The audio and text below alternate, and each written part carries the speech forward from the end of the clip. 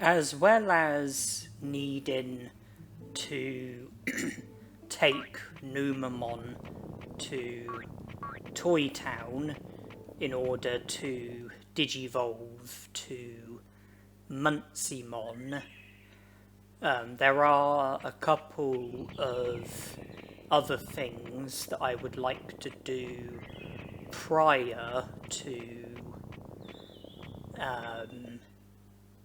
going to Toy Town, and the first is to go to Greylord's mansion.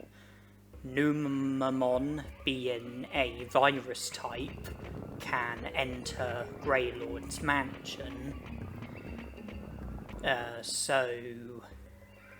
That means that it's possible for us to go to Greylord's mansion here and now and do the initial bits of Greylord's mansion. So find my Altismon, aid him, give him the sirloin so that he becomes in a better state. And there's a load of items in the Greylord's mansion that we can loot, which are of use. There's item chips and other items as well, and we can either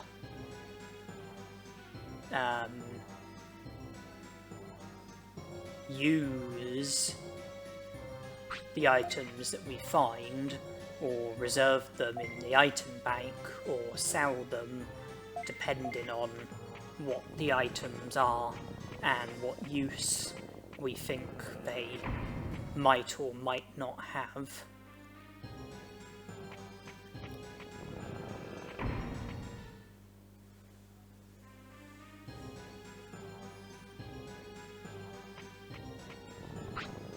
That's just a sirloin, so nothing great there.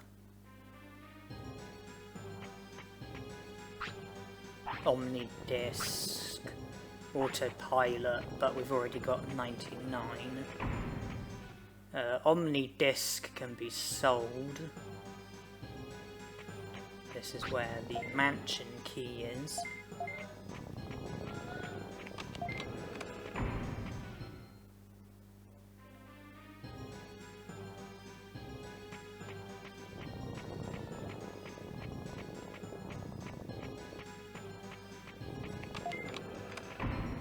There are a couple of brain chips in here.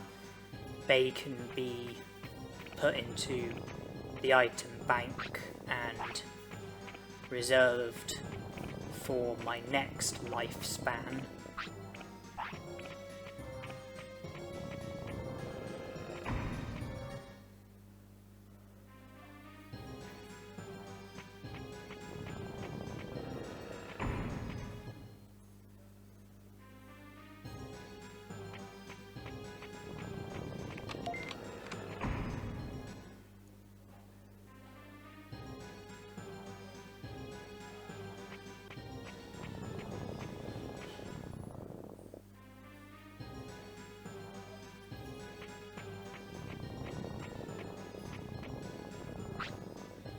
MP chip, that has no use in this challenge, so we'll just sell that.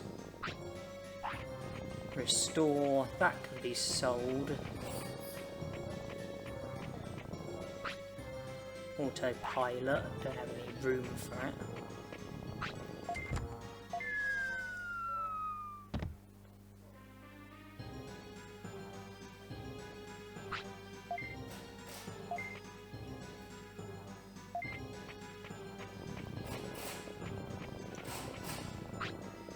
Medicine can be sold, and we can now reach my Altismon, and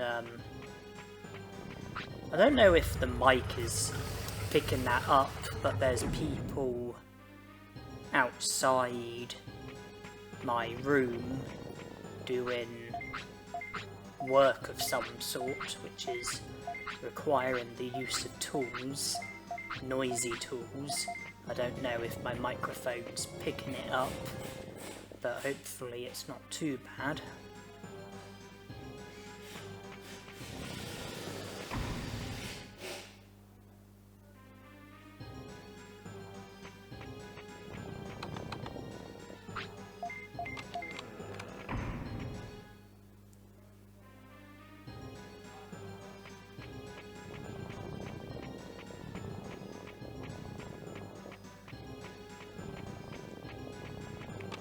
So the last 4 items are in this room.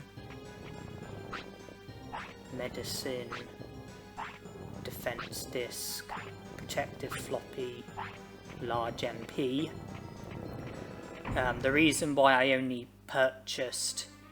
When I purchased protective floppies from the city, the reason why I only put it up to 98 was because I was aware of that protective floppy that I just collected, which has put it up to 99.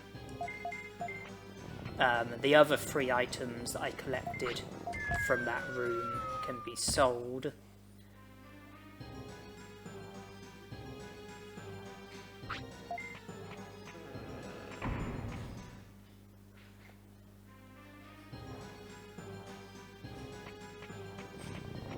Now the key that my Altusmon gave us opens this refrigerator, where we're presented with a memo. Then we have to go to the Overdow Cemetery, where there will be a sirloin available. I think normally you would just pick it up and then go back to my Altusmon and give him the sirloin.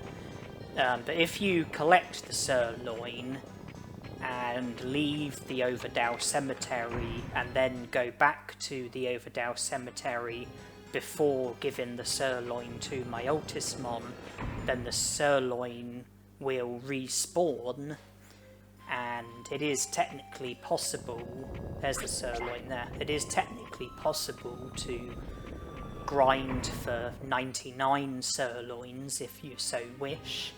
The sirloins don't stop spawning until after you give a sirloin to my Altusmon. So there you can see, I've just collected a second one. I'll give one to my Altusmon and the other will go into the item bank.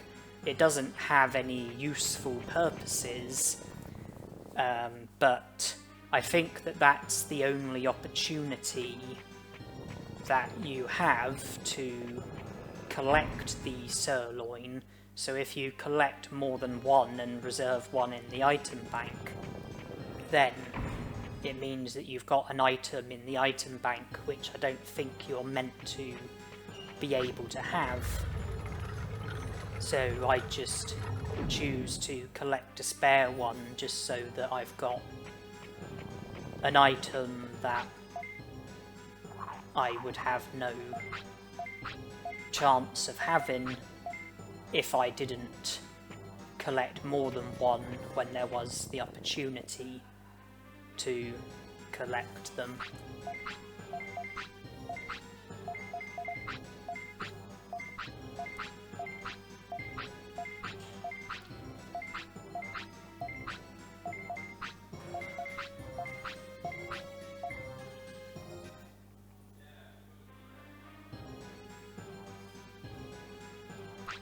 Well, the initial bit of Greylord's mansion is done.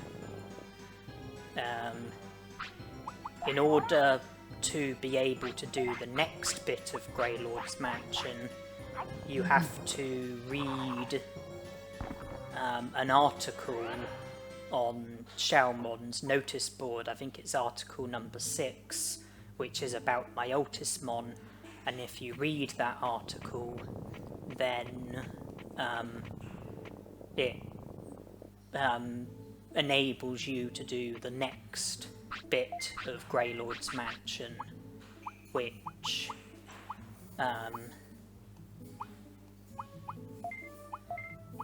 results in you being able to recruit Skull Greymon.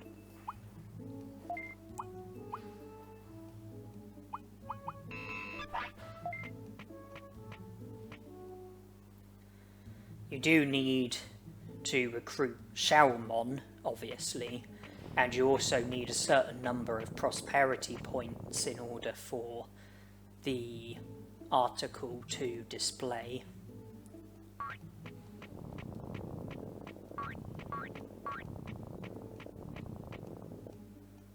It's there. So if we go back to Greylord's mansion, then my Altismon will be missing, and it will be possible to do the rest of Greylord's mansion, where you have to defeat Tekamon and Skull Greymon.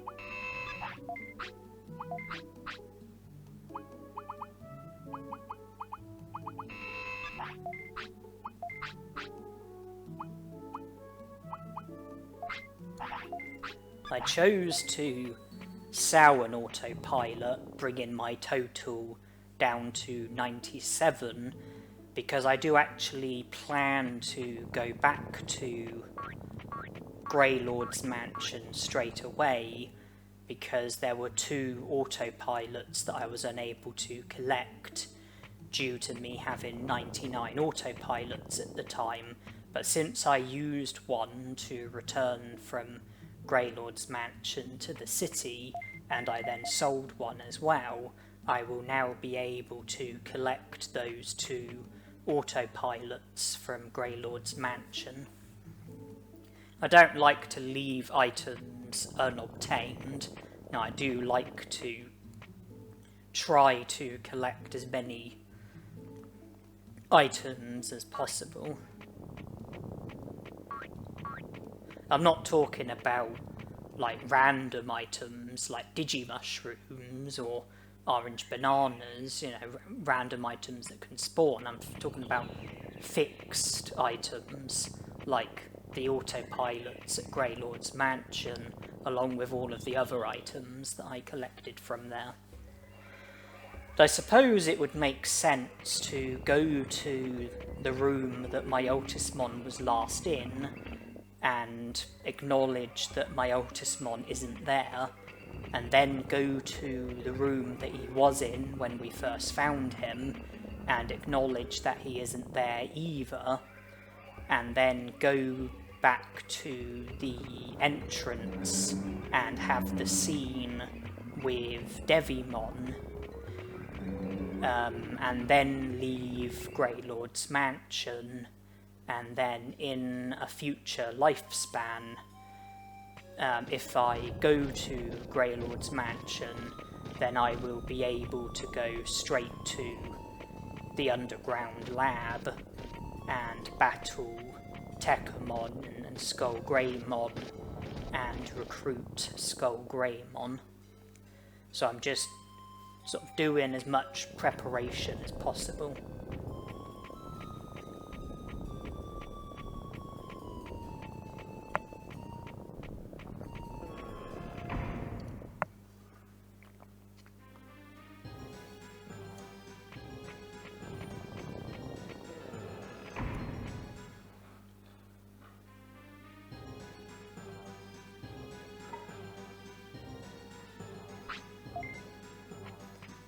Okay, well, the first autopilot is this way.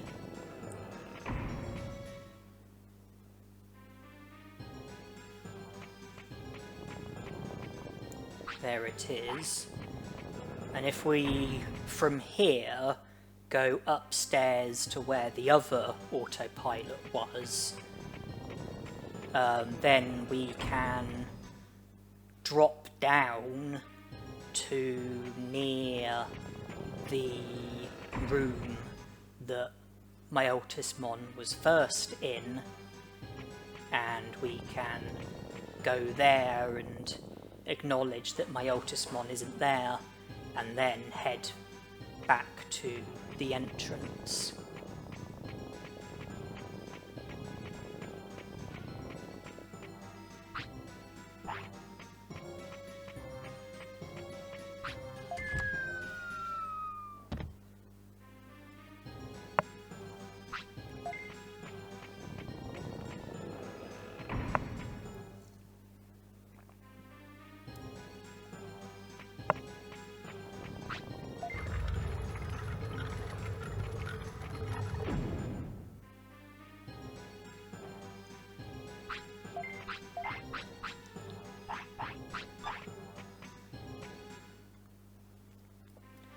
During the cutscene with Digimon, there is one bit of text that I have to go through slowly in order to prevent my game from freezing, and it's the bit where he says something like, "Say hi to my Altismon for me," so I speed the video up on that bit. Well, I mean, I go through that bit slowly, but I speed the video up so that it's only brief for you viewers.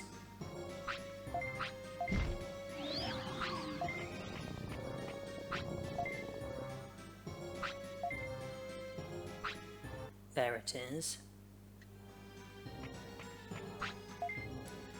So after that scene, this door here is now open. You previously couldn't go this way, but after having the scene with Digimon, you are now able to use that door.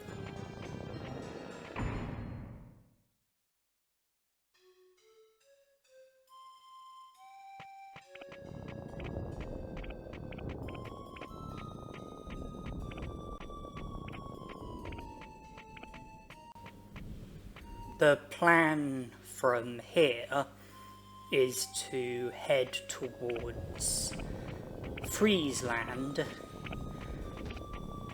in the direction of Misty Trees, so in direction of Toy Town, but before I go to the Misty Trees, I would like to visit the Digimons to do another round of trades. So in other words, I would like to trade the medium recoveries that I've got in exchange for super defense discs, which I will sell after I return to the city, and after trading with the Digimons, I will then go from Friesland to Misty Trees to Toy Town.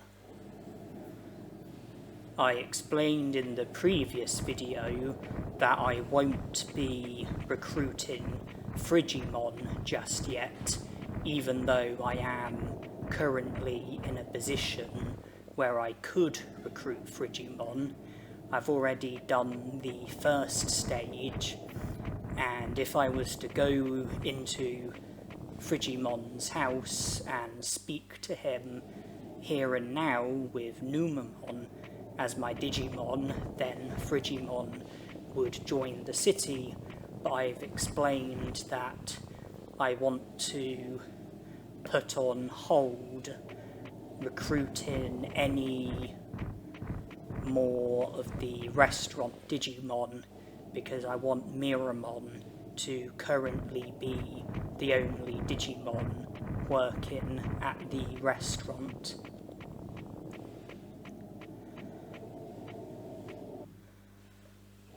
When I digivolve from Numamon to Muncymon, I just have to speak to the robot Digimon, who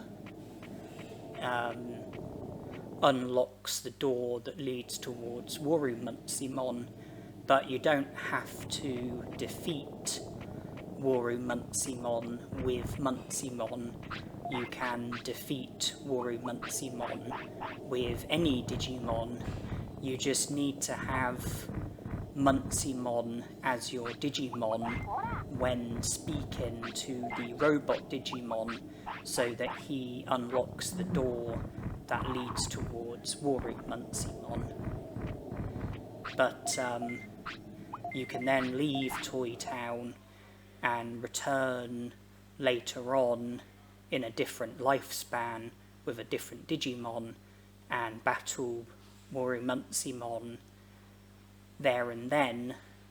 And if you present the gear to the robot Digimon, then regardless of who your Digimon is, Munsimon will join the city, and Nannymon will then be on the spot that Worumunsimon is on, so you'll be able to make progress towards recruiting Nannymon as well.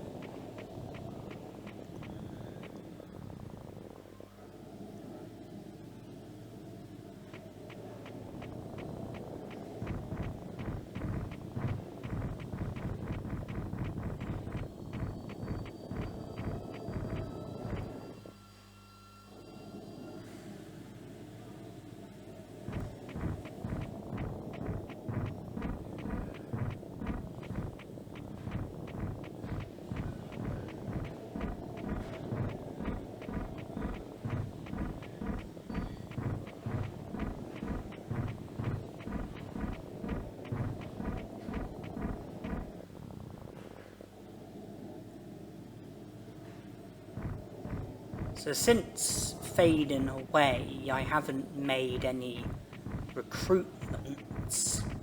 I've made progress towards recruiting Frigimon by making Tainemon sick in Friesland and getting rescued by Frigimon. I've collected the items from Greylord's mansion and have made some progress towards being able to recruit Skullgreymon, but the main bits, being the battles against Tekamon and Skullgreymon, are yet to happen, and that will be done in a later lifespan.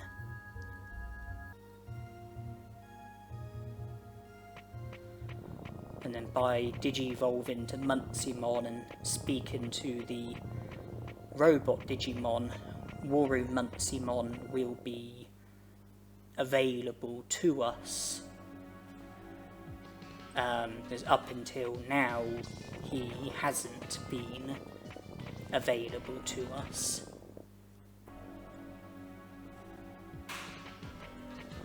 I believe that we are at 39 prosperity points.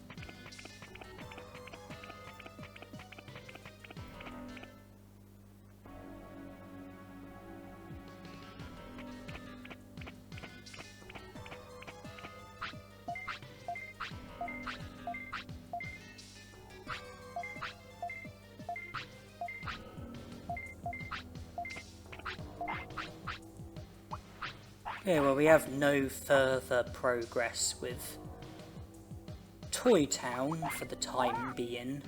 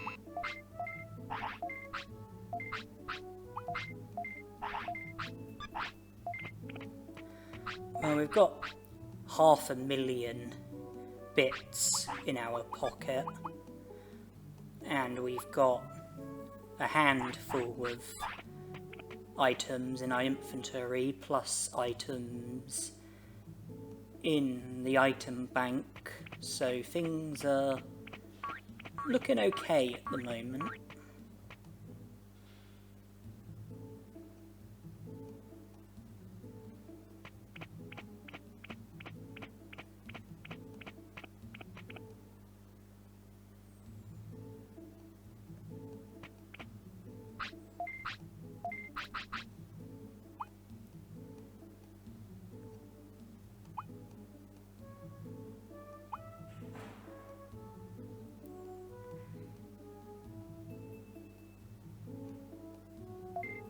Attack chips I want, plus defense chips, brain chips, HP chips,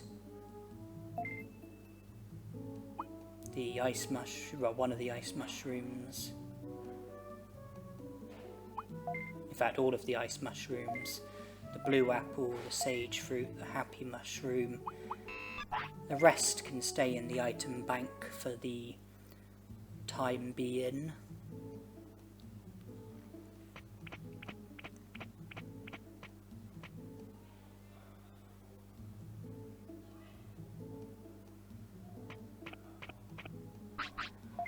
And you'll remember that when I had Palmon as my Digimon, I repeatedly rested as a way of passing the time ahead of my Digivolution from Palmon to Numamon, and now I am resting with Muncymon as my Digimon, and this is also in the interest of passing the time.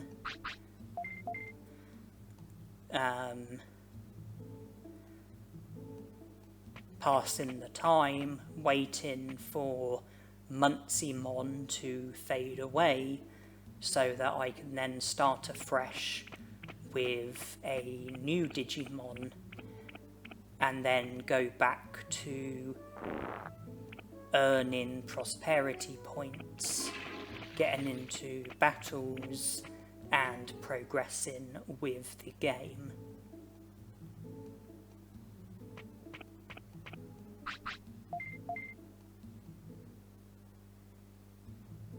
And I will take Muncymon to the toilet when he needs the toilet, but I won't feed him when he wants to eat. I'll let him sleep when he wants to sleep, and I will also take sirloins from Vegemon, and I also plan to buy hawk radishes and super carrots from Vegemon, which will come in handy for my next lifespan. And the items that I took out from the item bank are items that I plan on using in my next lifespan. So I'm just getting items ready for my next lifespan. That includes the stuff that I took out from the item bank,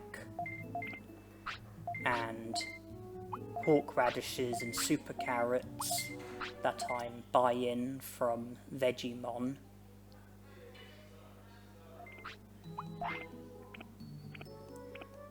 The hawk radishes and super carrots are to be used to make my training more effective in my next lifespan. The item chips are to give me better stats, and then the ice mushrooms, happy mushroom, blue apple, that's to give me the best possible happiness and discipline as early as possible. So I go back to resting, and I decide to speed the video up because it's pretty much just the same over and over again. Me resting, taking Muncymon to the toilet, sleeping, collecting sirloins. That's pretty much all it's going to be until Muncymon fades away. And when I start afresh with a new Digimon, that's when the progress will start again. So I kind of feel like there isn't anything more I can do in this lifespan. I took the first step towards recruiting Frigimon. I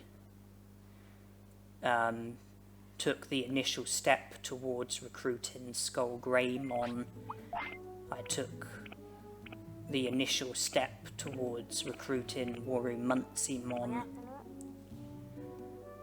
I kind of feel like that there isn't any more to do in this lifespan, so I'm just waiting for Muncymon to fade away, and then the next lifespan is where I plan to get down to business and make a lot more progress.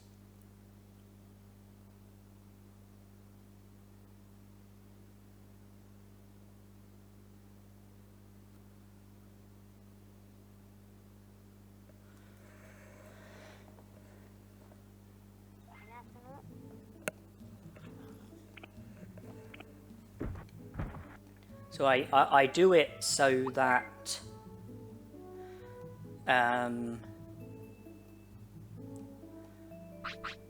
when Muncymon wants to sleep and it's on a day where I haven't been given any sirloins, I go to Digimon, I collect the sirloins, I then sleep next to Digimon, wake up on the following day, and then collect the next lot of sirloins, like I'm doing here, and then at the end of that day, I sleep in Digimon's house, because I've already collected the sirloins for that day. And then the day after, it will be a case of getting sirloins from Digimon just before sleeping, then sleeping, getting more sirloins, and then at the end of the day sleeping in Digimon's house. It's just that way I'm getting like 2 days supply of sirloins from Digimon while only having to go up to him once, because I go up to him, get the current day's supply, then sleep, wake up on the next day, and then get that day's supply of sirloins as well.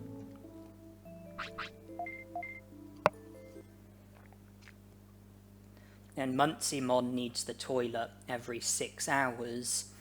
If my discipline was maxed out, then I could get away with resting 7 times, because his discipline being at the maximum would mean that although he would need the toilet after 6 rests, he would hold on for long enough in order for me to rest one more time and then go to the toilet, so I'd be able to rest 7 times in one go.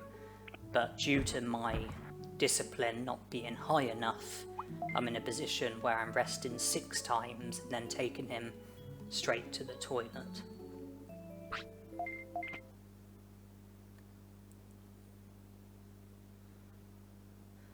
I think baby Digimon and in training Digimon need the toilet every 3 hours.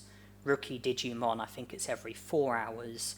And then champion Digimon and ultimate Digimon, I think it's every 6 hours.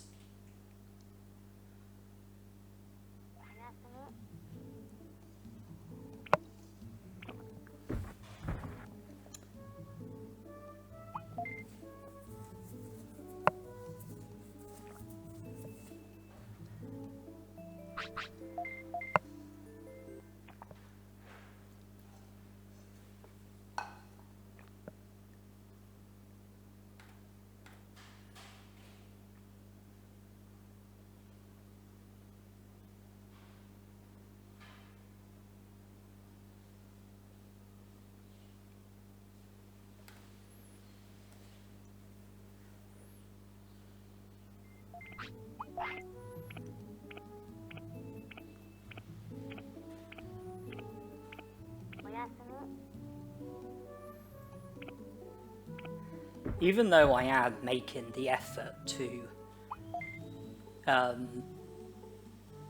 be given the sirloins, I'm probably not going to be giving many sirloins to my Digimon, and that's because I'm going to be giving hawk radishes and super carrots to my Digimon, and I'm going to be using the restaurant a lot as well. So I probably won't be giving too many sirloins to my Digimon, but I'm still helping myself to them, and worst case scenario, I can always just sour load of them and make money from them, so it's certainly not a waste. That time, instead of sleeping in Gigimon's house, I went up to Vegemon, even though I had already collected sirloins on that day, and I then slept, and then was given, and then, retrieved the sirloins afterwards, and I'm doing the same here as well, and that's just because of Muntzimon's age. Muntsimon is probably close to fading away, and I wanted to make sure that I got sirloins at the very beginning of the day, so that if he was to fade away, I would already have the sirloins for that day. I wouldn't have to then run up to Vegemon. Okay, we're fading away. I wouldn't have to run up to Vegemon to get the sirloins because I'd already have them. But we are now fading away.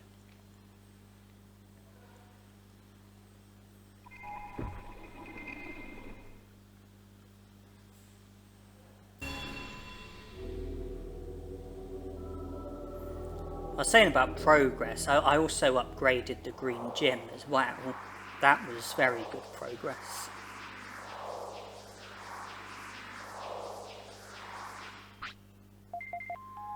And the green egg is the egg of my choice, and obviously Bottomon is going to hatch from the egg, and Bottomon is going to digivolve to Koromon, and then Koromon is either going to digivolve to Agumon or Gabumon.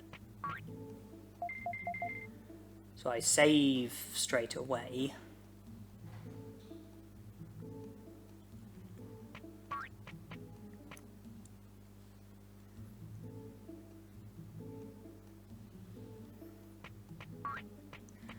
and I want to do some training, and one of the biggest priorities for me is my attack, and instead of training at the green gym, I actually choose to go to Beetle Land, and I aim to do some of my training here at Beetle Land, where the equipment is more advanced than the equipment in the green gym.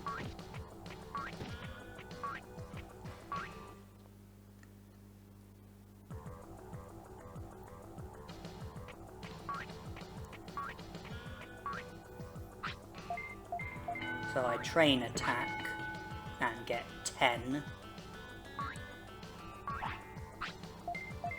And I keep going until Bottomon wants to eat.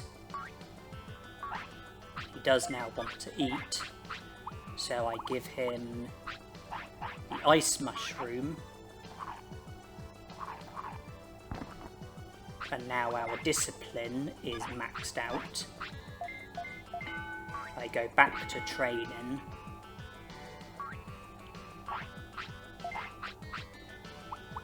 There's no toilet in Beetle Land, but I can give him a portable potty. He doesn't want anything else apart from sleep, so we'll let him sleep.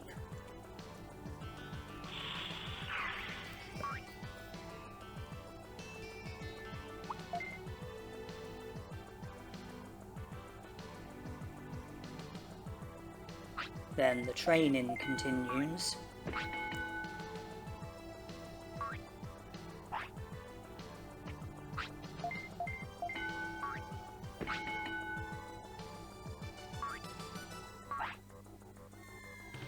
But he does want food, but we can't feed him because he's digivolving.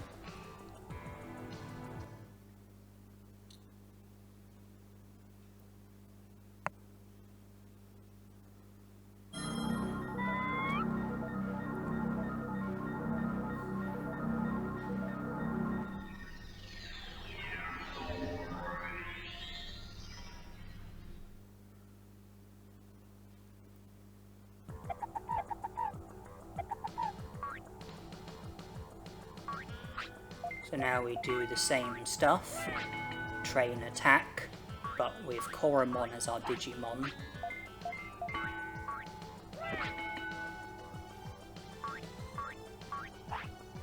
He wants to eat.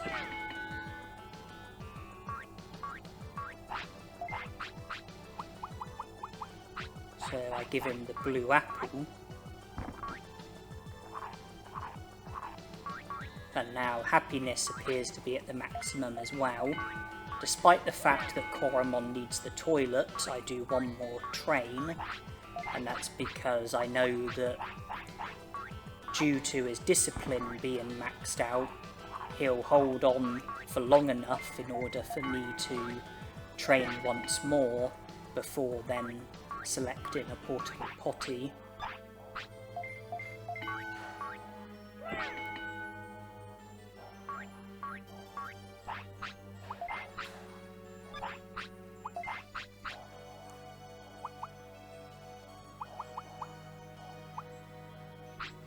Food item I select this time is the sage fruit. Boost our brains by a tiny bit.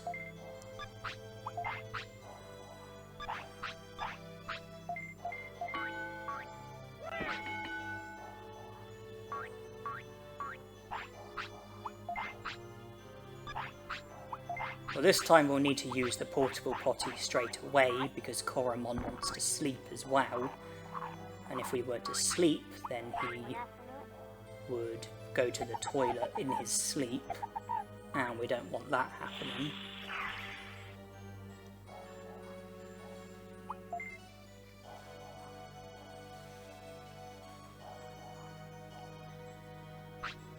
The training of our attack continues. Koromon wants to eat again.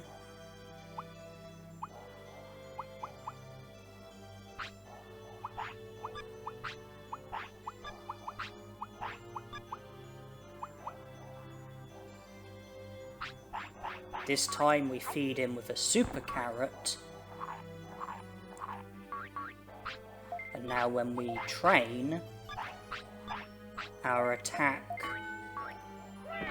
goes up by 12 instead of 10, and that's because super carrots boost the training effect that you get from training MP, attack, and brains, whereas the super carrot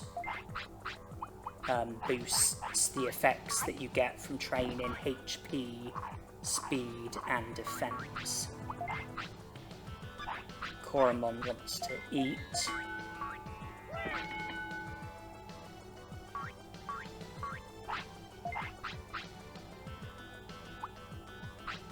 And this time, instead of feeding Koromon a food item in my inventory, I decide to use an autopilot to go back to the city. And the reason for that is because I would like to now eat at the restaurant, because the food that I will buy from Miramon, the most expensive food that he has, boosts your attack by 5 and your brains by 3, as well as having positive effects on your happiness, discipline, and tiredness. And not only that, but when you give a hawk radish or a super carrot to your Digimon, the effects only last until you feed a different food item to your Digimon. So if you gave a super carrot to your Digimon, then in order to keep those effects, you would have to keep feeding it super carrots every time it wants to eat. If you were to give it like a sirloin or something, then it would lose the effects. However, the restaurant food doesn't take away the effects of super carrots or hawk radishes, and so by eating at the restaurant, I'm able to feed my Digimon while maintaining the effects of super carrots and hawk radishes, which in this case at the moment it's a super carrot, because I gave a super carrot to Koromon to boost the effects of training attack, and I then ate at the restaurant, boosted my attack and brains. The effects of the super carrot remained. I then went to Misty Trees to have Cherrymon train me and give me what is considered to be high boosts of brains, and then I decided that I then wanted to train HP, so when Koromon wanted to eat again, I gave him a hawk radish, so that will boost the effects that we get from training HP, and I can now train my HP, and then when Koromon wants to eat, if I want to maintain the effects of the hawk radish, then it makes the most logical sense to eat at the restaurant, where I will maintain the effects, okay, at Koromon's Digivolving, and I will also get small boosts of my attack and brains.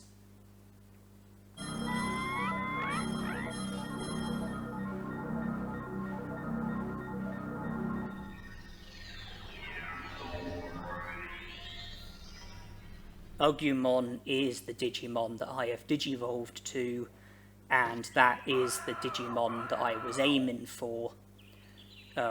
One of the reasons why I trained my attack so that it was far superior to my other stats is because you need your attack to be the highest stat in order for Koromon to digivolve to Agumon. I believe that in order to digivolve to Gabumon, you need either defense, speed, or brains to be the highest stat.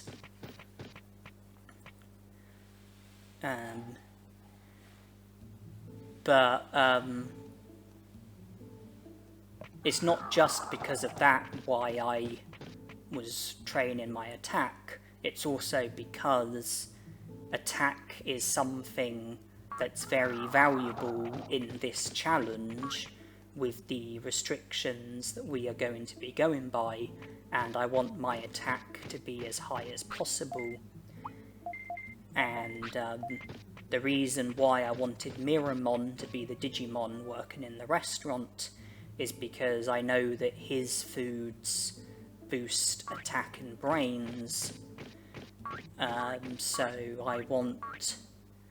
I wanted to, eat Miramon's foods so that my attack would go up every time I eat at the restaurant, which is something I'm going to be trying to make as much use of as possible,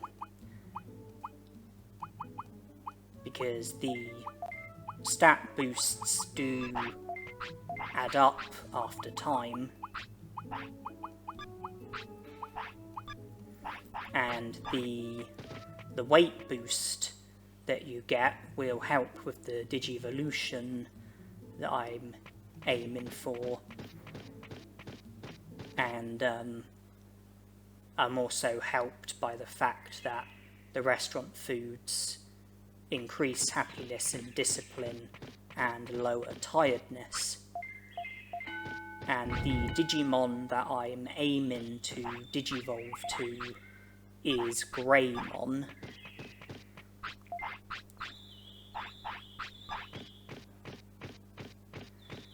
And I'm not actually going to be fulfilling the stat requirements for Greymon, and that's because there are, specific stats that I'm heavily focused on, one of them being attack.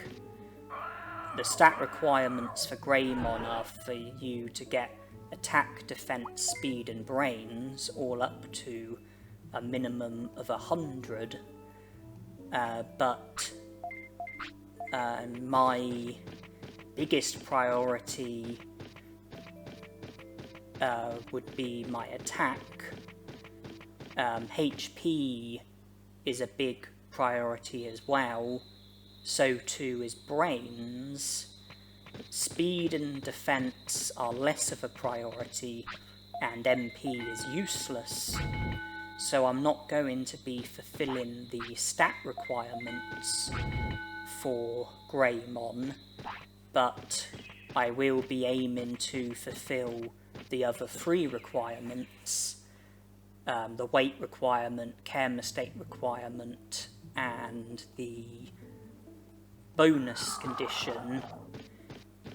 And I aim to not fulfill enough of the requirements for any of the other Digimon in order to avoid sabotaging my attempts to digivolve to Greymon.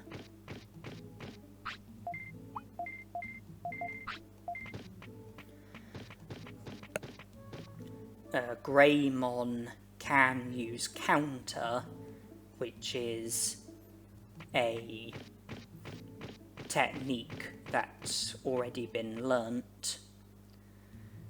He can also learn Magma Bomb, which is a long-range technique.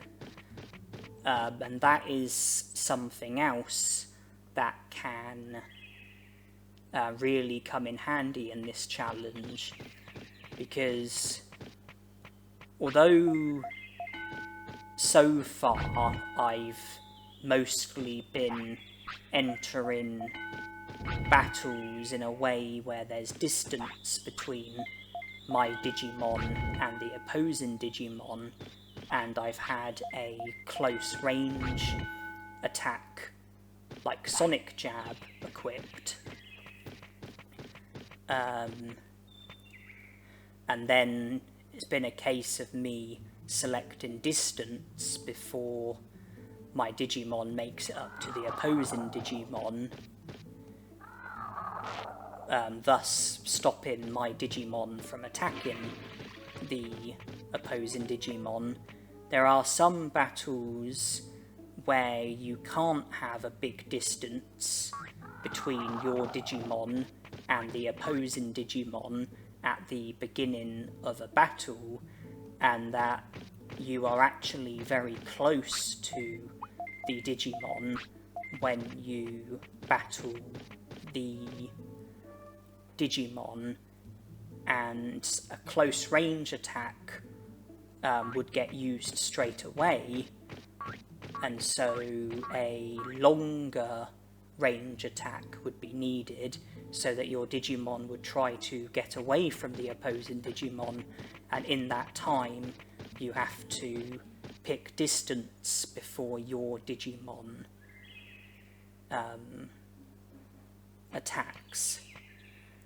The fact that I've got counter will be the ideal technique when fighting Digimon who don't use a technique that counter can work on, because that will eliminate any risk of my Digimon attacking. So counter has, a place in this challenge. Greymon can use Dynamite Kick, which is a close range technique which has already been learnt, and he can use Magma Bomb, which is a long range technique that I haven't yet learnt but am capable of learning.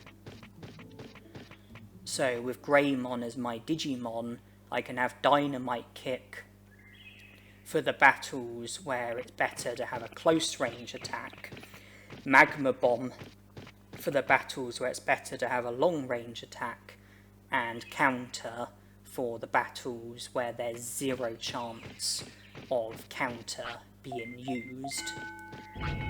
Not to mention that Greymon has a powerful finish, which means that I should be able to do pretty good damage from my finishes when battling with Greymon as my Digimon.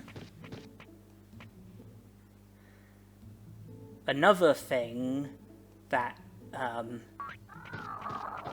can be particularly helpful is that when your HP is only 20% full or less, your Digimon moves slowly, and unless you recover HP so that your HP is greater than 20%, your Digimon will continue to move slowly. And there are some battles where it would be a good idea to go into the battle with your HP being 20% full or less, so that your Digimon will move slowly at the start of the battle.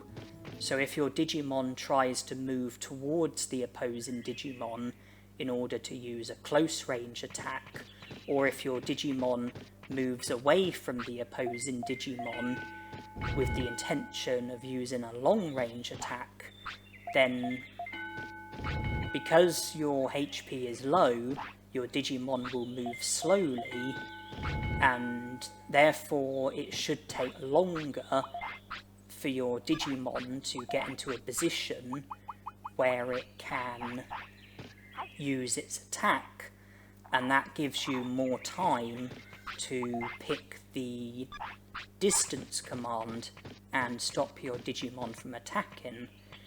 So there will be times where I will intentionally try to lose HP and get my HP low so that I will enter a battle with Greymon moving slowly, and that will give me a better chance of picking the distance command before Greymon gets the opportunity to attack.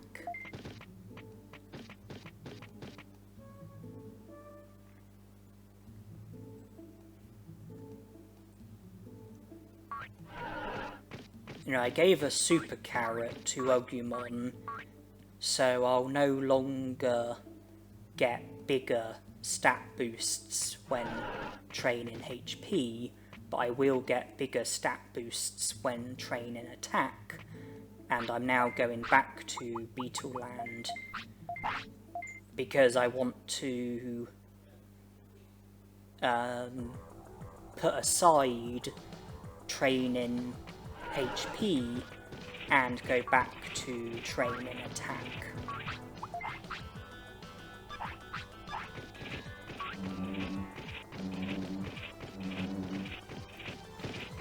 Entering a battle with just 20% HP can be risky, but the higher your HP is, the higher 20% will be. Because if you have like 1000 HP, then 20% will just be 200. But if you have like 8000 HP, then 20% would be 1600. So with that in mind, it makes HP more valuable, and it makes training HP more worthwhile. Because if you need to enter a battle with a low percentage of HP, 20% or less, then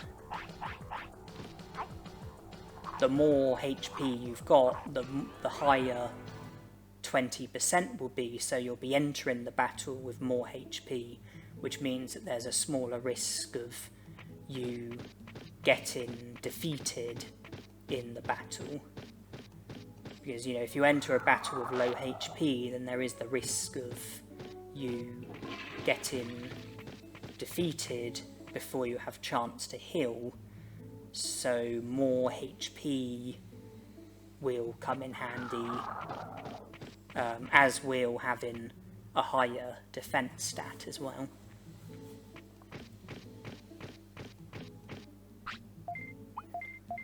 One of the bonus conditions for Greymon is to have your discipline being 90% full.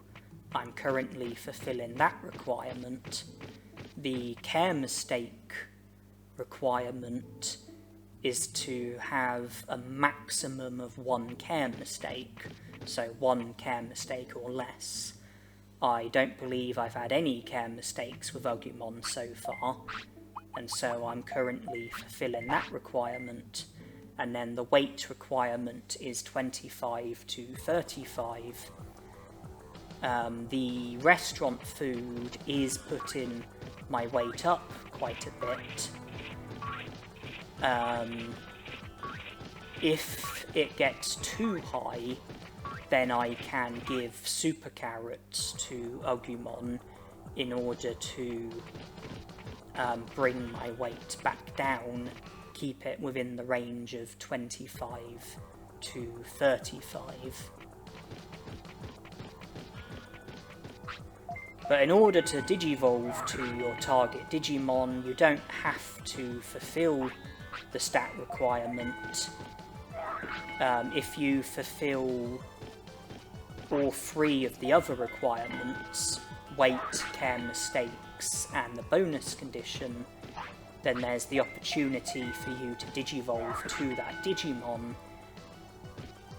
And so care mistakes are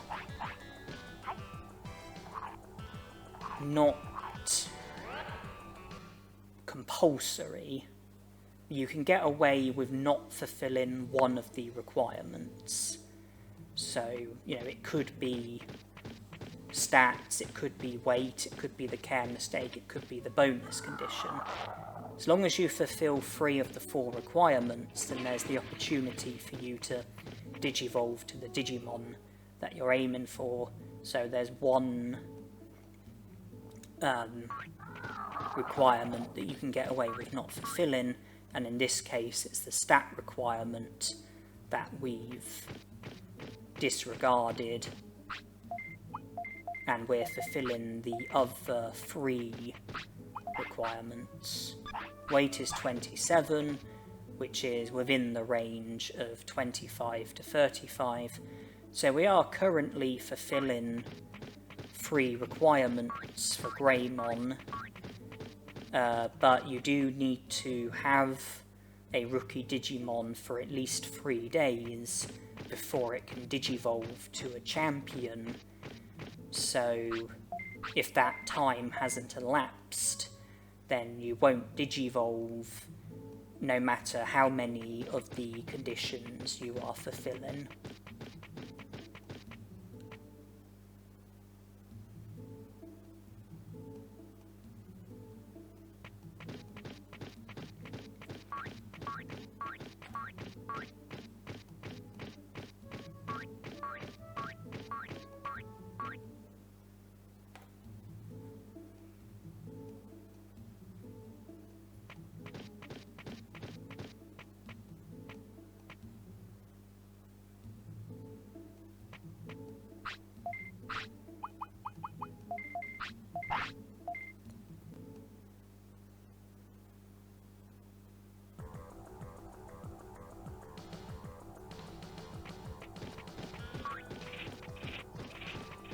Oh, another golden acorn.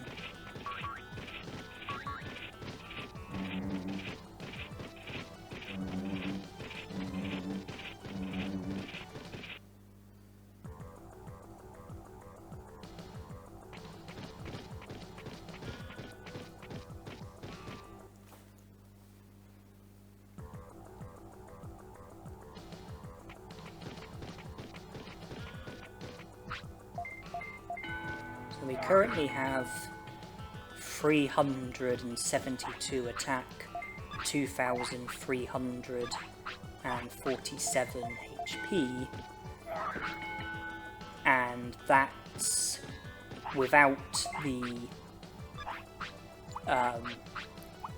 stat increase that we're going to get from digivolving to a champion Digimon. Greymon being the Digimon that I want, and not to mention the very large stat boost that we're going to get from giving the item chips to our Digimon. We've got a load of item chips in the inventory. We haven't given those to our Digimon yet. And when we do, we're going to get a substantial stat increase.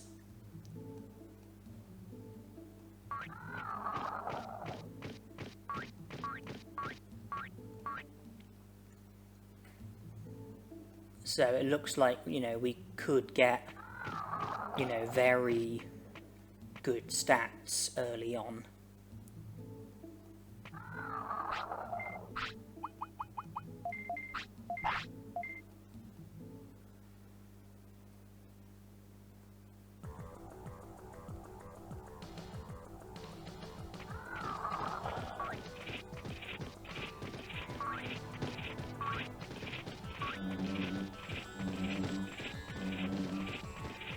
So, imagine Agumon will probably be about 4 when he digivolves to a champion.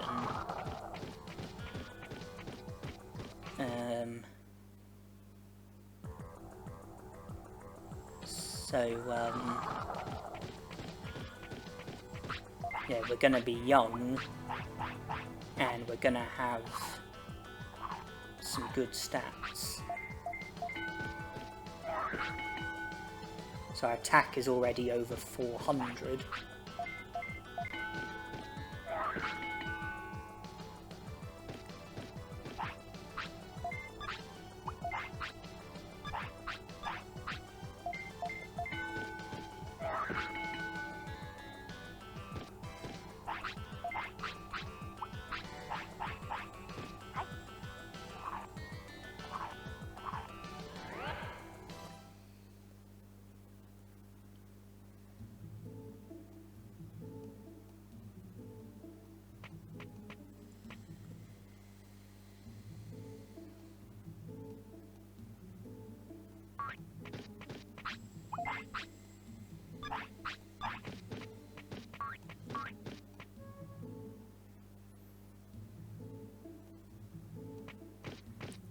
Yeah, brains is an important stat, one that I do want to work on, but I'm currently ensuring that it stays under 100, because 100 brains is the stat requirement for Centaurimon, and I don't want to digivolve to Centaurimon, so I'm keeping my brains under 100 to hopefully prevent myself from digivolving to Centaurimon.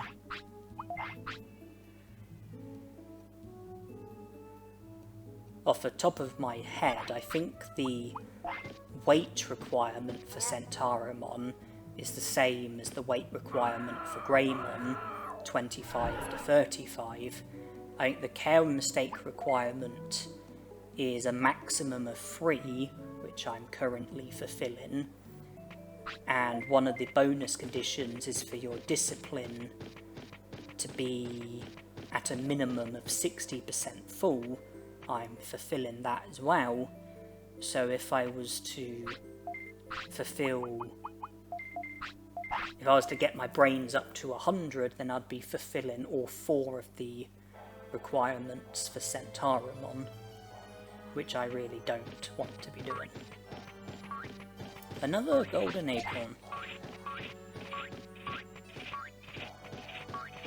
Getting lucky, because those are meant to be rare items.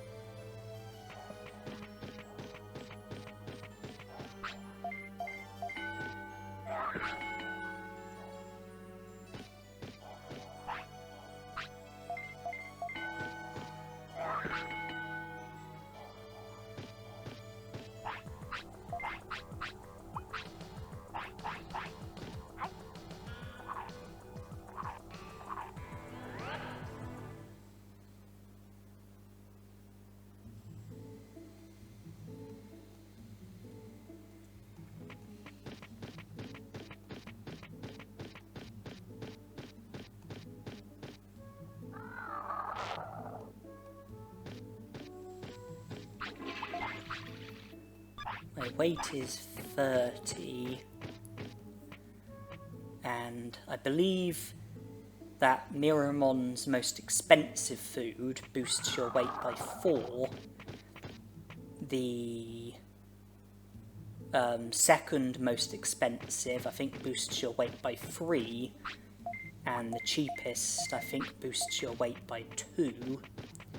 So that means that our weight will be at 34, so it is within the range of 25 to 35, but it's also very close to being within the range. Well, it's very close to exceeding that range, so it's very close to increasing to the extent where it's not within the range of 25 to 35, and it's also at risk of being within the range of 35 to 45, which I think is the weight requirement for Monochromon, and possibly other Digimon as well. I'll have to check the Digivolution guide that I was following. There was a Digivolution guide that I was, going by. So,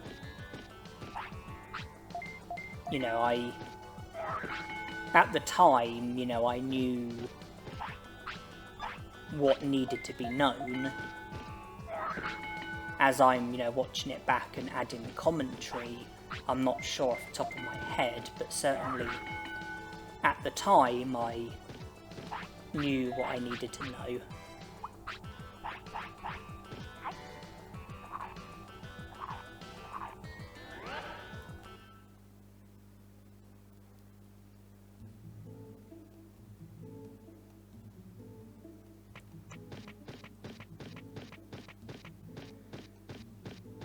Now I do need to be very careful of my weight. 32. I think the restaurant will put it up to 36. So let's reduce our weight with a super carrot. Agumon still wants to eat, but I believe the super carrot reduces your weight by 2. Which means that, yes, our weight is at 30, and the restaurant will put it up to 34, so that's okay.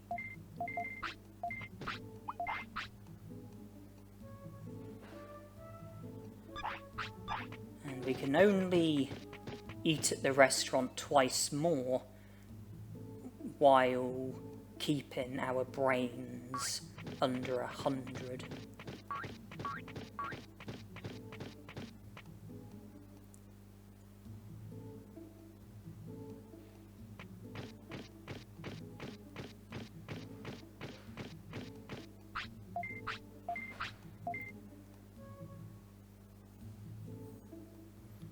Even though the restaurant food reduces tiredness, I do think that you still need to rest at least once at the clinic per day.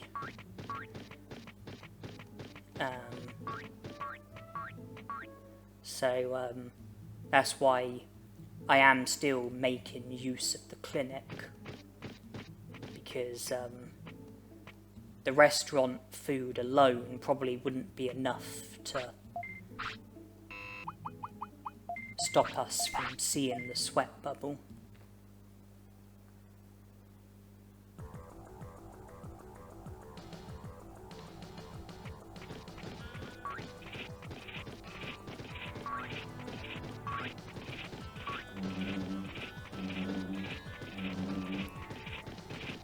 I want to be avoiding care mistakes. I want to be keeping my happiness and discipline as full as possible.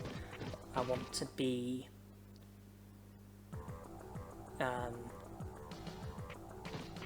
maximizing my lifespan, making my Digimon live to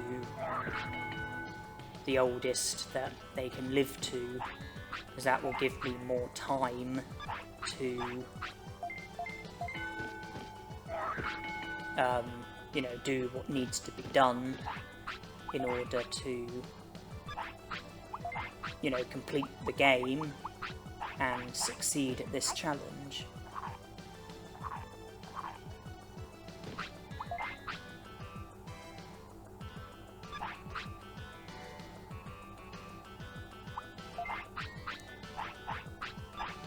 I chose to feed Agumon a super carrot because of his weight, and it satisfied his appetite.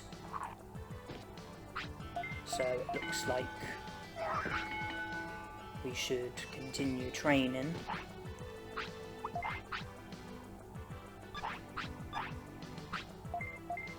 But our weight is now low enough in order for us to eat at the restaurant, so I autopilot back to the city.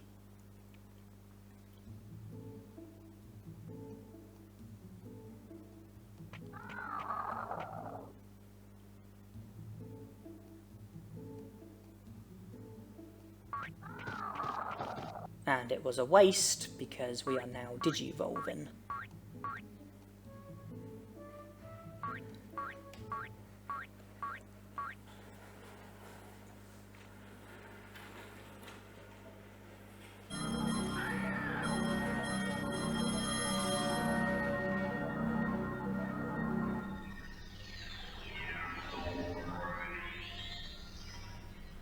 And Greymon is the Digimon that we have digivolved to.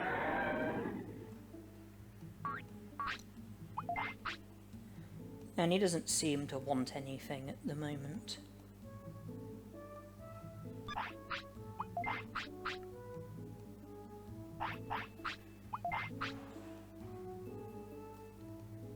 HP's 2,500. Attack is over 600. The others are over 100. MP is under 1,000, but that's useless. And we're not even 5 days old yet.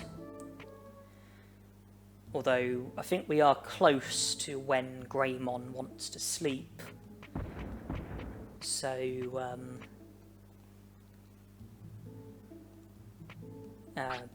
know, we are not far away from reaching the age of 5.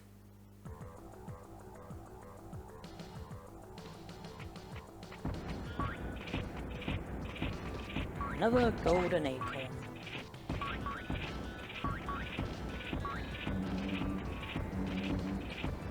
I believe that the effects of the super carrot will still be inside of us, despite the fact that we digivolved. I don't think digivolving undoes the effects of hawk radishes or super carrots. 15 attack. Greymon wants to sleep now.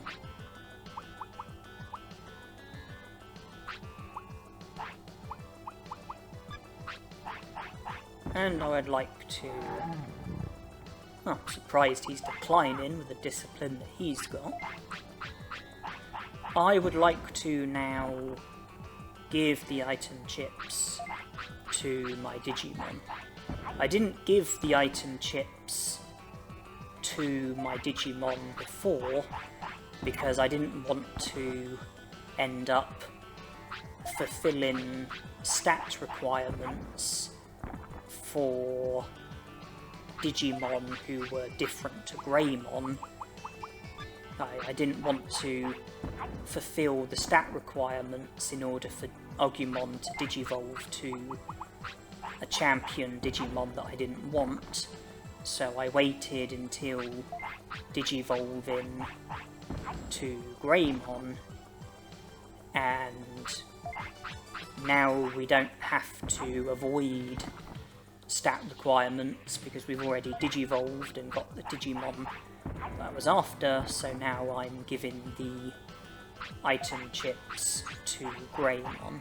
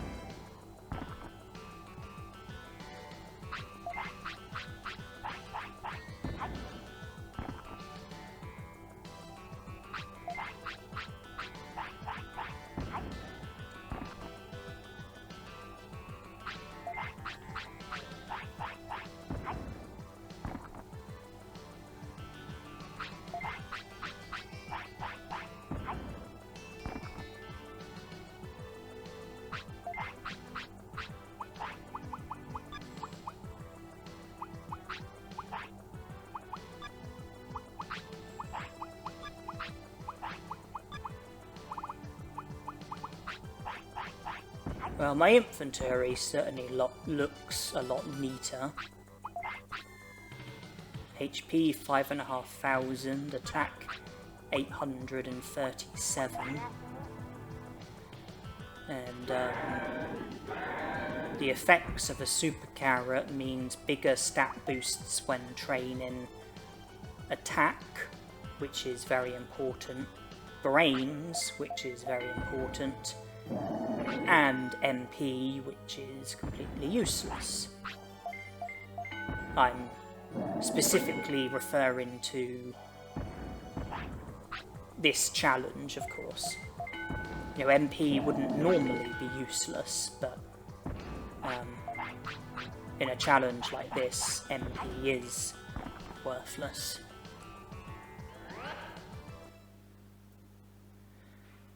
Hawkradish boosts the effects of HP, which is very important in a challenge like this. And then defense and speed, I think, are less important.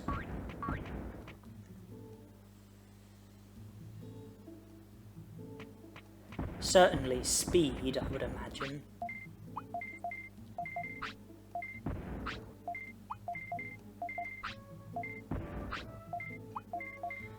Good thing about Greymon being a Digimon who eats a lot is that sometimes you can eat as many as 3 times at one go in the restaurant, as demonstrated, and that resulted in my attack going up by 15 and my brains going up by 9.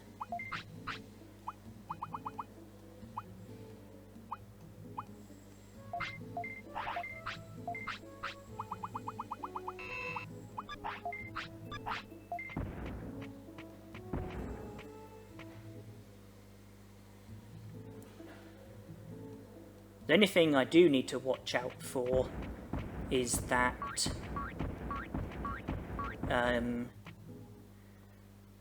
I don't actually want Greymon to digivolve into either of his natural digivolutions, so I don't want Greymon to digivolve to Skull Greymon or Metal Greymon, and well, with the way that we are playing the game, I don't think there's any risk at all of Greymon digivolving to Skull Greymon, but one thing that I do need to watch out for is Metal Greymon, because if I continue to eat at the restaurant like I do and keep doing what I'm doing, it is possible to fulfill enough of the requirements in order to digivolve to Metal Greymon. To digivolve to Metal Greymon, there's the stat requirement, which I can't imagine for one moment I will fulfill.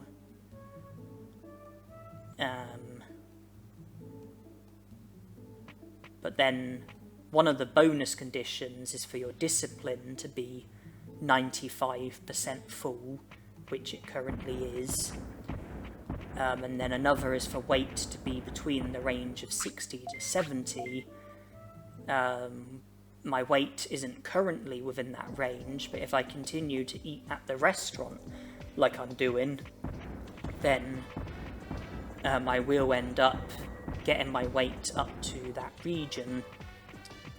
And then the care mistake requirement, you have to keep the care mistakes under a certain limit, but it is quite a big threshold. I think it's like 10 or 15, and I'm, currently fulfilling that requirement.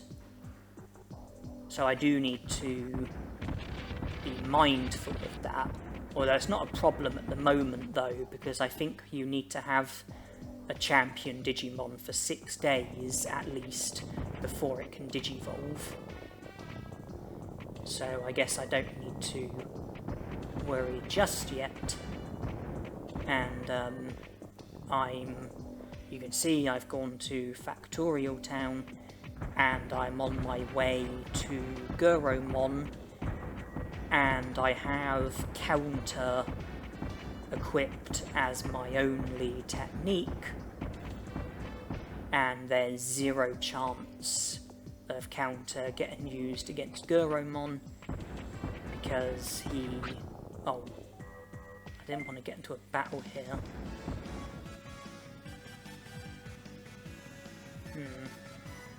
Well, this is going to be a waste of time.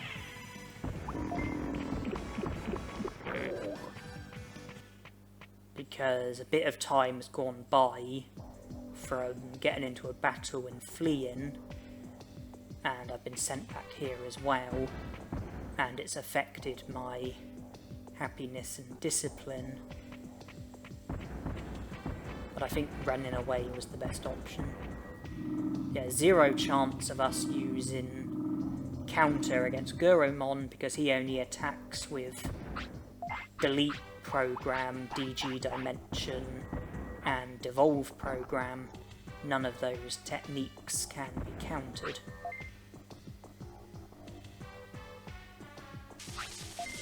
I definitely won't fulfill the stat requirements for either of Greymon's Digivolutions because of how low my MP is and how low it's going to stay, and my speed is probably going to stay low as well. Too low in order to fulfill the requirements. Not to mention with Skull Greymon, I think you need a high number of care mistakes. I think it's like a minimum of 10 or 15. Use a protective floppy because getting flattened won't help us. And the weight requirement for Skull Greymon I think is 25 to 35. And if we're not... I would imagine we're already above that and are going to get further and further above it.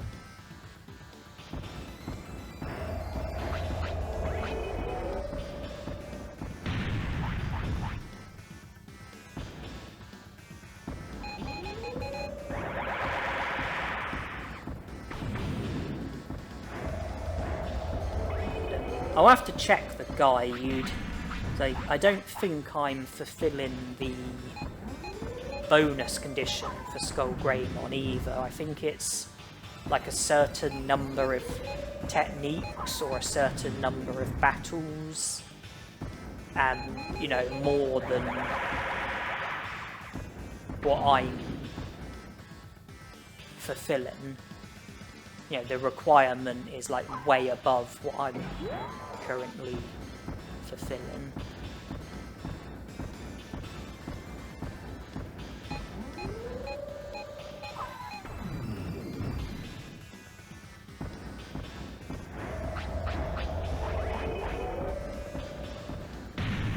Now, Guromon is doing considerable damage against us, but I'm able to keep myself alive with my recovery items.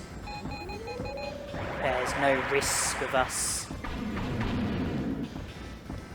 killing the challenge by attacking Guromon.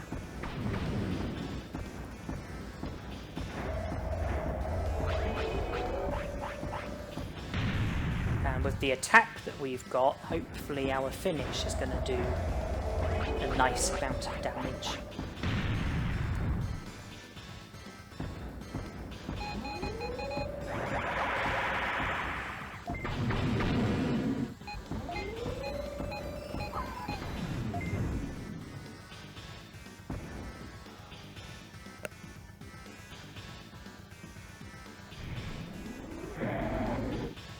$2,600, brought his HP down to 3,000, so it's probably going to take 2 more finishes. But a total of 3 finishes to defeat Guromon isn't bad going by any means, especially considering that we're not using any attacks against him. You know, it's just finishes. You know, bringing his HP from 5,700 down to 0 with nothing but finishes. To do it with 3 finishes wouldn't be anything to be ashamed of.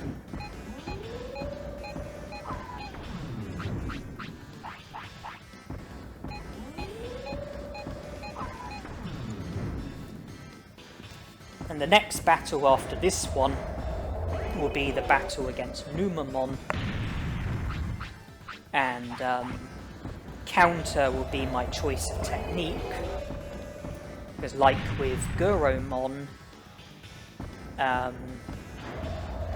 Numamon doesn't use a technique that counter can work against. And good news is that Numamon will only take 1 finish, and we should hopefully have more joy with blocking Numamon's attacks than what we're having with blocking Guromon's attacks, and that will mean the finish gorge will fill up more quickly, so we'll get a finish more quickly.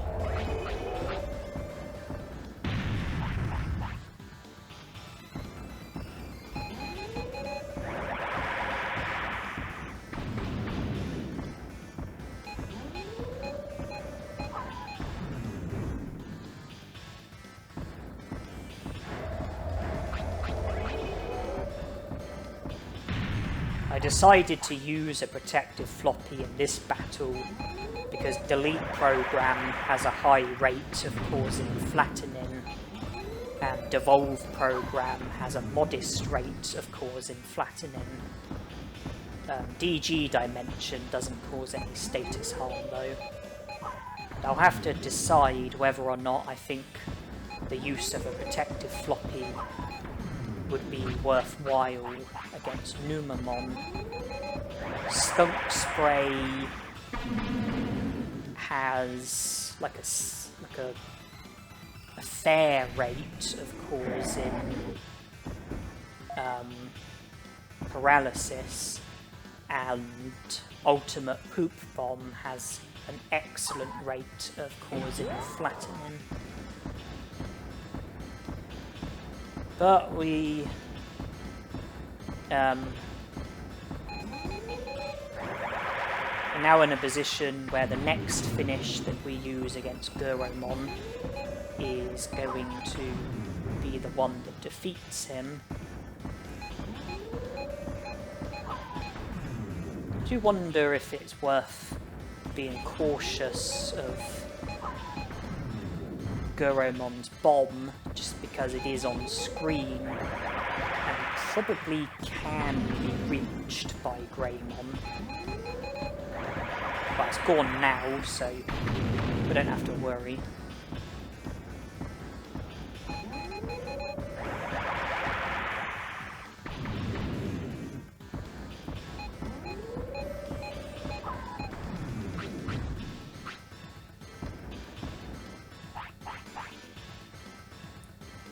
This bomb will probably go off screen.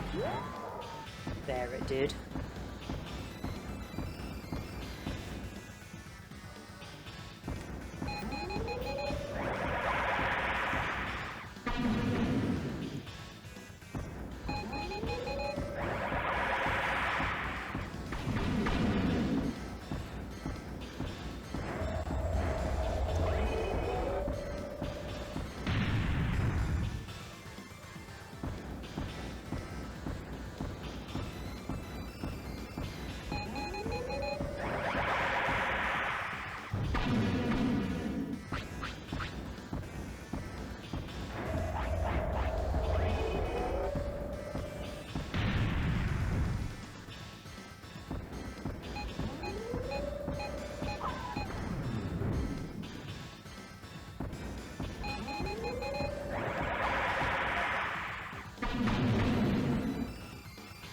Okay, well this will be the finish that defeats Guromon.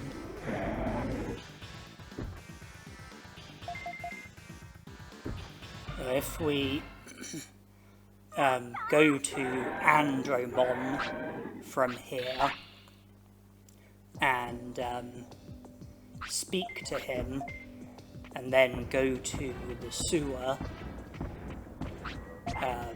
Numamon will battle us. Defeating him will result in him joining the city. That will put us up to 40 prosperity points. And then if we speak to Andromon again, and then return later on, once he's recovered the data, we will be able to recruit him and Guromon, and Nanimon will feature in the sewer, and speaking to him will mean progress towards recruiting him, and then that will just leave, well, out of the Digimon in Factorial Town, that would just leave Metal Mumemon, who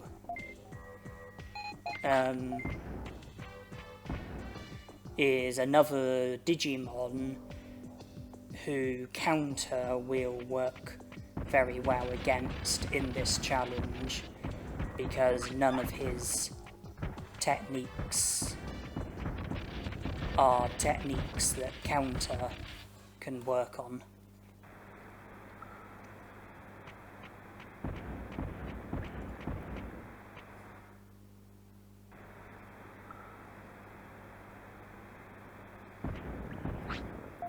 So this is how it normally is when you go here the first time. So by leaving and re-entering, it will then be as it should be.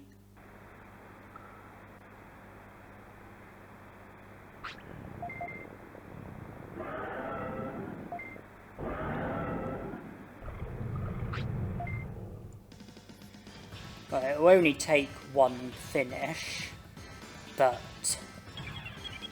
we still need our finish gorge to fill up. We're gonna well and truly overkill him, but that doesn't change the fact that it's still going to take a finish, so we still need to just do nothing until the gorge fills up.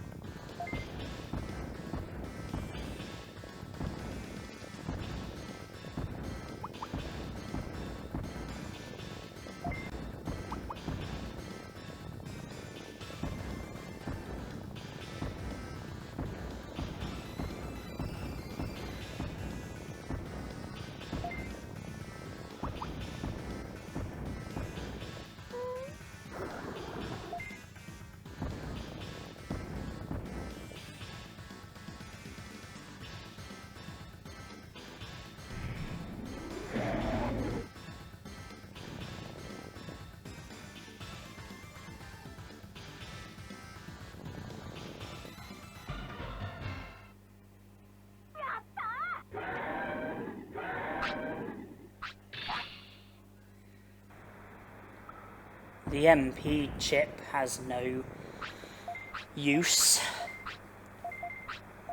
so we will simply sell it.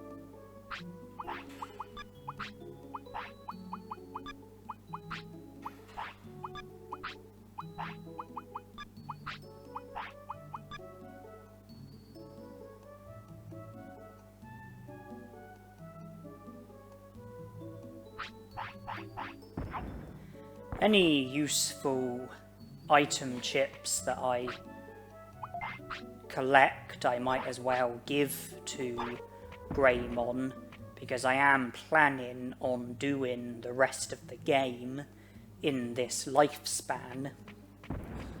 I am aware that Greymon doesn't have access to Greylord's mansion, and although Metal Greymon and Skull Greymon do have access to Greylord's mansion, I've explained that I'm not planning on digivolving to either of those Digimon. But nonetheless, I do have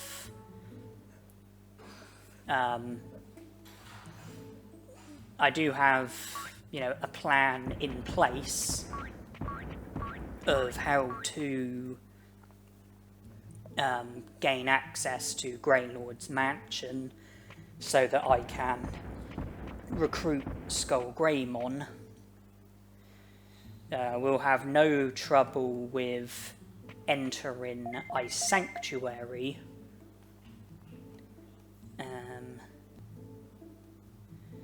Because Greymon is a vaccine type, so we can enter Ice Sanctuary without the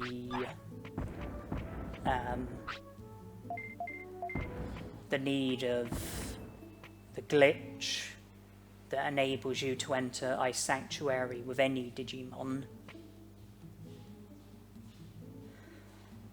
But for as long as we have Greymon as our Digimon, Ice Sanctuary is going to be off limits. I decided to commit myself to the battle against Greymon. You can see how close the two Digimon are, but we're going to be slow due to our low HP, and I was able to pick distance in time. because the attack that I had equipped was Dynamite Kick, which is close range, and even though we were close range, we weren't close enough in order for Dynamite Kick to be usable, and because we were slow, we didn't move towards the Greymon very quickly, and I was able to pick distance. So we haven't done any attacks in this battle, and now I just need to keep my distance, don't attack, and defeat Greymon with finishes.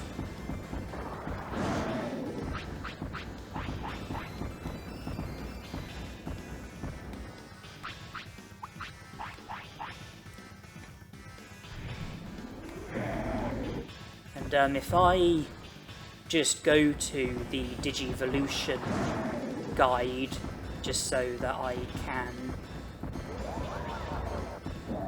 go through the different Digimon that Agumon could have digivolved to, and the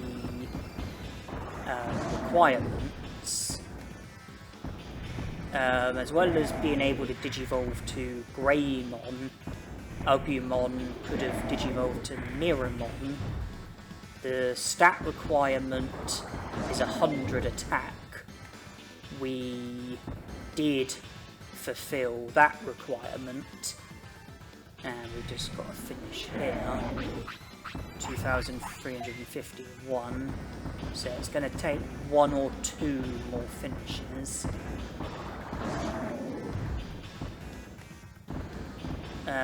The care mistake requirement for Miramon, minimum of 5, didn't fulfill that. Weight requirement is 15 to 25, didn't fulfill that, our weight was over 25. Bonus condition, either a minimum of 10 battles or a minimum of 28 techniques, didn't fulfill the bonus condition. Birdramon, speed 100, didn't fulfill that. Care mistakes, minimum of 3, didn't fulfill that. Weight 15 to 25, same as Miramon, didn't fulfill that. Bonus condition, either have Biomon as your Digimon or a minimum of 35 techniques, so didn't fulfill the bonus condition either. Centauramon, stat requirement 100 brains, didn't fulfill that. Care mistakes 3 or less, did fulfill that. Weight requirement 25 to 35, did fulfill that. Bonus condition, either a minimum of 60% discipline or 28 techniques. We did fulfill the discipline requirement and therefore the bonus condition.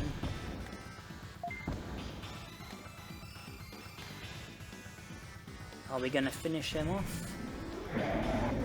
No, it's going to take 1 more finish. Monochromon, stat requirement 1000 HP, 100 defense and 100 brains, didn't fulfill that. Care mistake requirement 3 or less, did fulfill that. Weight requirement 35 to 45, didn't fulfill that, we were under 35. Bonus condition, either a minimum of 35 techniques or 5 battles or less, so we did fulfill the bonus condition. So I think it was particularly a good thing that we kept our weight below 35 and that we kept our brains below 100, so we weren't fulfilling too many requirements for Centauramon or Monochromon. And then the other Digimon that Agumon can digivolve to is Tyrannomon. Stat requirement 1000 HP and 100 defense. didn't fulfill that. Care mistakes 5 or less did fulfill that. Weight requirement 25 to 35 did fulfill that. Bonus condition either a minimum of 28 techniques or 5 battles or less. So we did fulfill the bonus condition since we didn't have any battles. But nonetheless, Greymon was the Digimon that we digivolved to, and we've just defeated Greymon.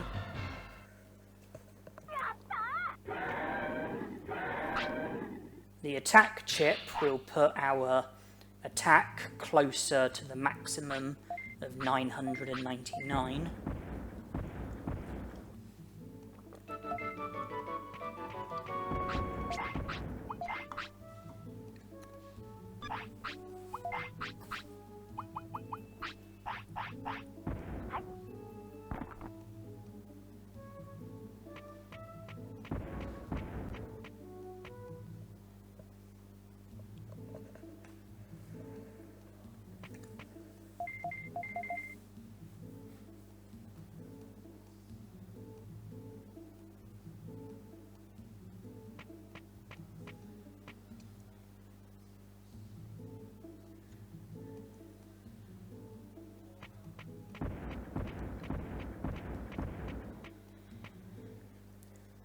By this point, I was thinking about getting into random battles with Digimon who use Magma Bomb so that I could try to learn Magma Bomb because of how handy a long-range attack could be in certain battles.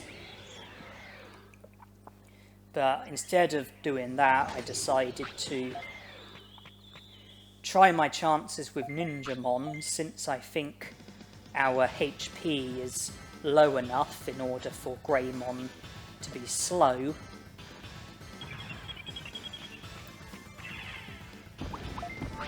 Pit distance. Used a Various straight away because of the high probability of getting confused, which did happen. I did become confused, but then I used but the Various cured confusion. Then I used a protective floppy so I could no longer fall victim to any status harm. I've recovered my HP a bit, and now I'm just waiting for my finish gauge to fill up. Going back to the Digivolution guide, Greymon can digivolve to Skull Greymon, but the stat requirements: 4000 HP, 6000 MP, 400 attack, 400 defense, 200 speed, 500 brains. My MP won't be anywhere near 6000, so I won't be fulfilling the stat requirement for Skull Greymon. Care mistakes, a minimum of 10, not fulfilling that. Weight 25 to 35, I imagine our weight is above that. Bonus condition, either a minimum of 40 battles or a minimum of 45 techniques. We are way off fulfilling that, so I don't think there's any risk of us digivolving to Skull Greymon. As for Metal Greymon, stat requirements: 4000 HP, 3000 MP, 500 attack, 500 defense, 300 speed, 300 brains. Our MP won't get anywhere near 3000. How powerful is this finish going to be? Wow! 3657. Almost defeated him in one. It's definitely only going to take one more finish. Then care mistake requirement You're allowed a maximum of 10, so 10 or less. We're currently fulfilling that. Weight 60 to 70. I don't think we're currently fulfilling that, but if we continue to eat at the restaurant like we are, then we might end up fulfilling that.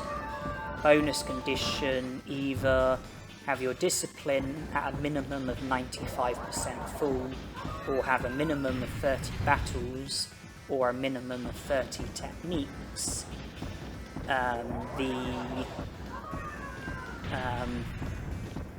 The discipline is something that if we're not currently fulfilling, then we could very easily fulfill it.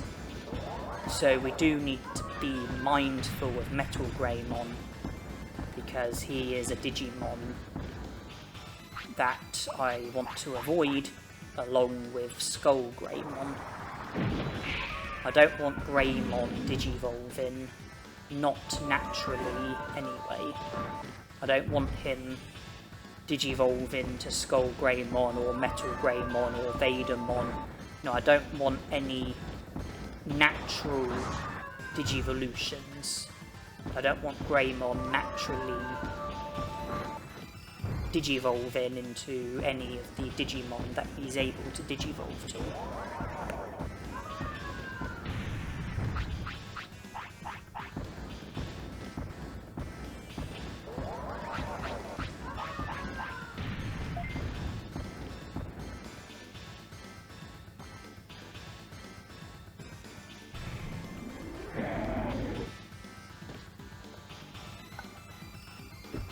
Remember what I was saying though about wanting to learn Magma Bomb?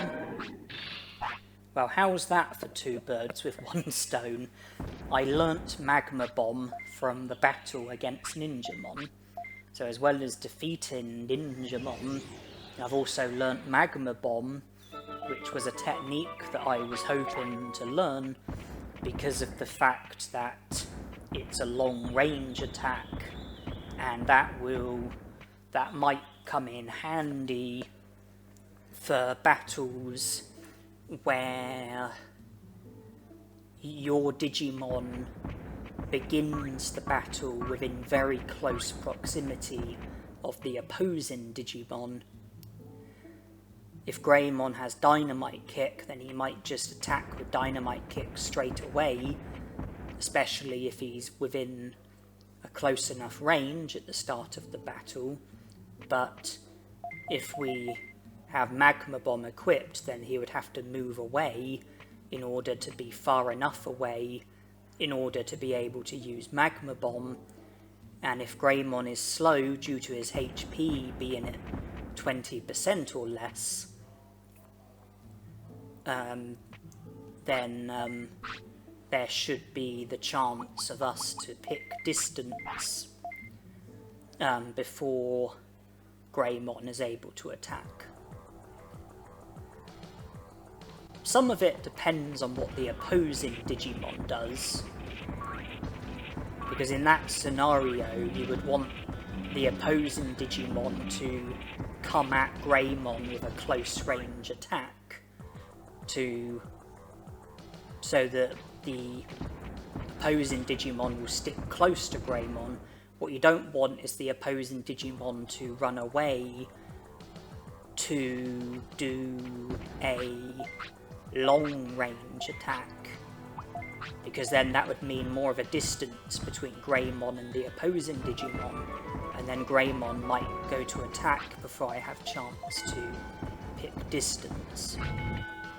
Anyway, since we recruited Greymon, we were able to recruit Carbalterimon, and that's what I did. Numamon made it 40 prosperity points, and then did we recruit Ninjamon next? If so, then Ninjamon would have made it 42 prosperity points. Greymon would have made it 44. Carbalterimon would have made it 46. Because even though Beetle Land's been available to us for a long time, we weren't able to recruit Carbuterimon because we hadn't recruited Greymon. But then after recruiting Greymon, I came to Beetle Land and recruited Carbuterimon and did a bit more training as well. If we are at 46 prosperity points, then that means that there will be an article about Vadermon on Shalmon's notice board. I mean, it doesn't actually say Vadermon, but it says about an alien Digimon, and it is referring to Vadermon. And I decided to have counter-equipped just while I'm travelling through the Dino region. That's just in case I accidentally get into a random battle. Hopefully I would be able to run from the battle without Greymon attacking if I have counter as my only technique, as opposed to something like Dynamite Kick or Magma Bomb.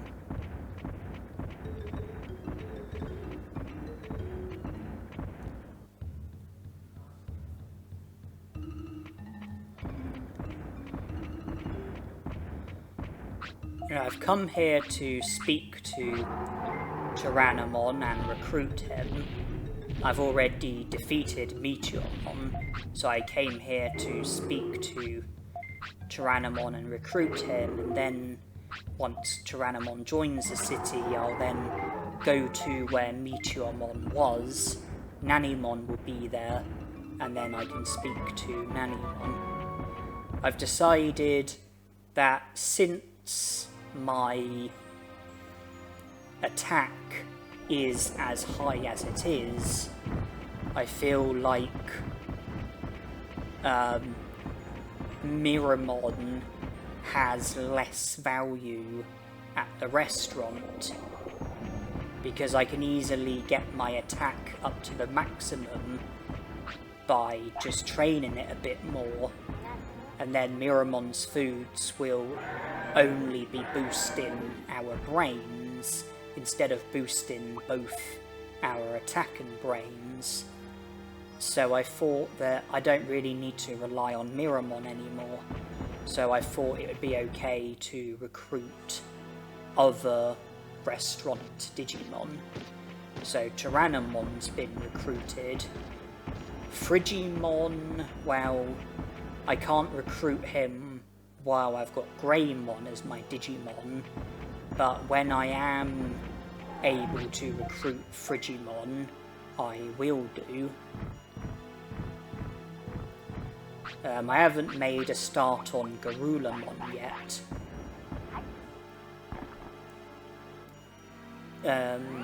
Vadermon is ready when I am, and Digitamamon is a long way off. We must now be at 48 prosperity points, with Tyrannomon being the newest recruit. There's the article. The only article that's missing is article number 7. That doesn't display until after you recruit Skull Greymon.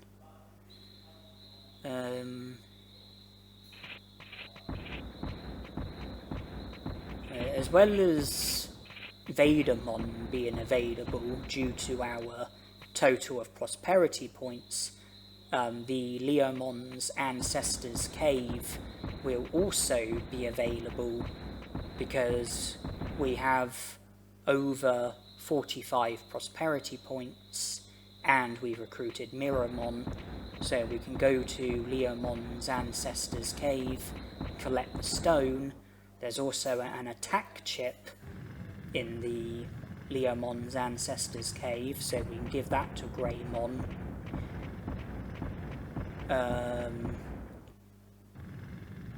Dramoljamon I don't think I've recruited Dramoljamon yet, but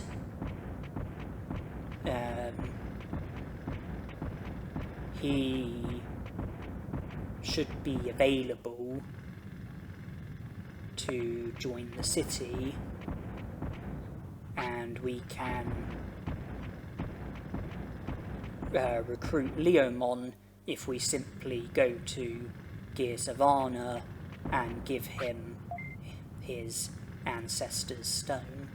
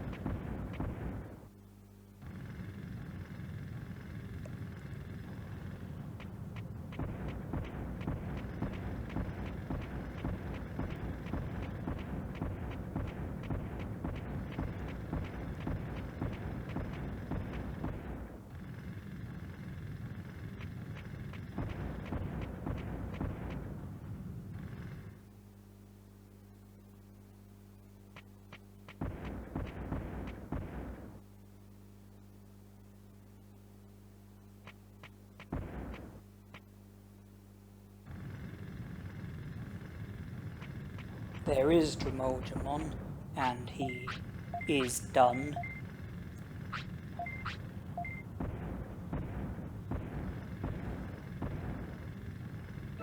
$50 prosperity points, which means that if we speak to Digimon, then we will get attacked by Airdramon and have the battle with Airdramon, where winning the battle would mean Mount Infinity becoming available, and 50 prosperity points would also mean Etamon being available at the native forest. If you go to the tree, then he will fall down and attack you.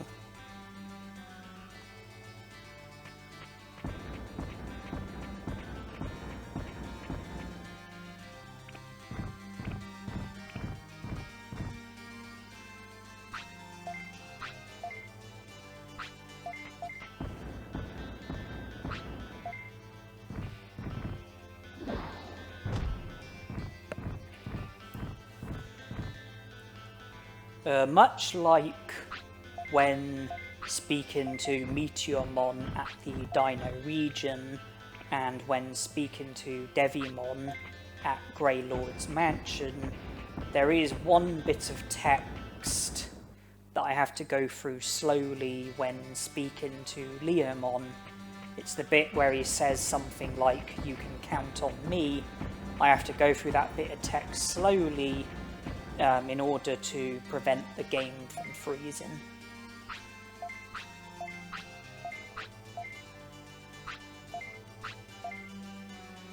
But I speed the video up. There it is. The only other time that I will need to do that is when speaking to Devimon in Mount Infinity, and it's the bit where he says something like, "We don't want a ruler, you're our only hope." I have to go through that bit of text slowly in order to prevent the game from freezing. And I do go through it slowly, but I speed the video up like I did with the Devimon in Greylord's Mansion, plus Meteormon and Leomon. Now I'm heading back to the drill tunnel. Since we've recruited Dremoljamon, the drill tunnel shortcut will be available where you can cut through from one side to the other. But the reason why we're returning to the drill tunnel is to go back to Leomon's ancestor's cave, because since we've recruited Leomon, I believe that Nanimon should now be at the Leomon's ancestor's cave, so we can speak to him. We've already spoke to him at the Olga Fortress in the Dino region, so if we speak to him at Leomon's ancestor's cave as well, then that will be 3 of the 5 locations. That will just leave the sewer in Factorial Town and Toy Town near Misty Trees.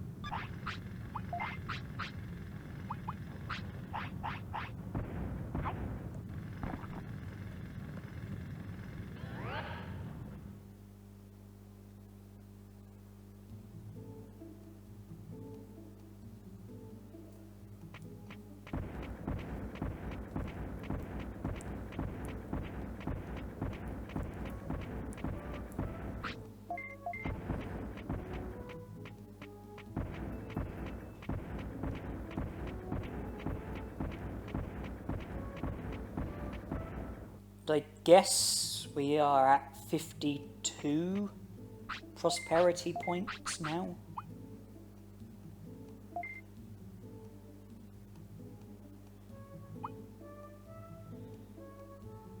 Numamon made it 40, Greymon, Ninjamon, Carpelteriumon, Tyrannomon, Dremoljamon, Leomon.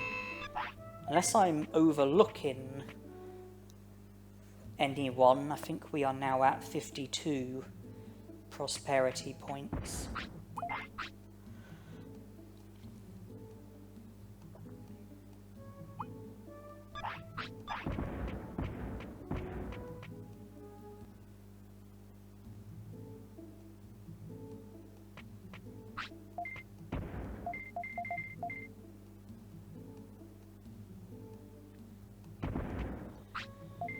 Digimon has mentioned about Mount Infinity, so we certainly have a minimum of 50 prosperity points. This will be where we get into a battle with Airdramon. Airdramon uses Megalospark, Confusion Storm and Hurricane, none of which are techniques that Counter can work against. And because of that, I've got Counter equipped as my technique, so there's no risk of me attacking Airdramon, no risk of me using any technique of any sort. It's just about defeating him with finishes. Use a protective floppy, that way Confusion Storm won't confuse us, Megalospark won't paralyze us. Does Hurricane cause any status harm? I have a feeling it possibly has a modest rate of causing confusion. But we're safe from status harm.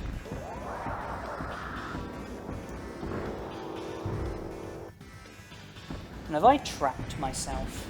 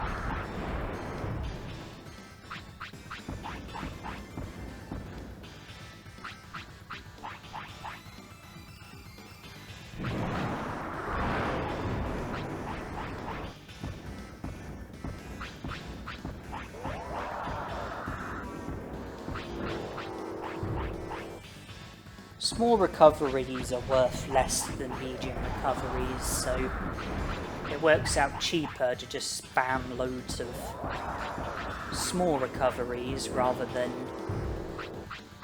use medium recoveries where you're able to use them a bit more sparingly.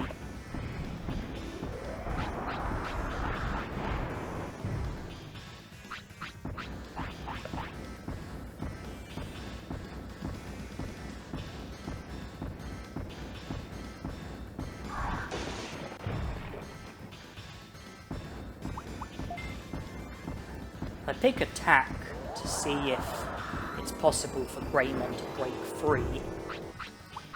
He won't attack Airdramon because he's only got counter, but he will at least try to run at Airdramon, and I'm seeing if that might result in Greymon sort of being able to set himself free, because he seems to be trapped in a confined space.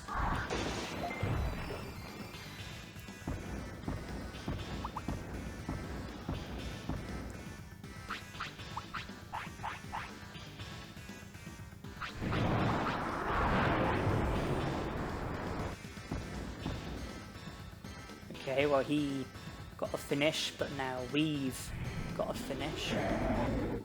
2089, so it's probably going to take 2 more.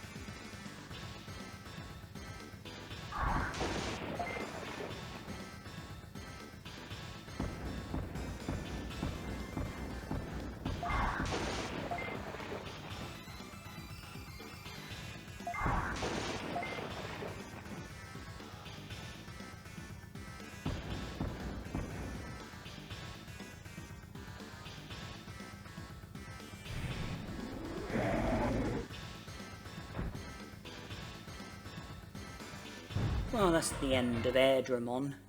We won't get any prosperity points for him just yet. But at least Mount Infinity is now open to us.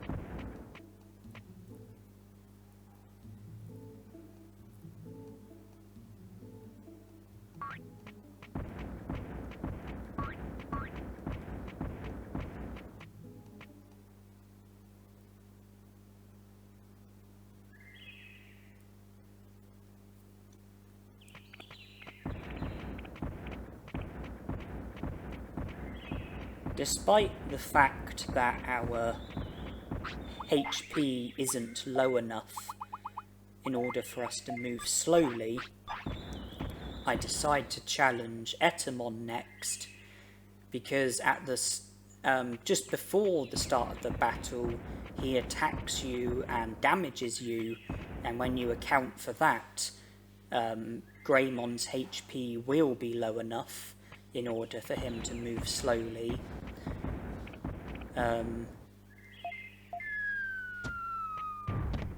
You always begin the battle against Etamon with your Digimon being within close range, so I selected Magma Bomb, a long range attack, and I was able to pick distance without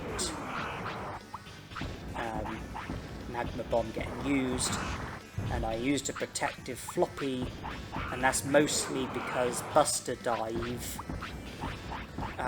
can cause confusion, and if I was to become confused, then I might attack, and that would be the end of the challenge. The challenge would fail. I think Dynamite Kick has a modest rate of causing paralysis, and well, Buster Dive doesn't exactly cause confusion too frequently, but I still need to eliminate any risk of getting confused.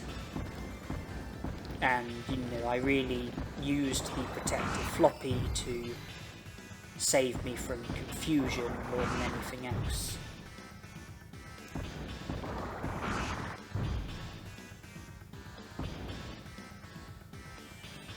All I can do is keep myself alive,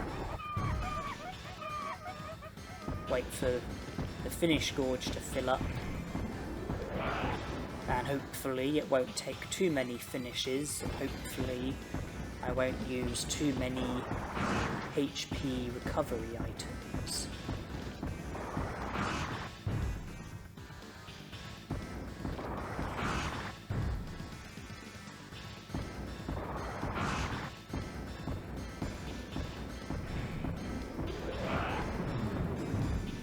I think my attack is at maximum, so that will definitely go a long way.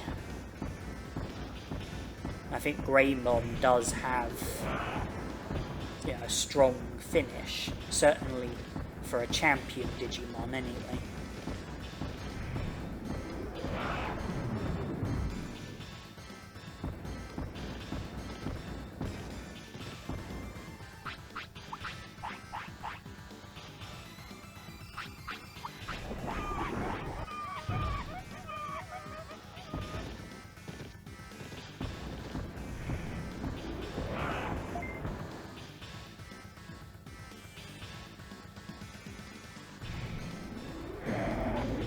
$4,000? Gee. Finish did over 4,000.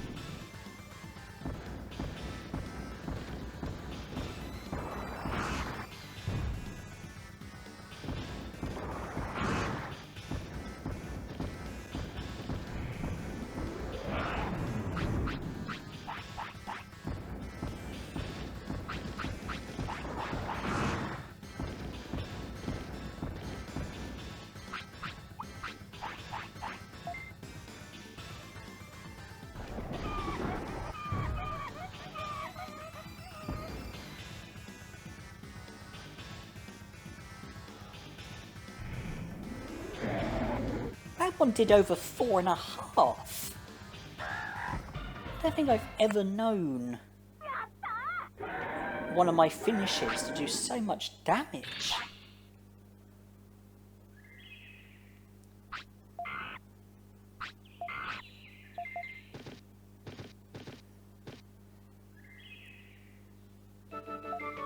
Can't say I can recall a finish of mine doing 4,000 damage, let alone 4.5.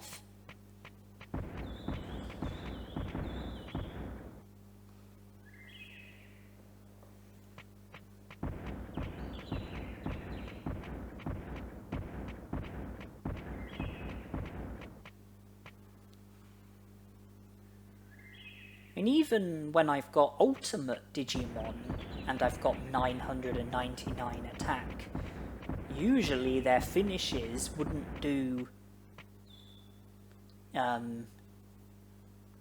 any more than, say, about 3,000. So I'm really surprised by how much damage Greymon's finishes did.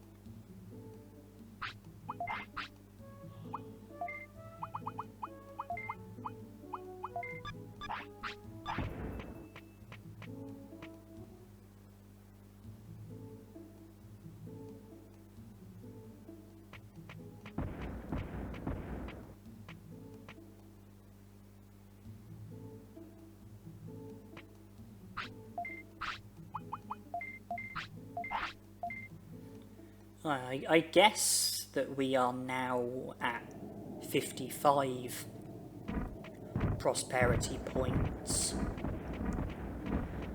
And I took out Magma Bomb and Equip Counter because our next battle is against a Digimon who has Warcry, Giga Freeze and Ice Statue.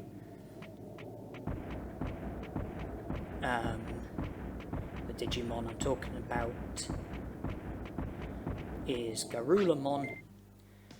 This is the first Garulamon battle, and there's no chance of us using counter against Garulamon. So that's why counter is the technique that I have equipped.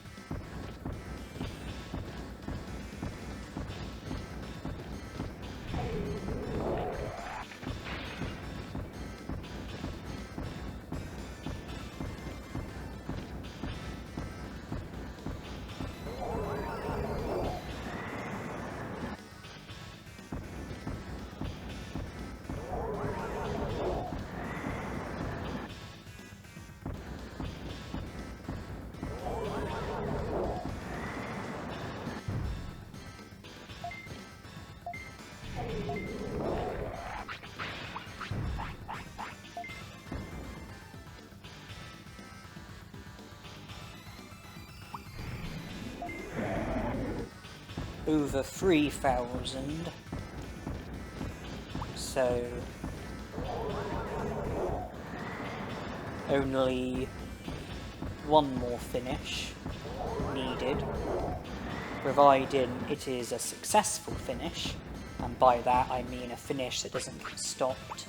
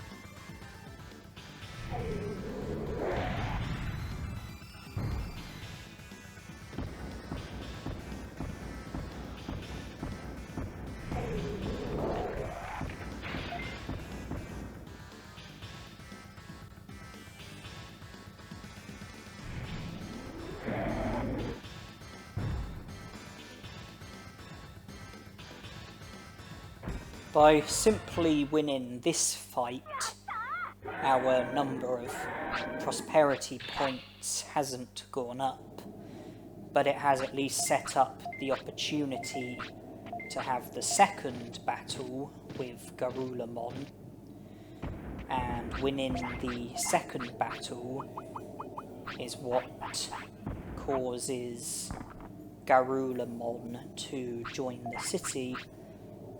So we've taken the initial step towards recruiting Garulamon.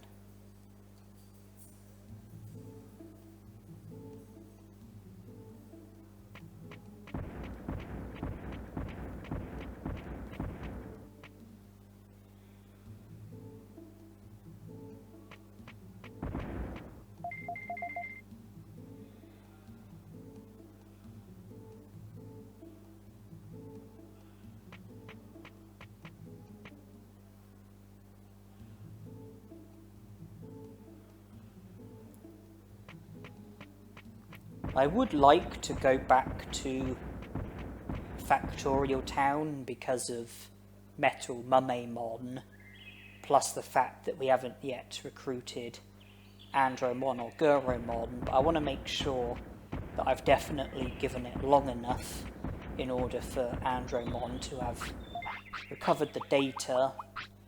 So I thought I would devote some time to training. Brains is what I chose to train, and I gave Greymon a super carrot so that we'll get bigger stat boosts when training our brains.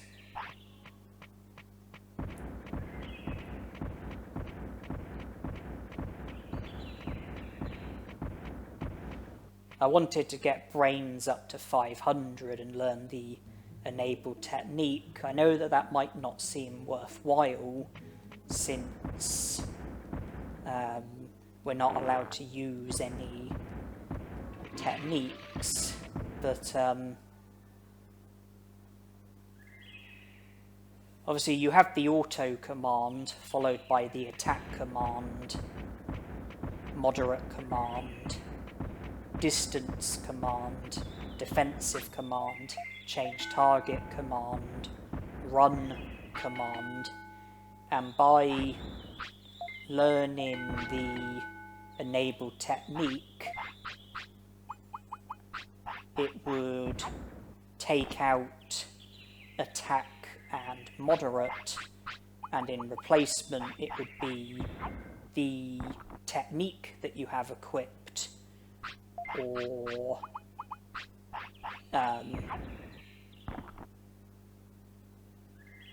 the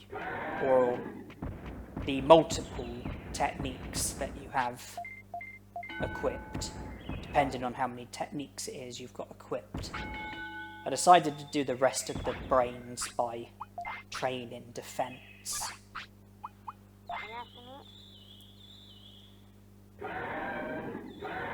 And so it's now the effects of a hawk radish that I'm benefiting from,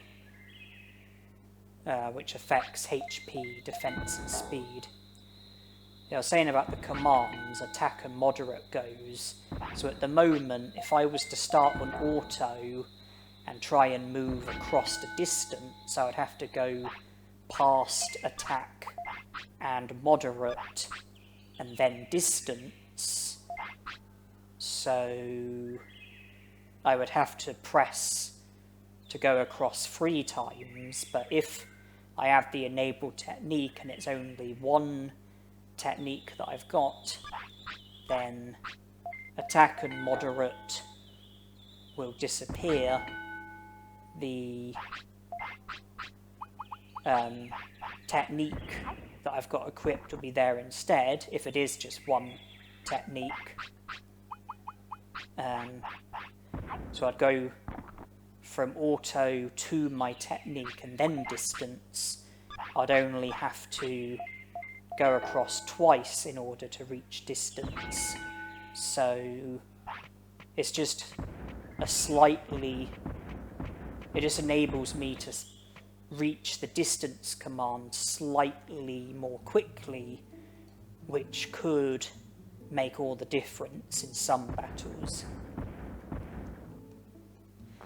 I know at the moment I'm usually pressing left so that I go to the change target command, and then left again so that I go to the defensive command. But that's in battles where you can't run away.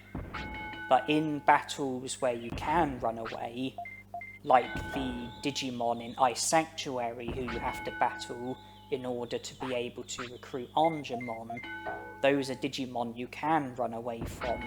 So if I was to try to get to defensive or distance by going left from auto, then going left once would put me on the run command, twice would put me on the change target command, 3 times would put me on the defensive command, whereas going right from auto once would put me onto my technique, twice would put me onto distance. So it's just a slightly quicker way of getting onto a command that will tell my Digimon to not attack.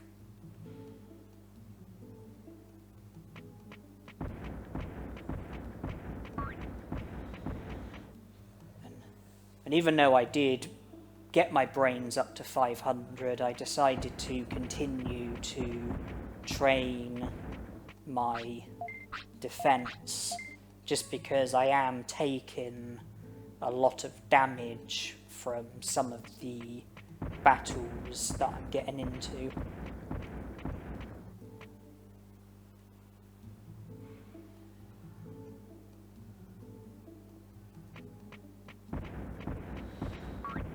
But I don't care at all about MP. I don't care much about speed. HP is crucial, attack is crucial, brains is crucial, defense is helpful, and defense is currently behind HP, attack and brains, so that's why I decided to work on my defense a bit.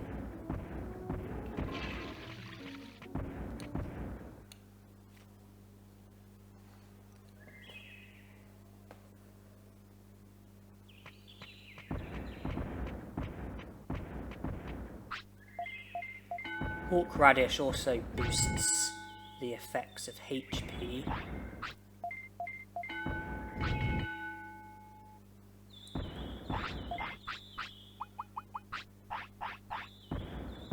I decide not to bother with the restaurant and to just give a sirloin to Greymon. Well, actually, it looks like our attack was already it looks like our HP boost was already what it is when you don't have the effects of a horseradish.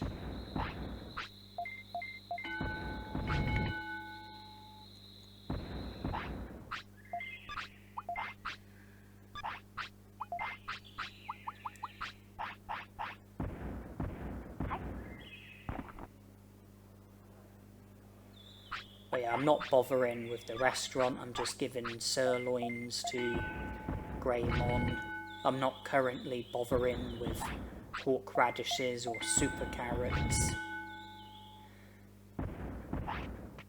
Yeah, attack is at the maximum, defense and brains are both over 500, and HP is over 7,000 and is the stat that I'm currently working on.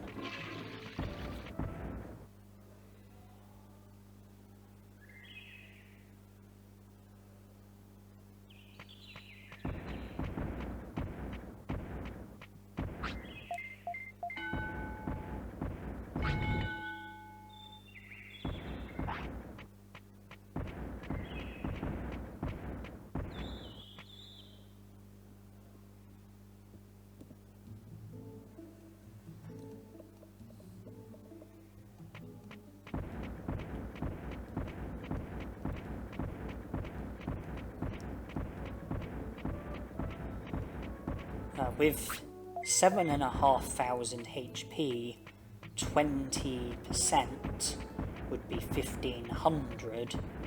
So that's how low I need my HP to be in order for Greymon to move slowly.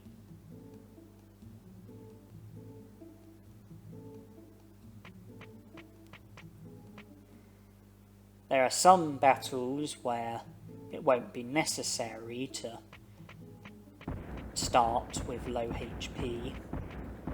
There are some battles where it would be necessary, or at least very helpful. The next battle that I'm planning on getting into is a battle where I don't need to have low HP. I'm talking about Metal Mummemon. All I need is for counter to be my technique, and I can't go wrong. So I'm now trying to get Metal Mummemon to show up. I'm repeatedly entering and leaving.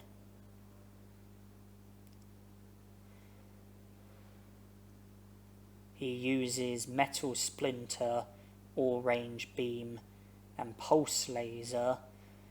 None of those techniques cause... Okay, we're here. None of those techniques cause status harm, so no need for a protective floppy, and none of them can be countered, so we've got no fears of attacking it.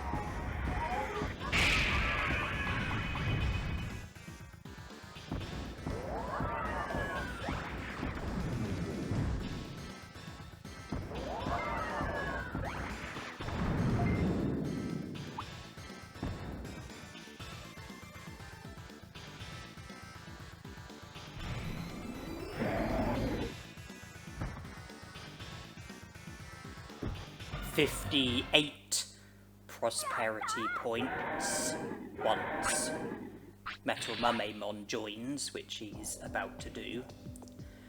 And then there's the other Digimon in Factorial Town who we haven't yet recruited, but they should be ready to join the city. If we speak to Andromon, and if he's recovered the data, then he'll join the city, and then we'll be able to speak to Nanimon in the sewer and recruit Goromon as well. He has recovered the data.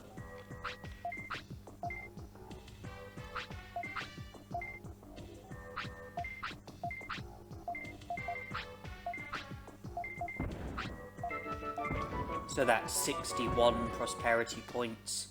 Goromon will make it 64. Before I speak to Goromon, I will go to the sewer and speak to Nanimon. I'll then go to Goromon and make a quick return to the city with an autopilot. Metal Mumemon is usually one of the more frustrating Digimon to recruit because of how infrequently he shows up. I would say the likelihood of him being available is probably a maximum of 5%, and Piximon and Mumemon are also frustrating, and for the same reason, that they don't show up frequently, so it's usually a case of just repeatedly entering and leaving until they eventually show up. That was how it was with Metal Mumemon, and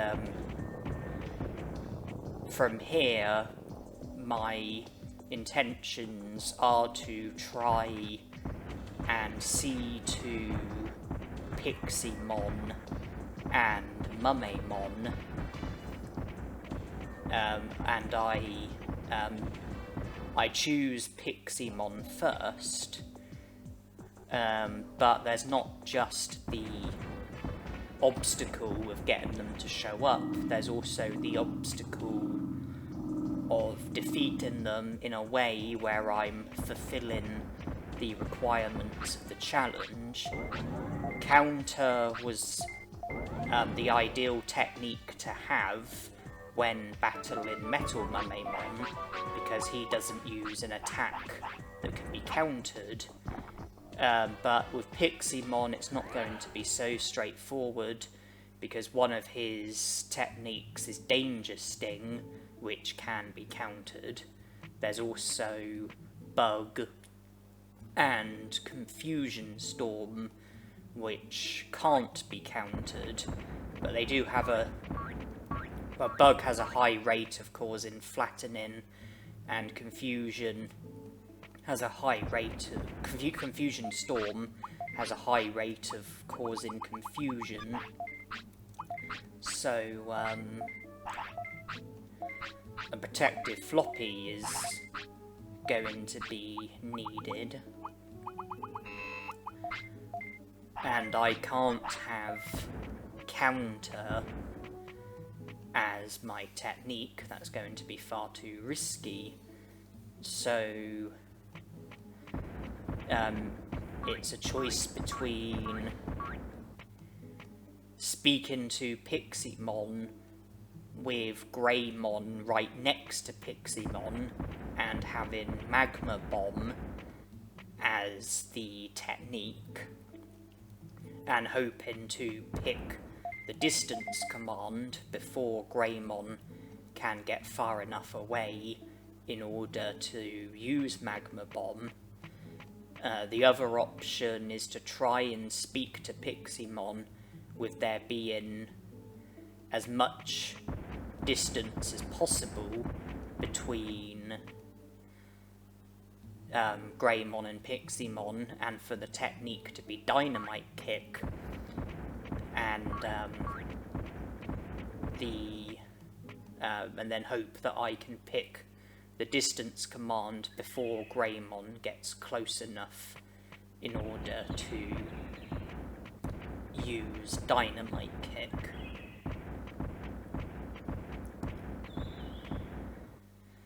I suppose it could be a case of trial and error.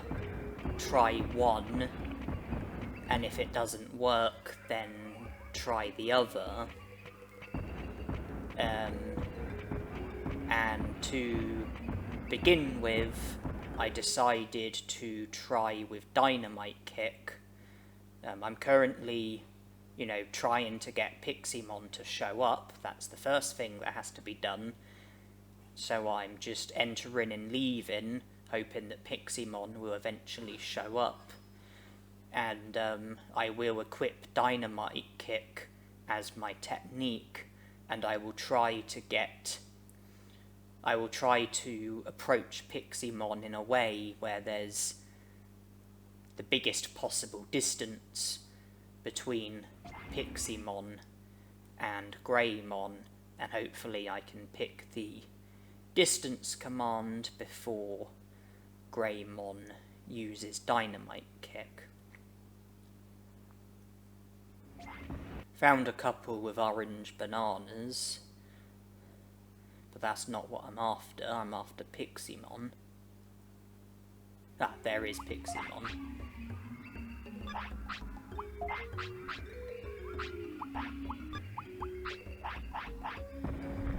HP wasn't quite low enough in order for Greymon to move slowly. So, since Greymon was going to be going at normal speed, I thought it would make more sense to enter the battle with high HP. It's just, Piximon can do damage, especially with Bug. And so I thought it'd be safer to enter with more HP. I need to, pick the distance command straight away. I need to use a protective floppy, and hopefully, if I'm successful with picking distance in time, then hopefully Piximon won't confuse us with Confusion Storm before I use a protective floppy. But first, the main bit is picking distance in time, which I did. Piximon used Danger Sting and missed, and then used another Danger Sting, but that can only flatten, and the protective floppy has been used, so we can't be affected by status. So as long as I keep my distance, just wait for the finish gorge to fill up, attack with my finish, and remember that after using my finish I then have to select either distance or defensive, or else Greymon will use Dynamite Kick. Fire works well against Piximon, so it might be possible to defeat him with just 2 finishes.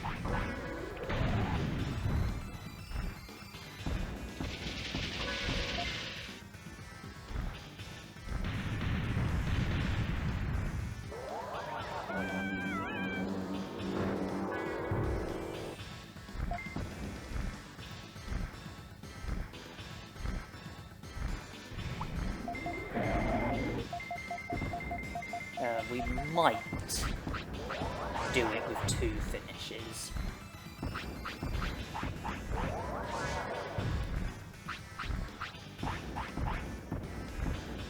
One more finish might defeat Piximon, but it is possible that Piximon might survive. But we're looking at 1 to 2 more finishes.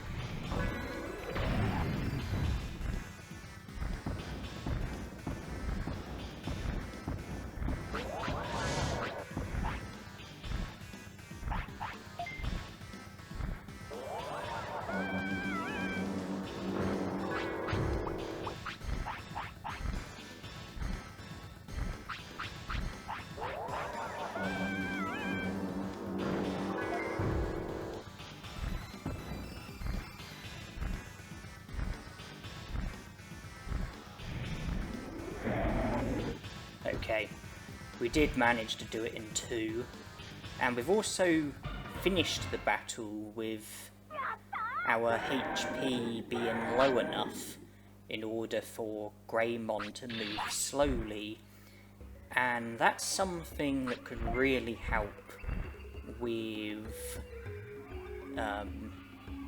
Mummemon. I'm trying to work out prosperity points. Metal Mummemon made it 58, Andromon 61, Guromon 64, so Piximon must have just made it 67. When we go to Mount Panorama for Mummemon, which is what we are about to do very shortly, we will recruit Vadermon first. That will put us up to 70 prosperity points, and then we'll have the Mummemon battle, and it's a great thing that we will enter the battle with Greymon moving slowly, because when I tried to defeat Mummemon the first time, I got a big distance between myself and Greymon when speaking to Mummemon, and I thought that that would work out really well because I had Dynamite Kick as my technique, but there was a problem, and that was after speaking to Mummemon before the battle started, Greymon then moved towards Mummemon and was then within close distance of Mummemon, and he used Dynamite Kick before I was able to pick distance. So I then came up with a different idea, which was to have Magma Bomb as my technique, and for Greymon to be as close to Mummemon as possible when speaking to Mummemon, So, you know, speaking to Mumemon with Greymon being, you know, right next to him, and, you know, for Magma Bomb to be our attack, a long-range attack, and with Greymon moving slowly due to his HP being low, hopefully we will be able to pick distance before Greymon attacks, and then we will be able to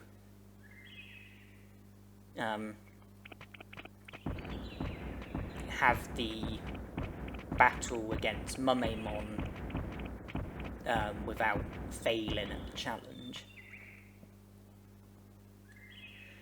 But I do need to heal HP promptly because of how low it is, and also use a protective floppy promptly because one of Mumemon's attacks is Buster Dive, which can confuse, and if I was to become confused then I might attack with Magma Bomb. The other techniques are Megaton Punch and Full Power, and it's because of Megaton Punch why counter is not an option.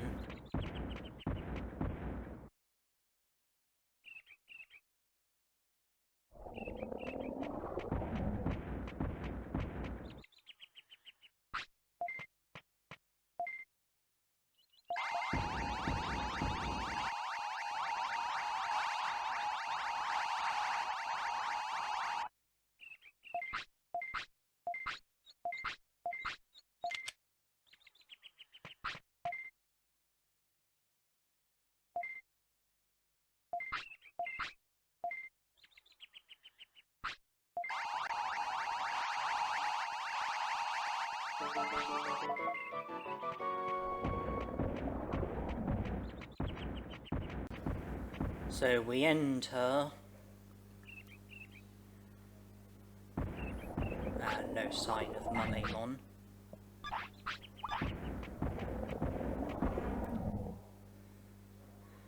So, like with Piximon and Metal Mumemon, it's just a case of... oh, okay. I was about to say just a case of repeatedly entering and leaving, but it's okay, Mumemon has shown up.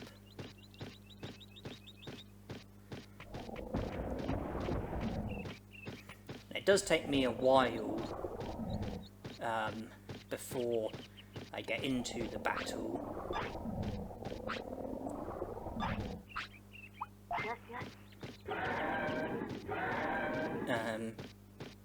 I sort of try to stand in a position where he will come at me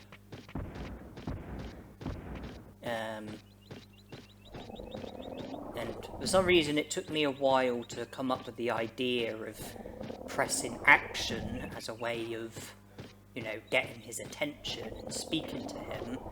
I was just expecting him to just come into me and just speak to me himself. Then I just pressed action and then he spoke.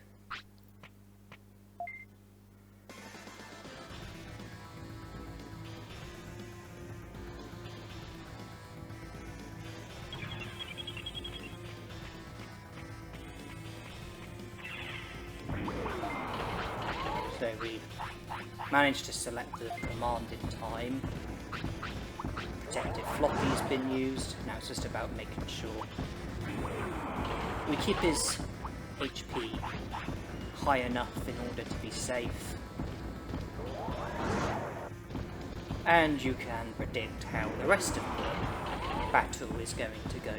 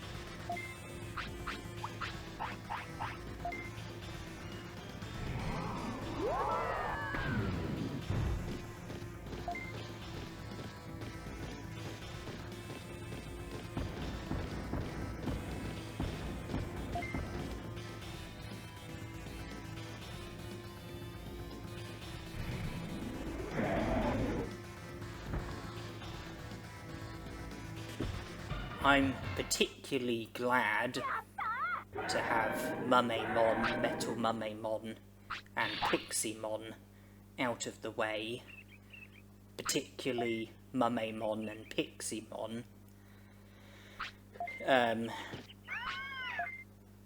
I said that, you know, they're three of the more frustrating Digimon because of the fact they don't show up very often.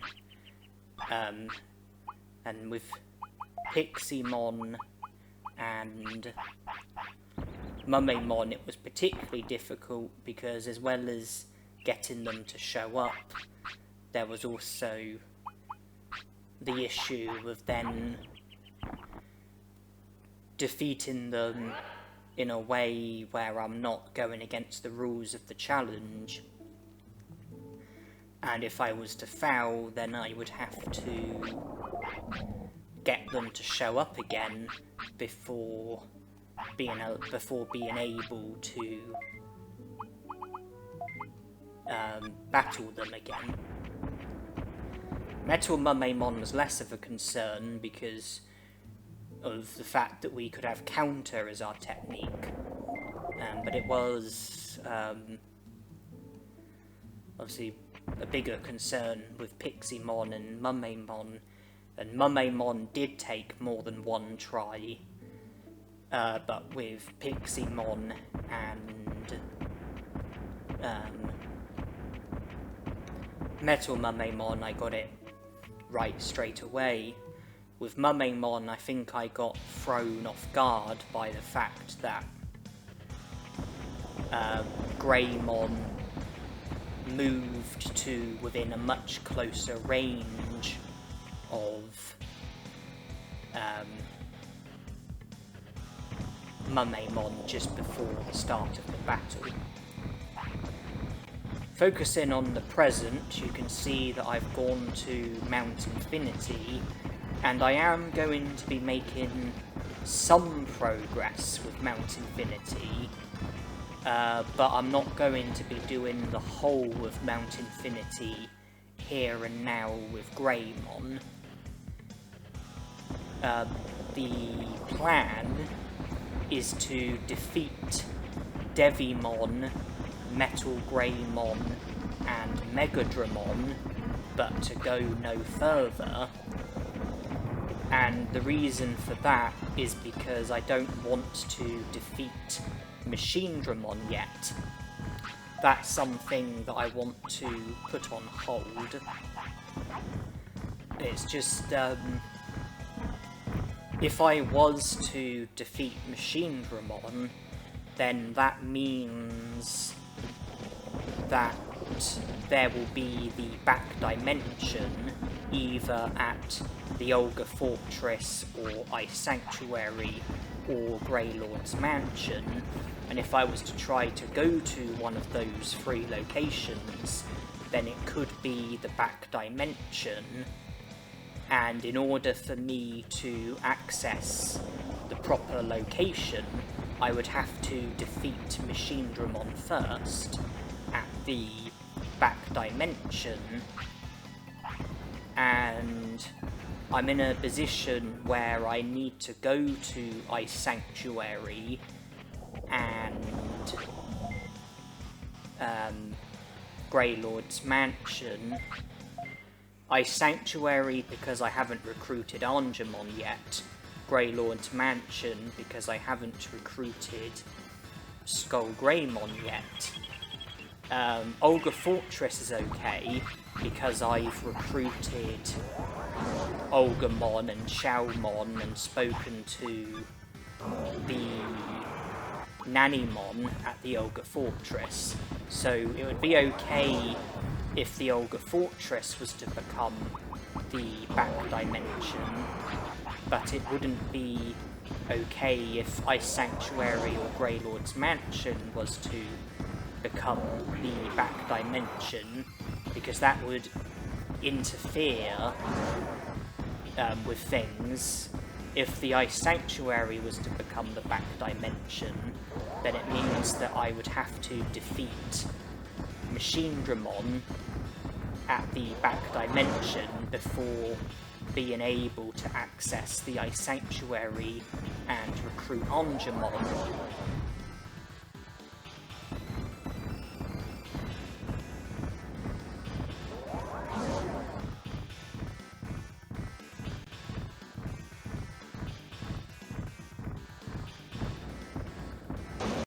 If Greylord's Mansion was to become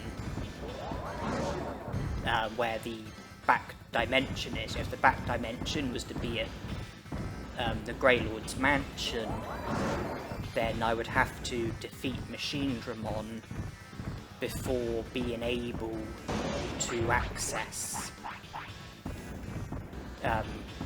Greylord's Mansion, so I'd have to defeat Machinedramon in order to be able to recruit Skullgreymon. So instead of defeating Machinedramon now, I thought I would make some progress with the back dimension, hopefully defeat Devimon, Metal Greymon, and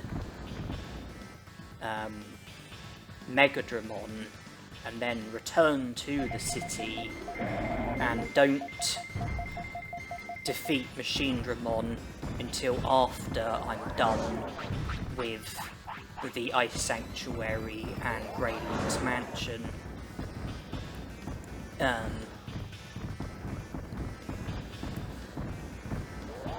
That way, if I, recruit Angemon and Skullgreymon before defeating Machinedramon, then it won't matter about the back dimension, because I will be done with the Olga Fortress, Ice Sanctuary and Greylord's Mansion. And so I won't need to go to any of those places, so the back dimension will be irrelevant.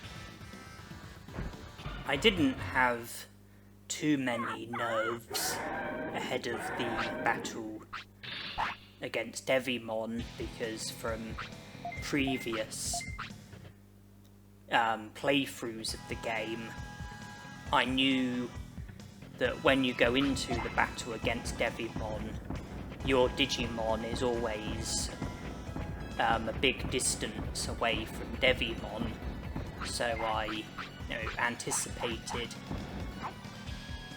being able to pick the distance command in time, with Dynamite Kick being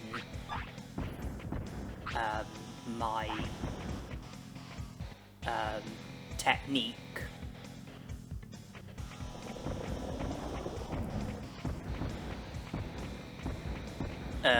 I've selected counter as my technique, and that's just in case I get into any random battles. Hopefully no harm will come from me having counter equipped. I couldn't have counter against Digimon because of Megaton Punch, and I won't be able to have counter against Megadramon, and for the same reason. But there is some distance between your Digimon and Megadramon at the start of the battle, so for me the starting point against Megadramon was to try my chances with Dynamite Kick, whereas Metal Greymon there are no issues at all, because he uses Meltdown, Infinity Burn and Buster Dive, none of which are techniques that can be countered. So against Metal Greymon I just need to have counter as my technique, and I won't be able to go wrong. But it is possible for things to go wrong against Megadramon, I suppose, but I've timed it in a way where Greymon wants to sleep, so I can sleep here, and that will enable me to save, so there's the option of reloading should I need to.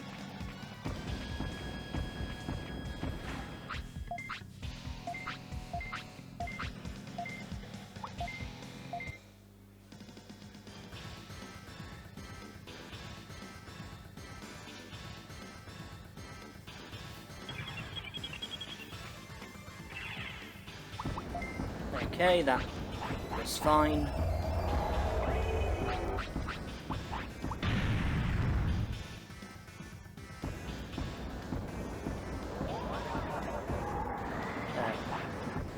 I would probably like to try and use the double floppy and the super restore,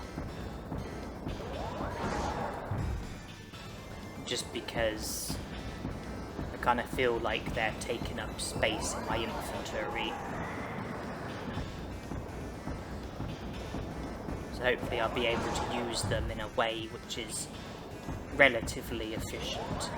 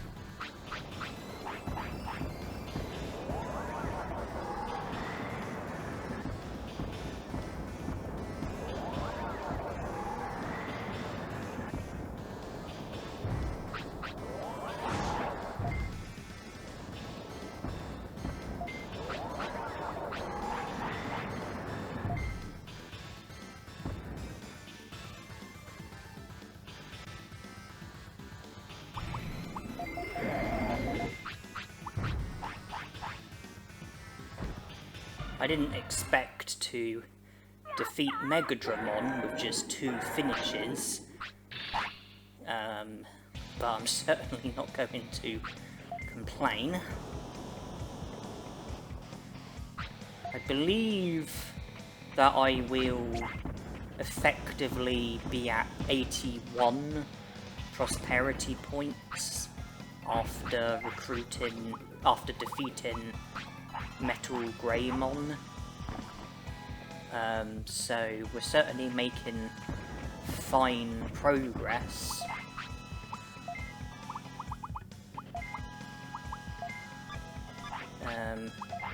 Digitamamon would bring it up to 84, Muncymon 87, Skull Greymon 90, Nanimon 91, Frigimon 93, Garulamon 95, Angemon 97, Patamon 98,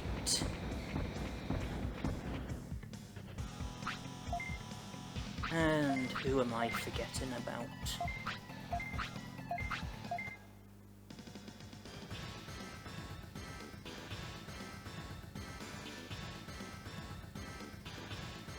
Okay, I think I've forgotten who the other Digimon is.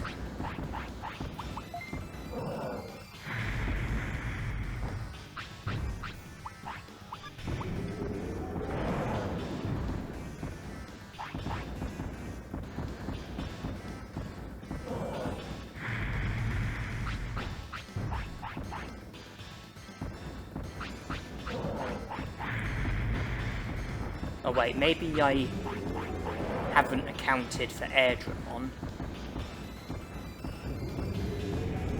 Because Mumemon made it 73. So Devimon would make it 75. Megadramon would make it 78. Metal Greymon would make it 81. Include Airdramon, that would make it 83. Skull Greymon 86, Digitamamon 89, Muncymon 92, Nanimon 93, Patamon 94, Frigimon 96, Garulamon 98, Angemon 100. So we are definitely making good progress.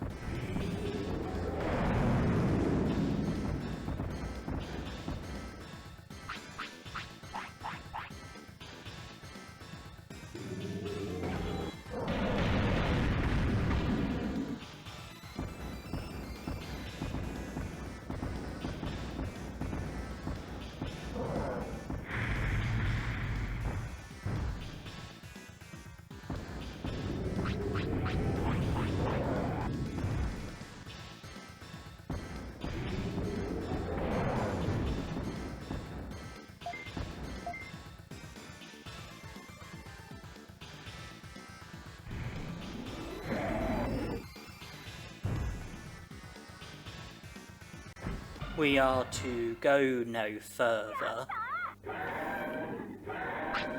Autopilot back to the city. Machine Dramon has to wait until Skullgreymon and Angemon have both been recruited. That way there's no complications with the back dimension.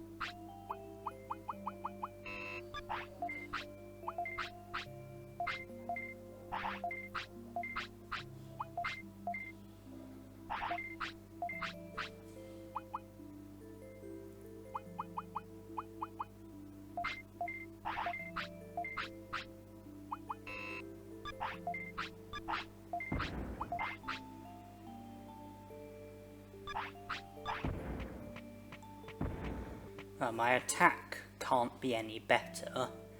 I think my brains is as good as it needs to be. HP is very good. I mean, it can mathematically be higher, but it's very good. I'm not hugely focused on my speed, not in a challenge like this. I think my defense could do with being higher though. And I purchased a Horseradish from Digimon because Horseradish boosts the effects of HP, defense and speed, and I think I would like to boost my defense possibly my HP as well. Greymon's got plenty of life left inside of him. It's not like I have to rush in order to do the remaining stuff before Greymon fades away. You know, I've got time on my hands, and that time can be spent training before I have the remaining battles that I need to have.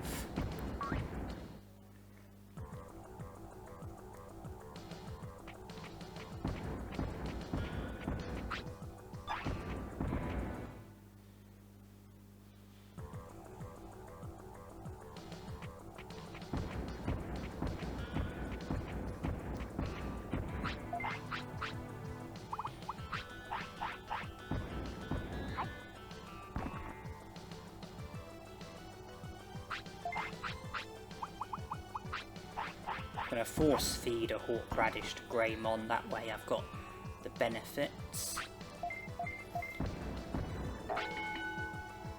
I just think it makes sense to train my defense since we've got enough time in order to do so.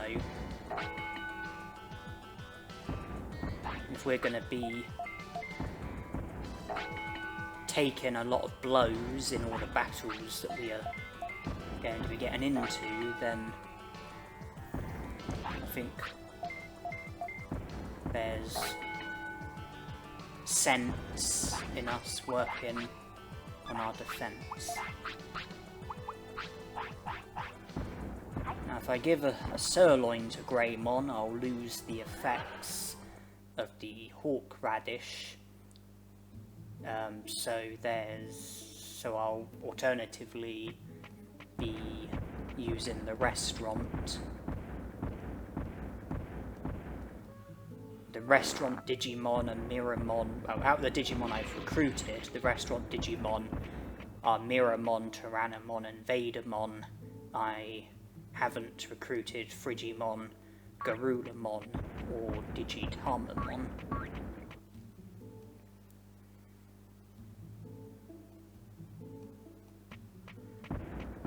Okay, Tyrannomon it is.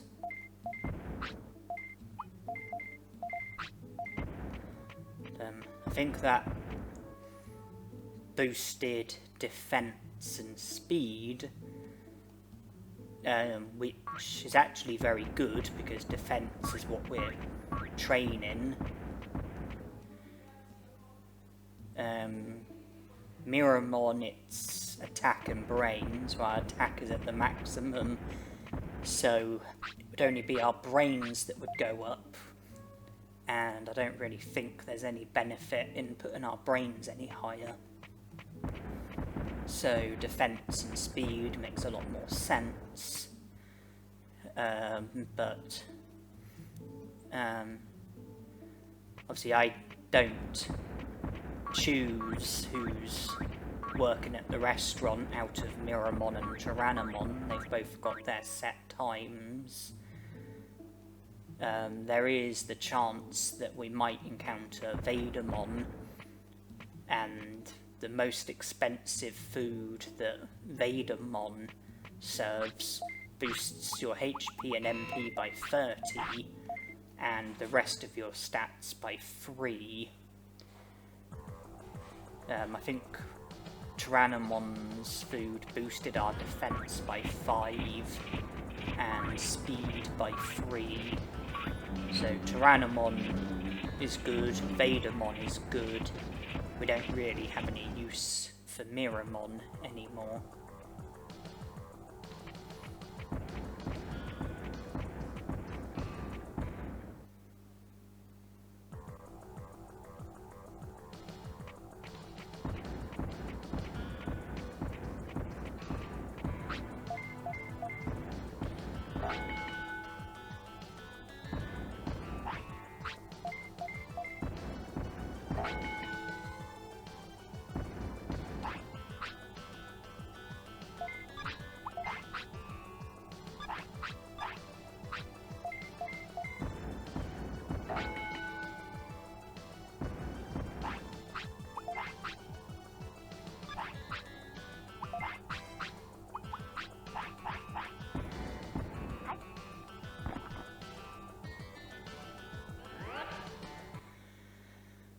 But this time of day, I think it would be Miramon at the restaurant.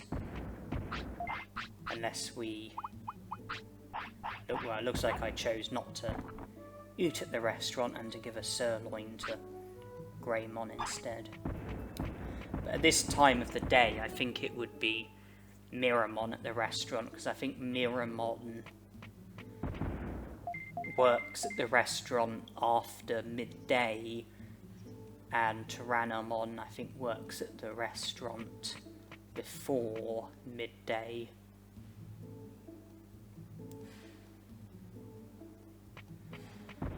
No, we are close to when Greymon wants to sleep, and because of that, I'm now heading to the Ice Sanctuary, because I would like to try and recruit Angemon, and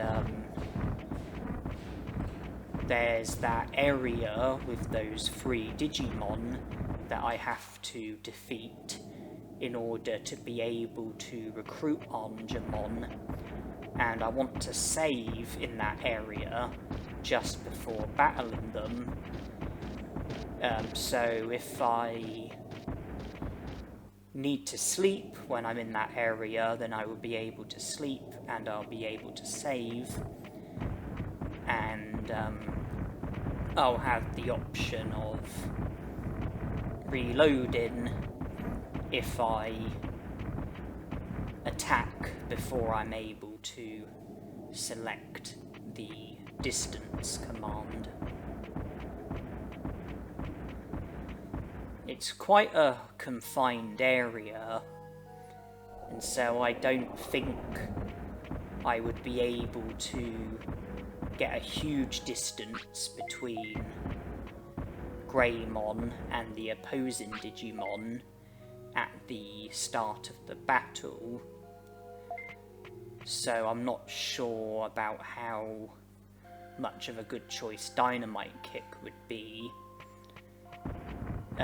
Counter would be a bad idea, or a risky idea, because I know that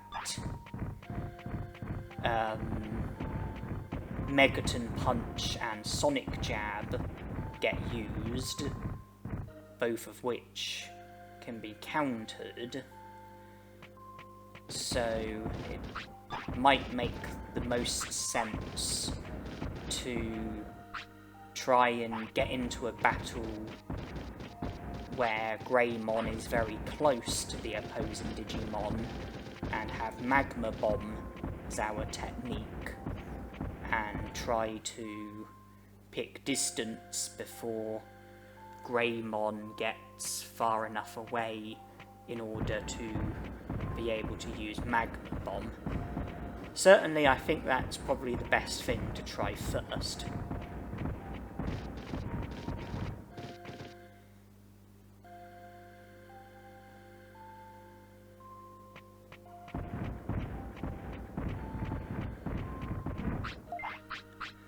Good timing for Greymon to need the toilet, because that way we can produce an animation by giving the portable potty to Greymon just as the clock strikes a new hour.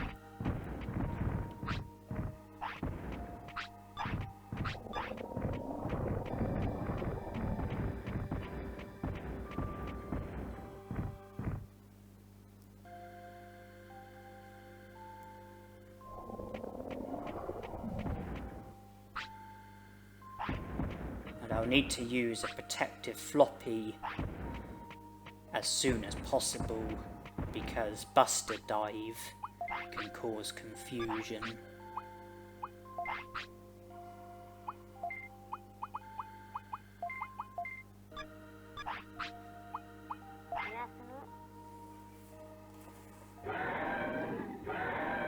They also have attacks that can cause paralysis, but that's less of a threat.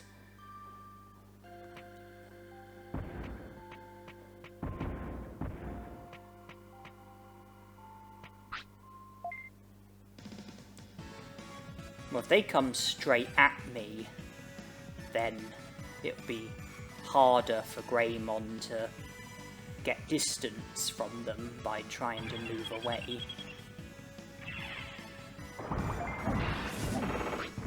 Doesn't matter, I've managed to pick distance, and here is the protective Fluffy.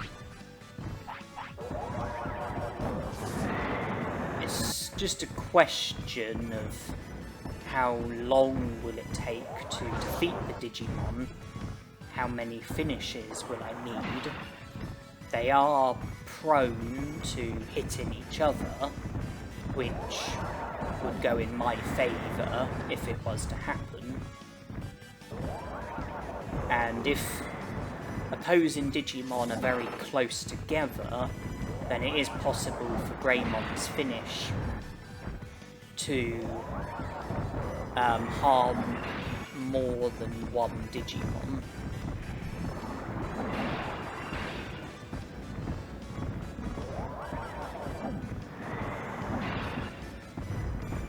So hopefully this battle won't be as time consuming as it could be, depending on how lucky or unlucky we are.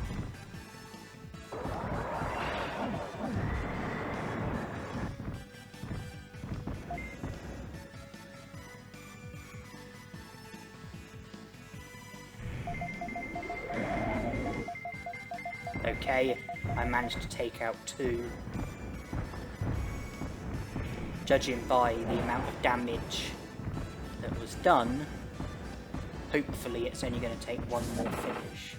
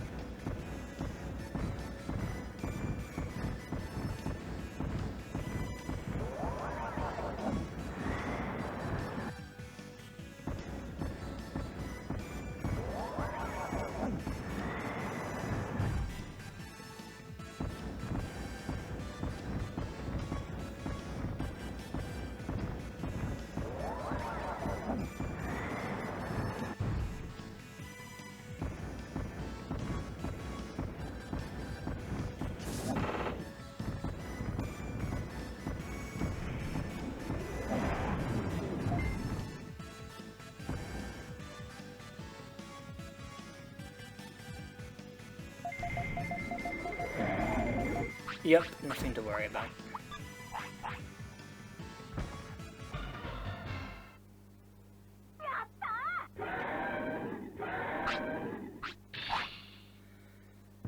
Now, instead of going by how many prosperity points we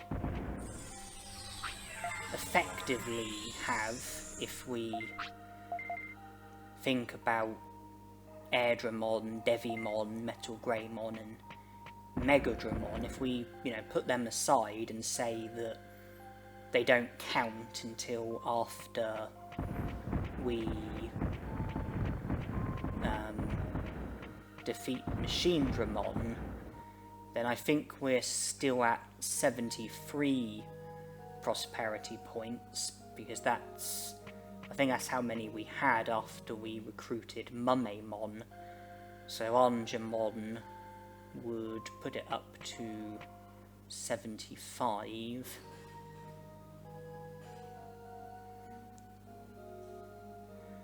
How many points do you get for the whole of Mount Infinity? Airdramon is 2, Devimon's 4, Metal Greymon's 7, Megadramon's 10, Digitamamon is 13.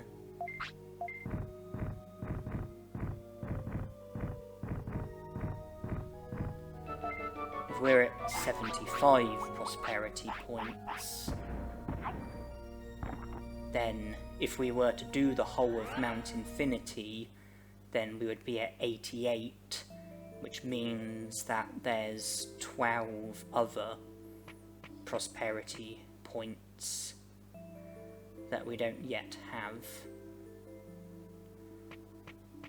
Skullgreymon is 3, Munceymon brings it up to 6, Nanimon 7, Patamon 8, Frigimon 10, Garulamon 12.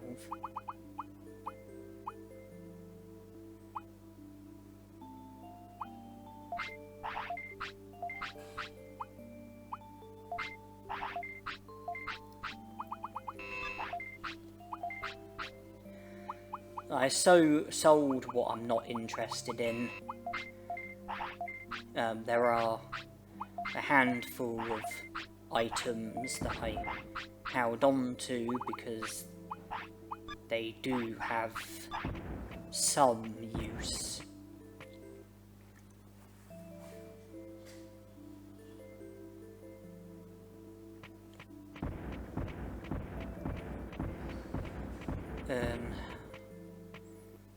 Out of the 12 prosperity points, I can't do Skullgreymon with Greymon, so that brings us down to 9.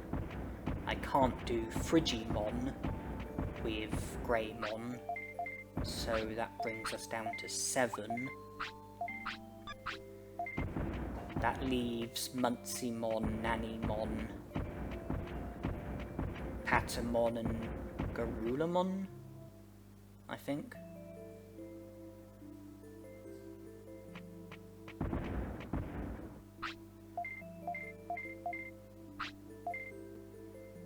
Frigimon, Garulamon, Patamon.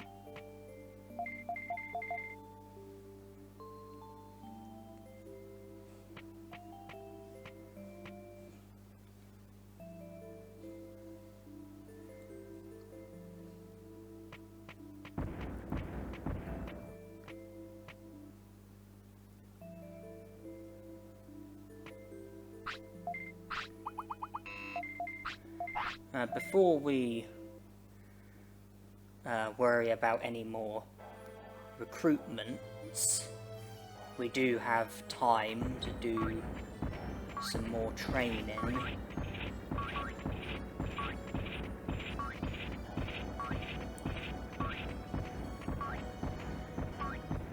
Yeah, very ironically, Patamon is actually one of the harder Digimon to recruit in this challenge,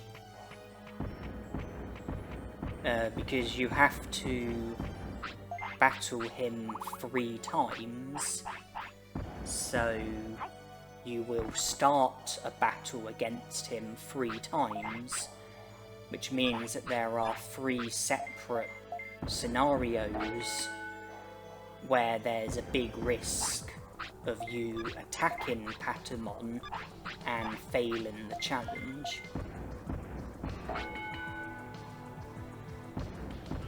Using counter is very risky because Patamon uses Spinning Shot, Wind Cutter and Dynamite Kick, and Dynamite Kick can be countered. So you then, if you don't want to take the risk of using counter, then you have to choose between a close range attack or a long range attack. In this case, our close range attack is Dynamite Kick, our long range attack is Magma Bomb, so if you go with Dynamite Kick, then you would have to make sure that you enter each of the 3 battles with enough distance between your Digimon and Patamon in order to pick the distance command in time, or the defensive command, whichever one you go with. If you use Magma Bomb, then you would have to make sure that when you enter each of the 3 fights against Patamon, then you need your Digimon and Patamon to be within close range, so that there's the opportunity for you to pick distance or defensive in time. And going into the first battle is not so bad, because you can, choose to speak to Patamon with Greymon stood right next to Patamon, or you could go about it in a way where there's distance between you and Patamon when you speak to him going into the first battle. But when you defeat Patamon the first time with your finish, wherever you don't have direct control over where Patamon falls to the ground, depending on what Digimon you have. So obviously different Digimon have different finishes, and depending on what Digimon you have, it will mean having a different type of finish, and so you don't have direct control over where Patamon falls to the ground. You could defeat Patamon in a way where he will be really close to you at the end of the battle before going into the beginning of the next battle, or he could be far away. So that does make Patamon one of the tougher Digimon under these restrictions, and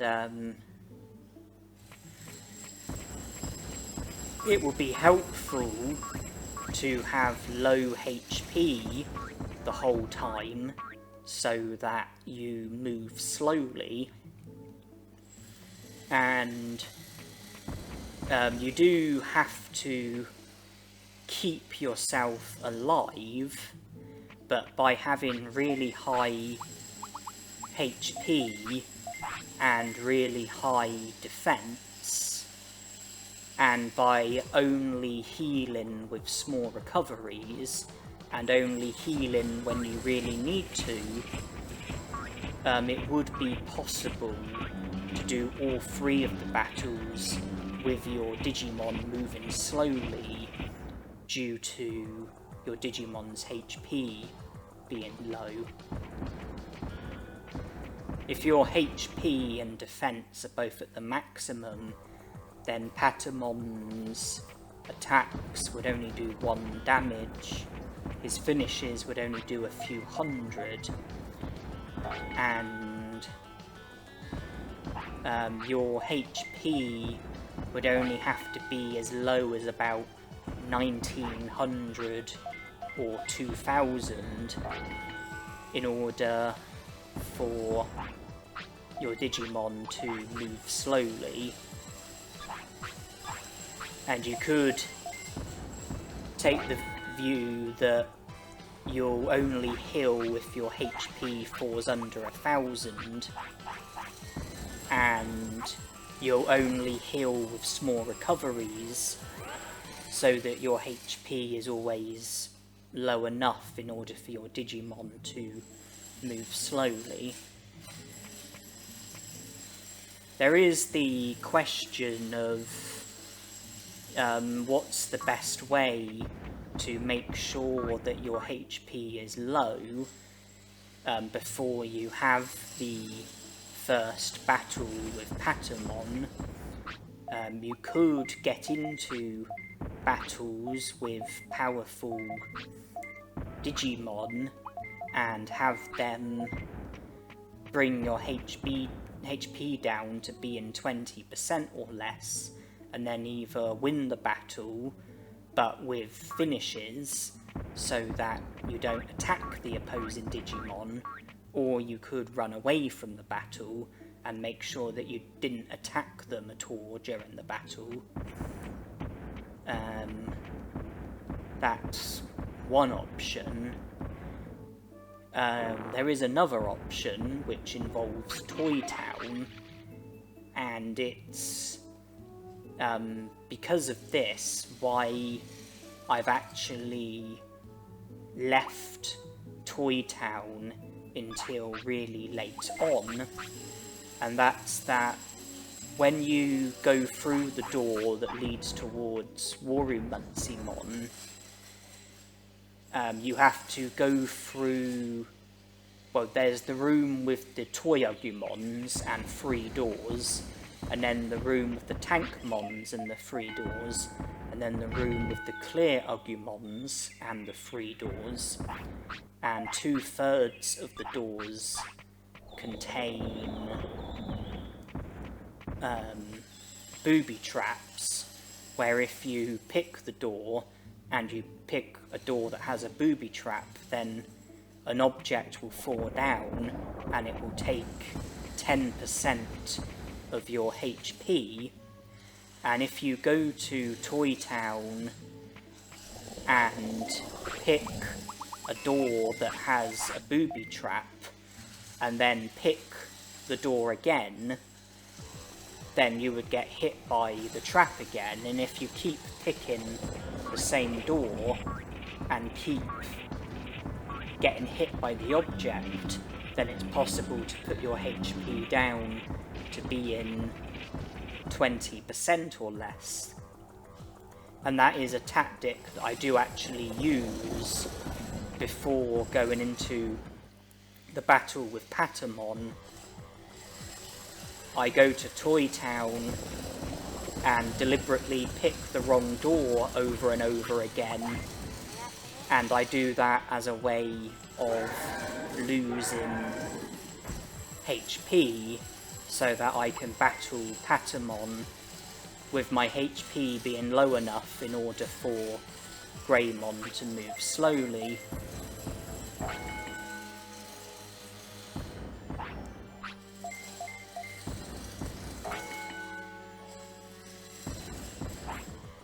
Each time you end the battle with Patamon, there is the risk of your Digimon getting injured if you end the battle with low HP.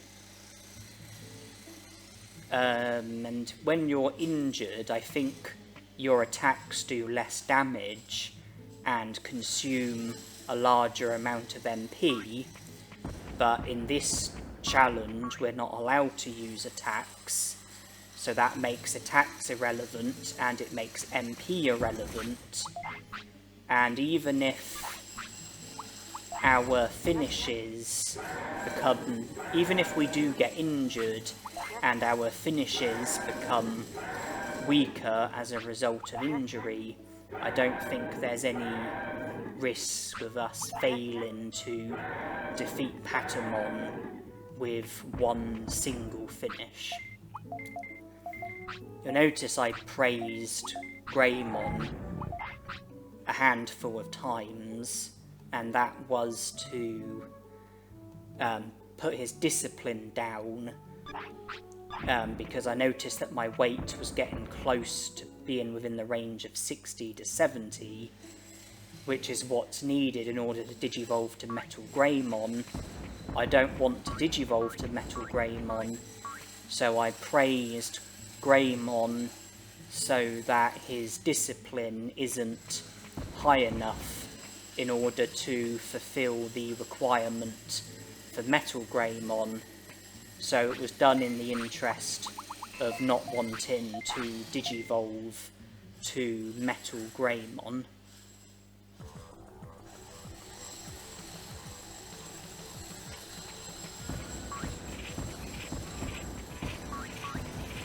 I don't know if my microphone is picking up the noise of people who are working outside. I hope it's not too bad. I do apologise, but there's not really anything I can do about it. They have a job to do. I just hope that if you are able to hear the noise of them working, then I hope that you are still able to hear my commentary and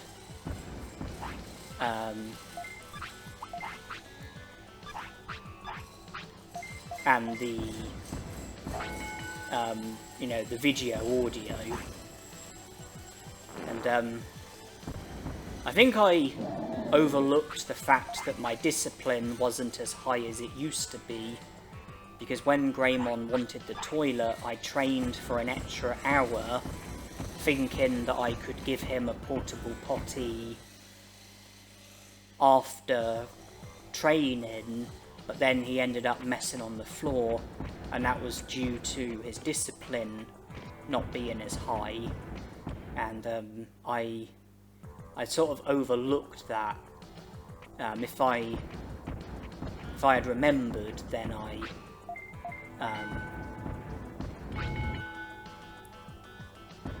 I would have given him a portable potty straight away.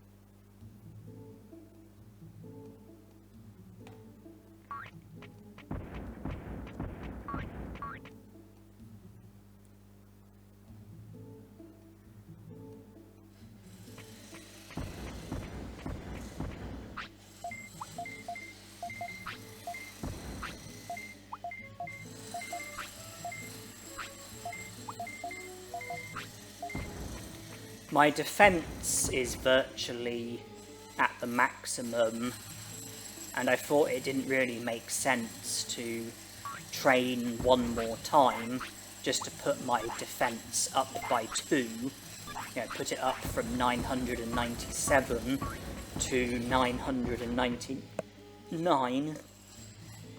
So I then stopped training defense and trained HP instead.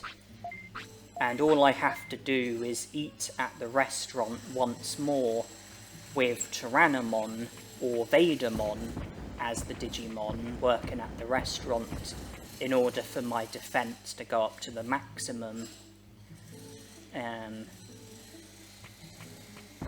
So I thought that it makes more logical sense to train my HP, and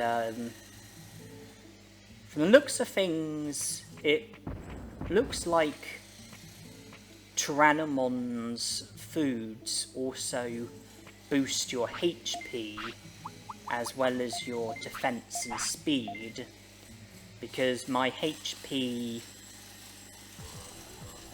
went up even when I wasn't training it, and I can only assume that Tyrannomon's foods boost your HP as well as your defense and speed.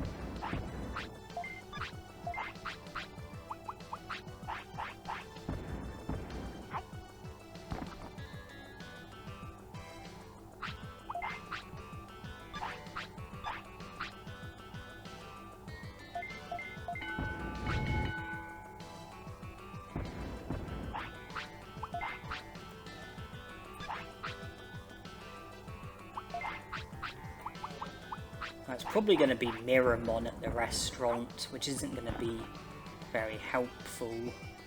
So I thought I would just stay in Beetleland and use a sirloin instead. It does mean I've lost the effects of the hawk radish, but it's probably not going to make an enormous difference. 132 instead of 158, so my HP is worse off by 26 each time I train HP here. But seeing as it will either be Tyrannomon or Vadermon at the restaurant now, I decide to go to the restaurant to eat, because that way it will put my defense up to the maximum of 999, as well as boosting my HP by a little bit as well.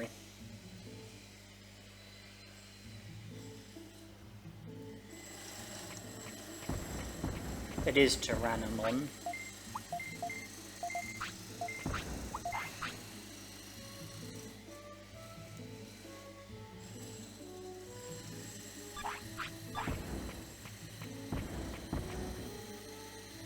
So attack and defense are at the maximum. Brains is as good as it needs to be. Speed has been very much neglected.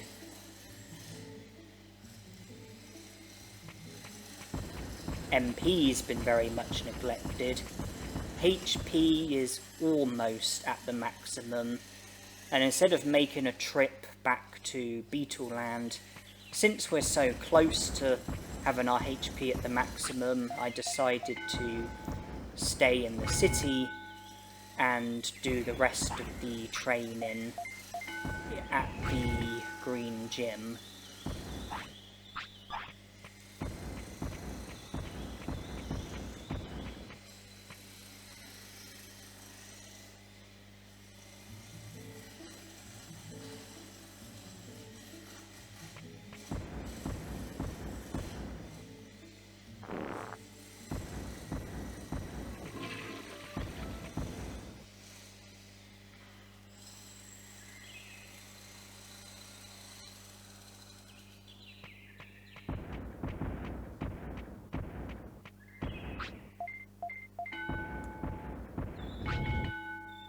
That leaves HP just 10 away from the maximum.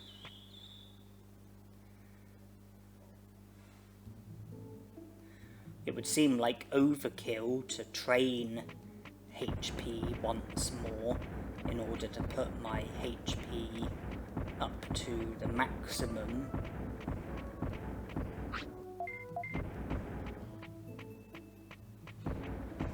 I should be able to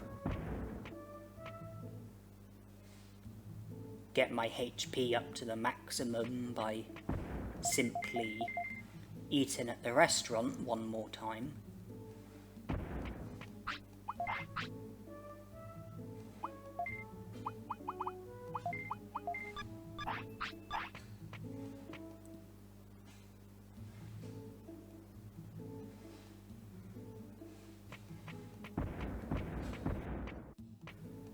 I'm going to Toy Town from here. I accidentally chose Beetleland instead, so I return to the city and go back to Birdramon and select Misty Trees.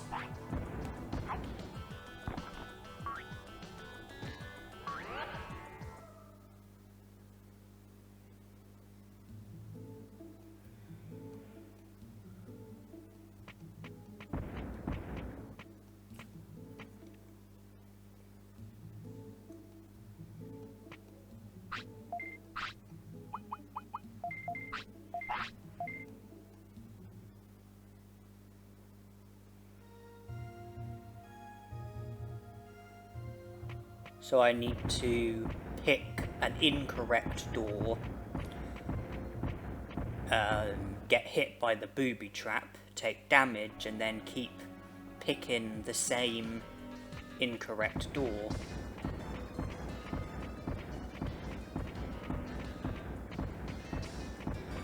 Until my HP is low enough in order for Greymon to move slowly in battles.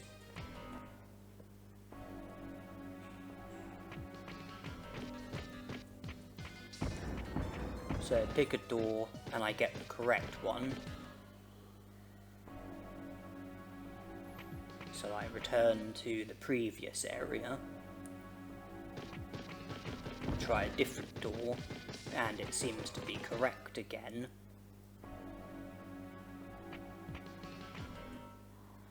So I go back again. This time it's incorrect.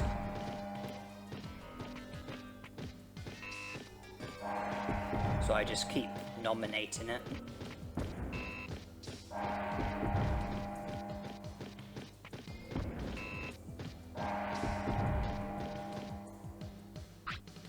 And annoyingly I get into a battle, and I think to myself, well, I've got counter as my technique, which won't work against the clear Agumons. They have Red Inferno, Fire Tower, Magma Bomb, and Muscle Charge. And I think, well, if I was to run away, then that would take time, waste time, cause my happiness and discipline to go down. And if I was to come back into this room and continue with picking the wrong door, then I might just get into another battle with the Toy Agumons. So I thought I would try to defeat the Toy Agumons. I mean, I know that the door on the right is incorrect, so once the battle's over, I can just keep picking the door on the right, keep getting it wrong, and have my HP go down until it's a low enough amount. The Toy Agumons will probably accidentally hit each other with Red Inferno, like they have done already in the battle. That will help. And it is possible that with my finish I might hit more than one Toy Agumon.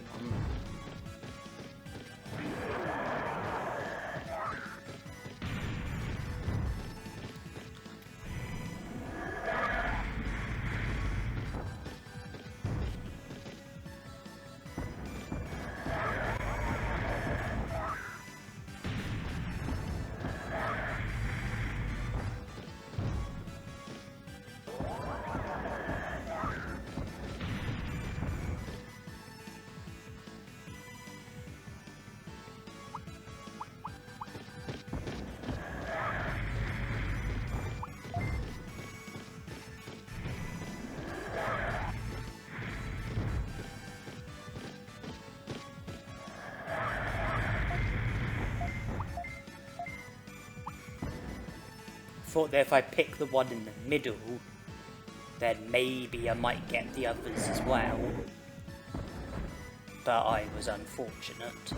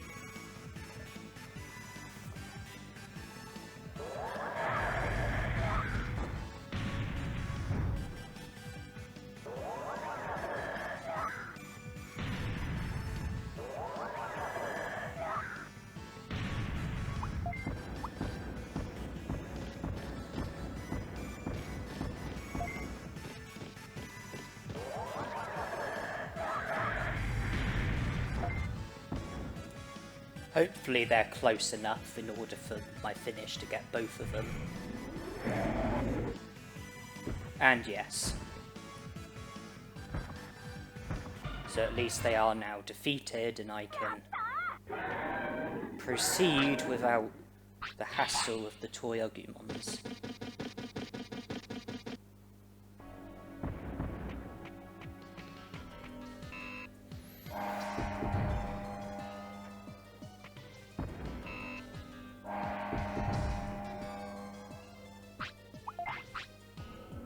Okay, my HP is definitely low enough.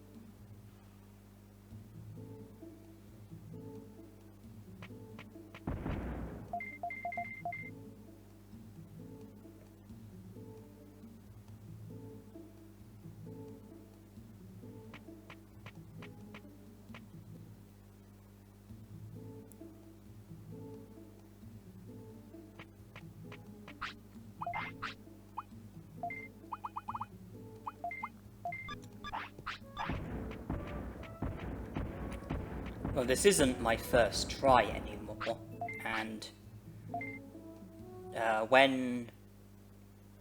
during my first try, I learnt that when Greymon uses his finish against Patamon, usually when Patamon falls to the ground defeated, there is a reasonable distance between Greymon and Patamon, enough distance in order for Greymon to use Magma Bomb. So it looks like Dynamite Kick is my best chance.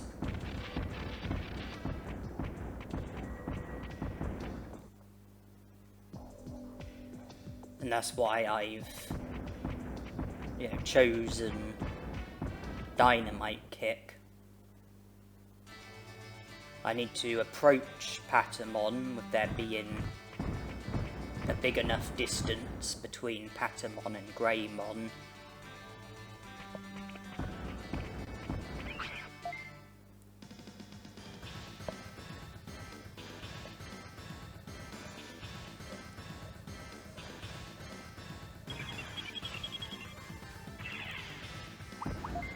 Okay, so the first hurdle was successful, and when I defeat Patamon with a finish and go into the second battle, I'll need to pick distance before Greymon gets close enough to Patamon in order to attack.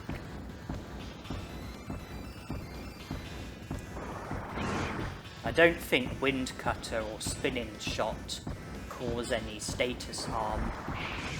Dynamite Kick has a modest rate of causing paralysis.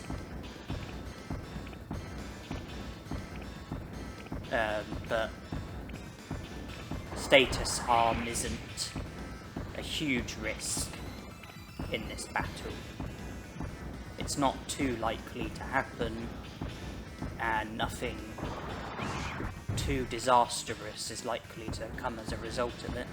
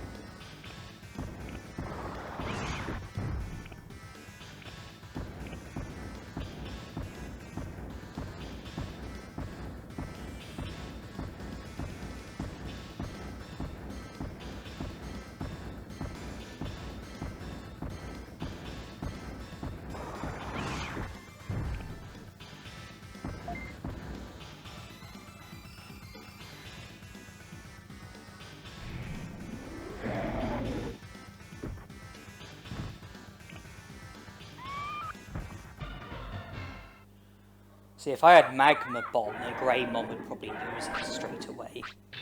Greymon is injured, not to worry. What I really need is for Patamon to begin the battle with either Wind Cutter or Spinning Shot. Because if he does Dynamite Kick, then he's going to come a lot closer to us. And he did use Wind Cutter, and I had no trouble with picking distance. So as long as there are no issues when starting the next battle against Patamon, I see no reason why we can't defeat him and recruit him.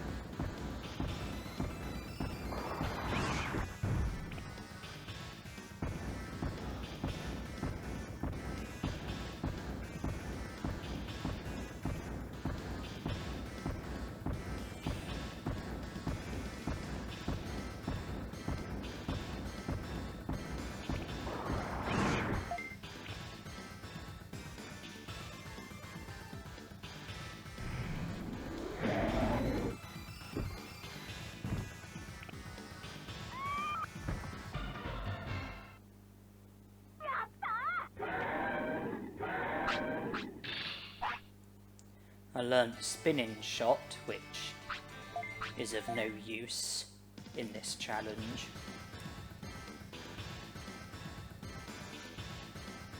So now the bit that will make or break this fight. Okay, got nothing to worry about. Patamon will be ours at the end of our next finish.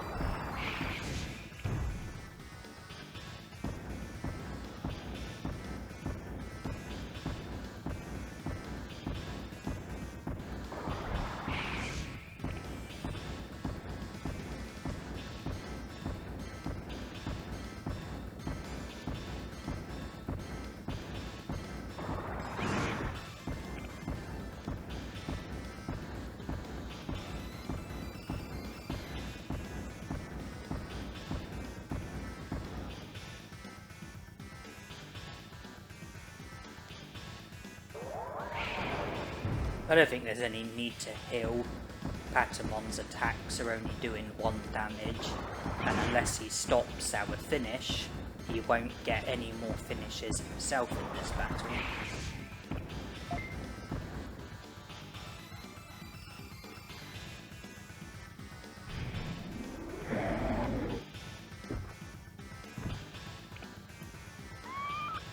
Well, I never thought I would say this in a playthrough for Digimon World, but by getting Patamon out of the way, we've gotten one of the harder Digimon out of the way. One of the battles that I was more worried about has been gotten out of the way. We have been successful with it.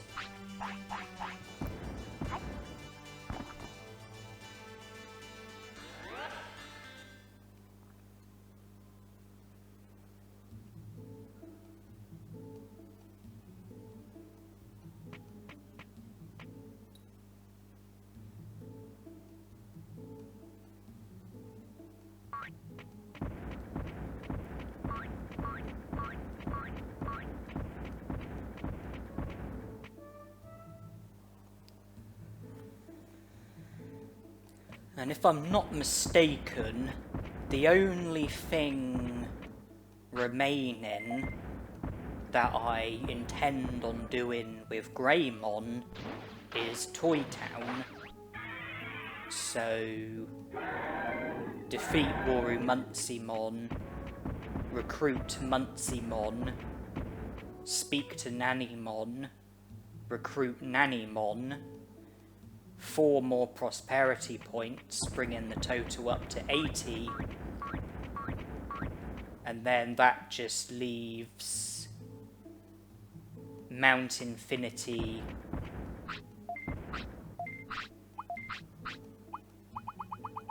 Frigimon, Garulamon, and Greylord's Mansion, I believe.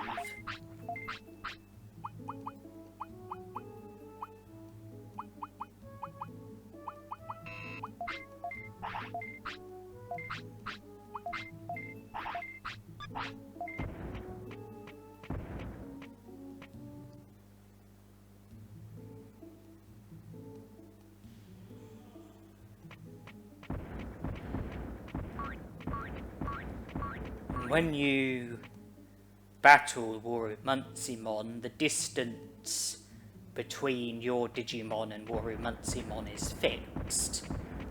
I don't think there's anything that you can do to decrease or increase the distance that's between you and Woru Muncymon. And having Dynamite Kick equipped as our technique is the best idea, I would think. I think that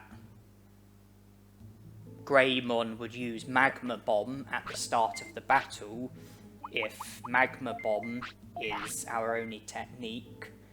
If we were to use Counter, then we might use Counter against Woru Muncymon's Megaton Punch. And for the time being, I've put Counter just in case I get into any battles with the random Digimon. You know, Toy Agumons, Tankmons, Clear Agumons. But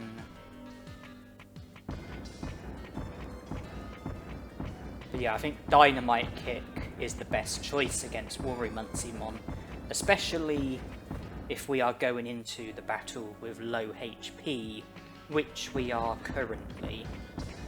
The booby traps might put our HP down even further, but we've got small recoveries. So we can have our HP so that it's low enough in order for us to move slowly, but not so low that there's the risk of us getting defeated before I have a chance to heal. Okay, our HP is at 1.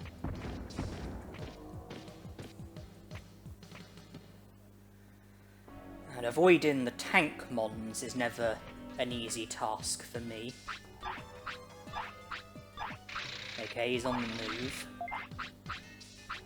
Let's produce an animation. Hope that Tankmon goes away.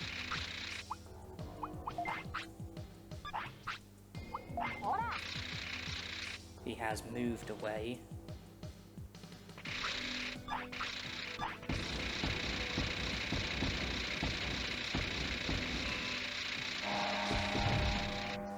Well, we're currently beyond the Tankmons.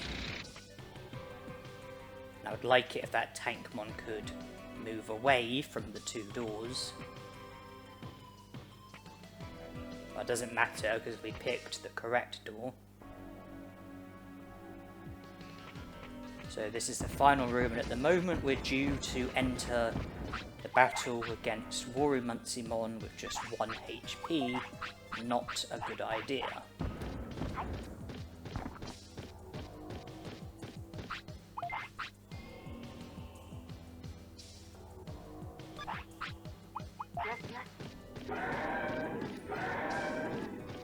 I'm just worried about our discipline getting to the extent where we might digivolve to Metal Greymon.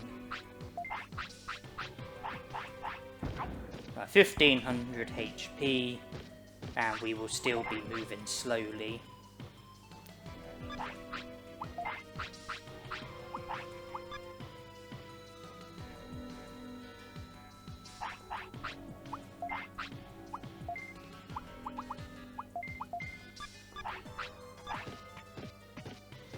And I picked the correct door, so that saves us from hassle.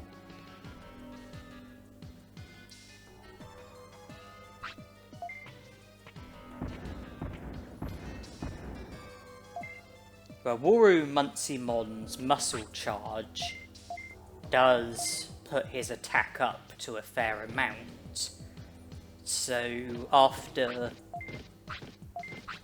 putting his attack as high as possible with muscle charge, his Thunderbolt would certainly be able to do a fair bit of damage.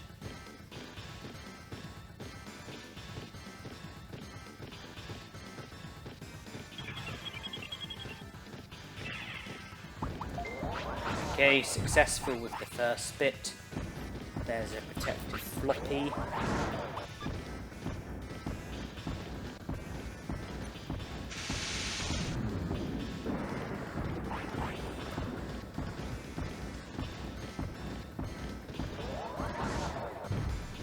And going by how powerful our finishes have been so far, it'd be really nice if we could do this battle with just 2 finishes.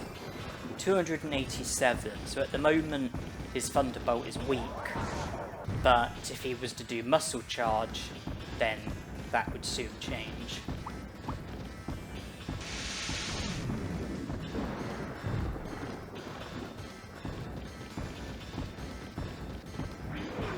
Okay, there's 1 muscle charge.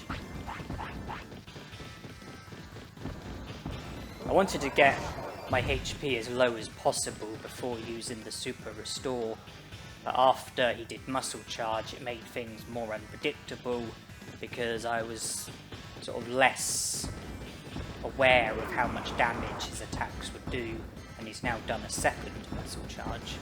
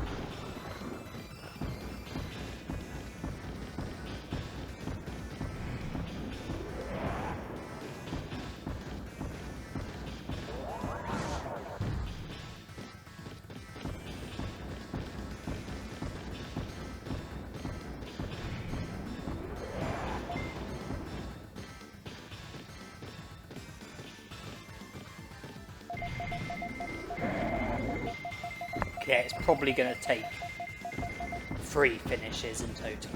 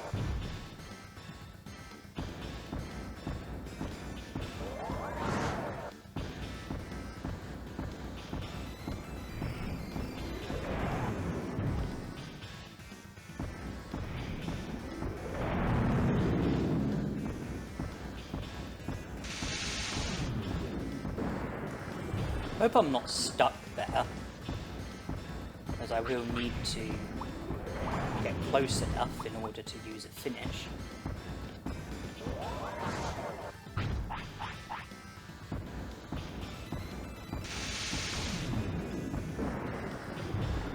It's also affecting my evasion as well.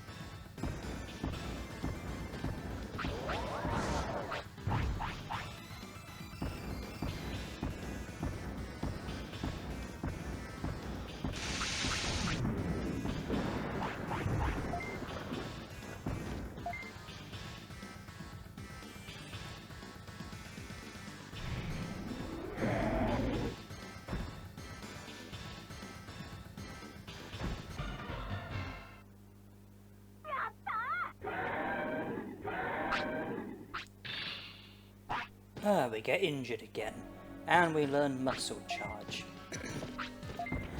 Well, getting injured isn't actually as much of a problem as it might appear to be, because from this point, instead of going back to the robot house on foot, I was actually going to return to the city with an autopilot so that I could go to Digimon's house and save, because I wanted to protect the progress that I've just made.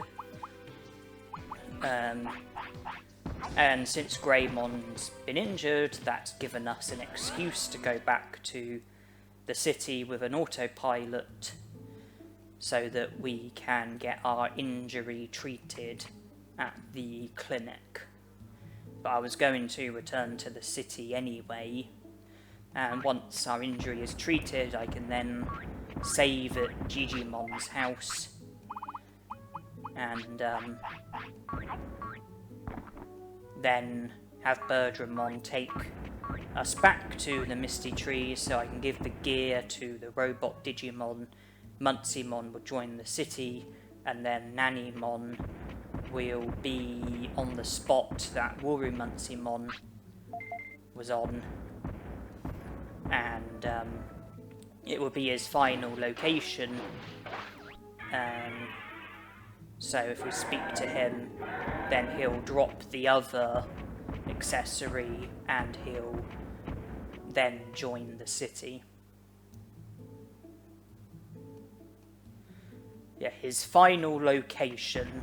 I was going to say final destination, but I didn't want to unintentionally quote the name of a film. So, final location is what we'll go with.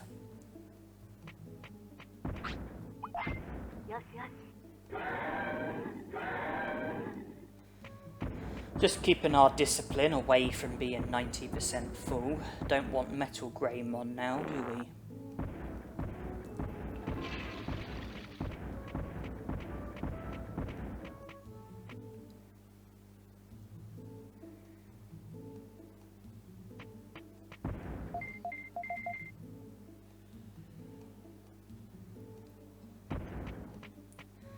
Well, the Digimon that I'm planning on digivolving to can use counter like Greymon can, and he can use the close range attack Dynamite Kick like Greymon can, and he can also use Sonic Jab like Gabumon and Dramoldramon were able to do. I don't think that I currently have a long-range attack that my new Digimon will be able to use. but I chose to go about the game in a way where I would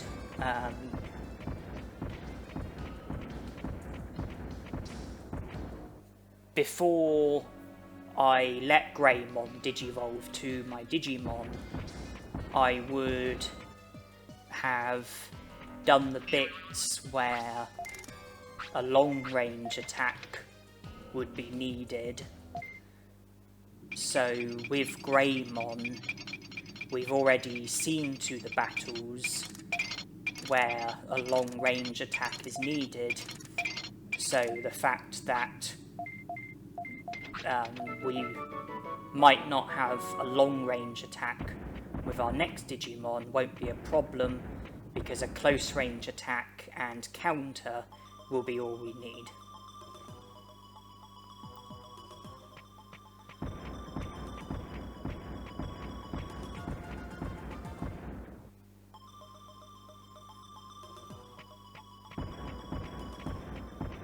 The only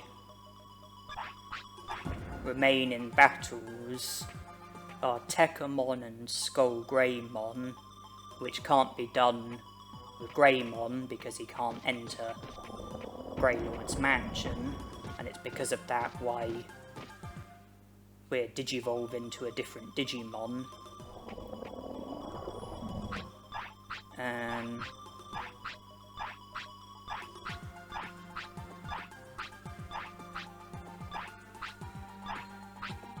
Machine Dramon, but I've calculated that we will be able to do it with Dynamite Kick, because I've estimated that there will be enough distance between us and Machine Dramon at the start of the battle, and then that would just leave Digitamamon, and none of his attacks can be countered. So counter is the ideal technique to have against Digitamamon.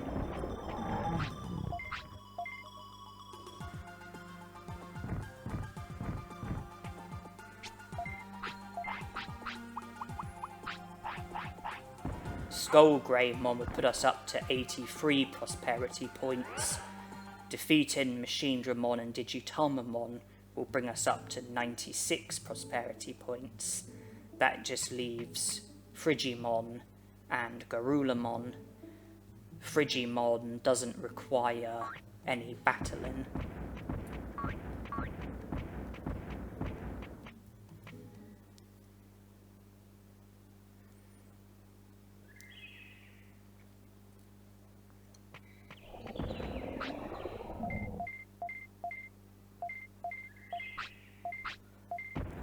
So you've probably worked out what my plan is. It's to make sure that Greymon gets plenty of vitamins in his system by giving him a very healthy banana, but not any old healthy banana, a particular healthy banana, which is also very valuable and very useful, and makes you digivolve to Etamon. The item in question is the gold banana, and Etamon is the Digimon that we are going to be digivolving to. He's a virus type, so we will be able to enter Greylord's mansion with him. He will be able to use... He'll be able to have counter as his technique against Digitamamon. He'll be able to have Sonic Jab or Dynamite Kick as his technique against Tekamon, Skull Greymon, and Machine Dramon. So we will be able to do the rest of the challenge with Etamon as our Digimon. But since we will be digivolving with a Digivolution item, it means that our lifespan won't get extended. So we're probably going to live to the maximum of 15, so instead of letting Greymon sleep, which he currently wants to do, and end up losing loads of hours, I decided not to let Greymon sleep and to give him the gold banana just before we reach the next hour. And I'm going to Freezeland because I'm after Frigimon. Etamon can tolerate the cold, so Frigimon will join the city if we speak to him with Etamon as our Digimon.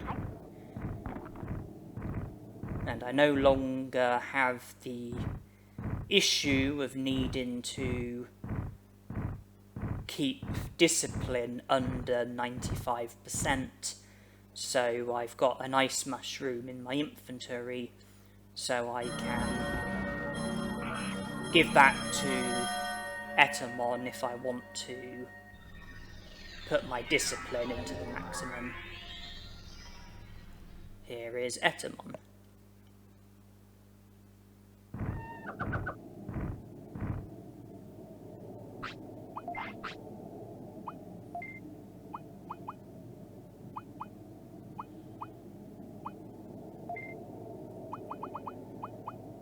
Well, I suppose Spinning Shot is a long-range attack.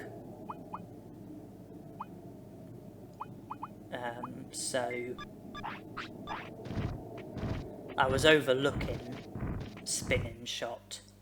It's not all close-range attacks.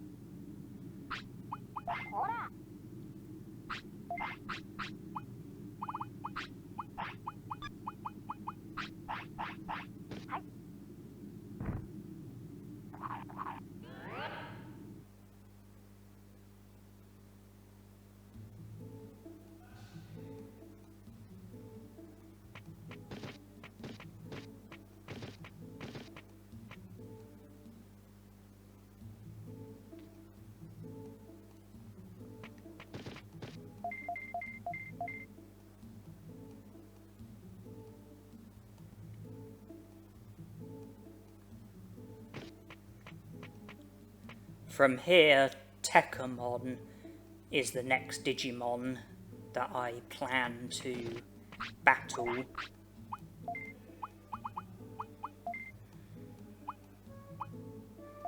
We can get distance between Etamon and Tekamon, so I'll have the close range attack Sonic Jab.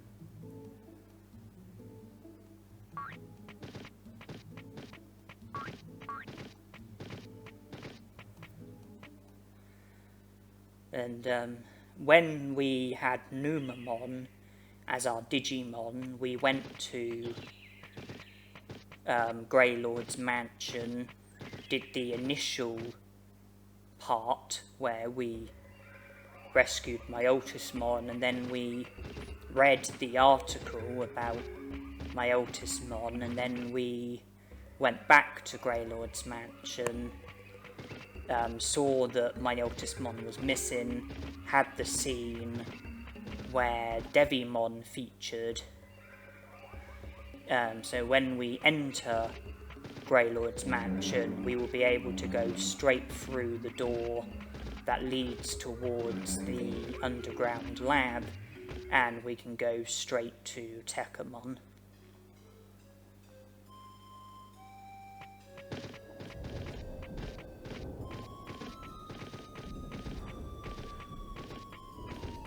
And Etamon wants to sleep as well.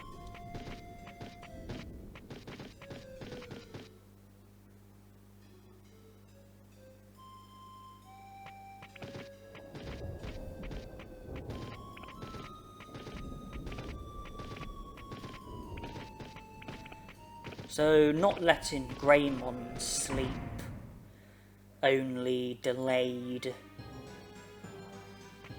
my Digimon wanting to sleep, because not long after Digivolving we've now got an Etamon that wants to sleep.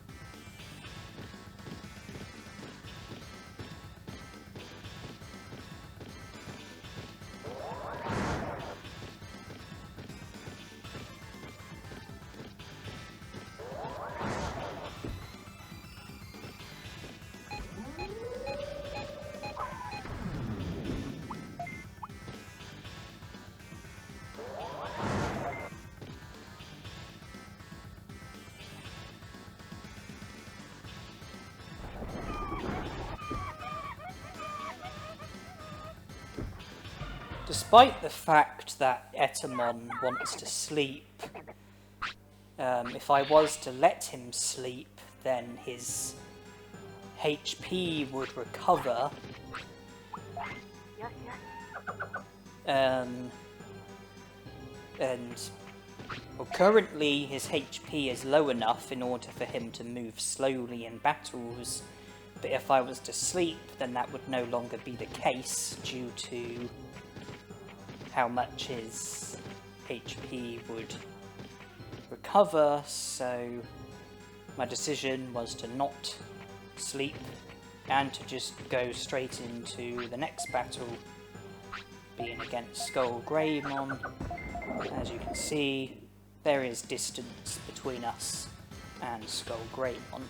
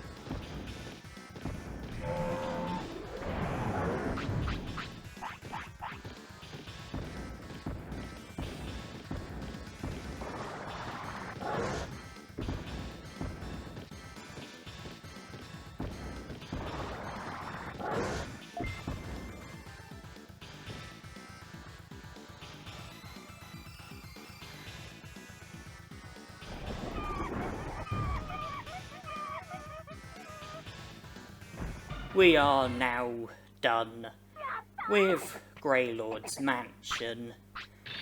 That's what I will be saying just after we speak to my Altismon. Speak to my Altismon and have Skullgreymon join the city.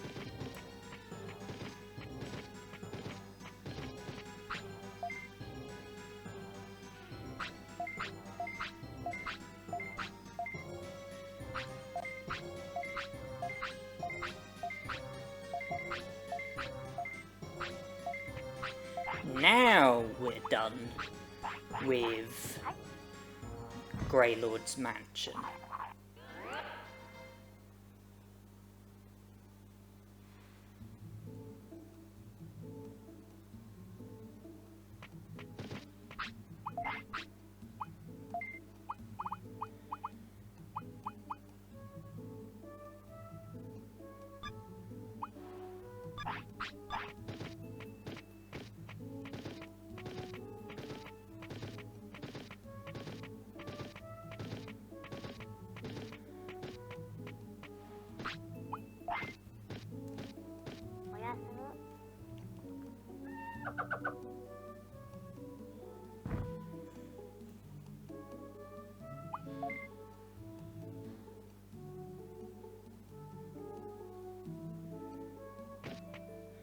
I'm going to Mount Infinity to try and defeat Machinedramon.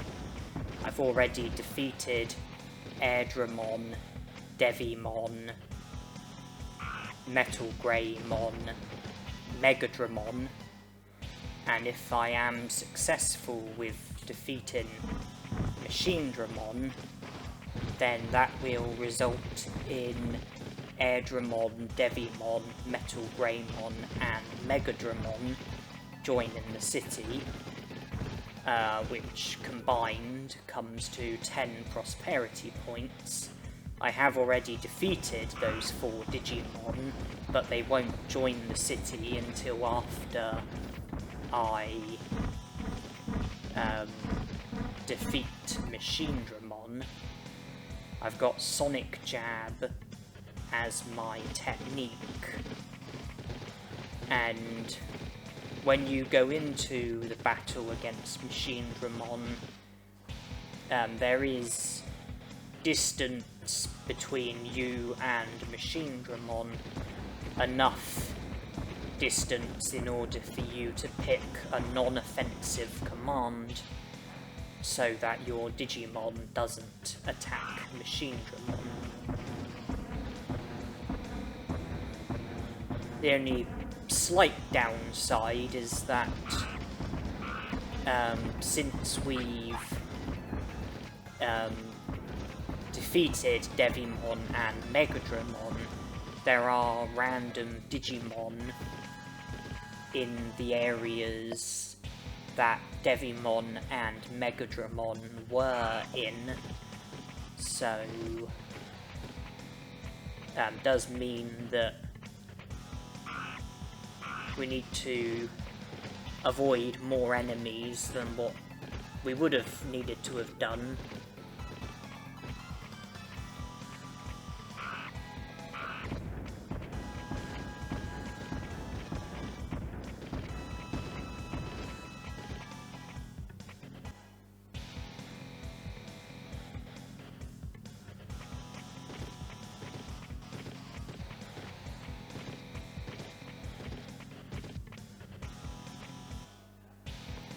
If we do defeat Machinedramon, then we will return to the city and Digitamamon will be available at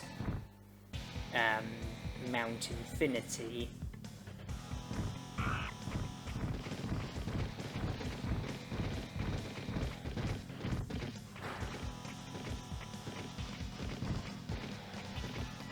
I'm losing track of where we're up to with prosperity points.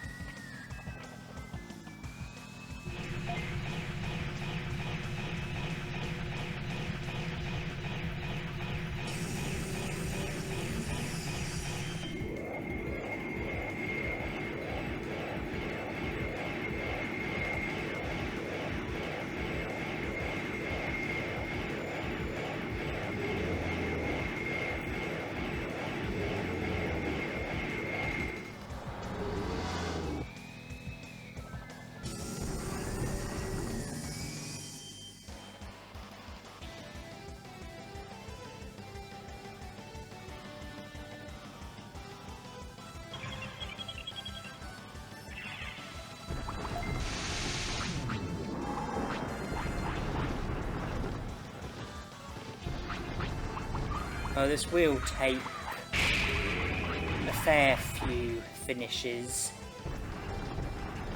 but we picked distance, we picked protective floppy, used an omni-disc.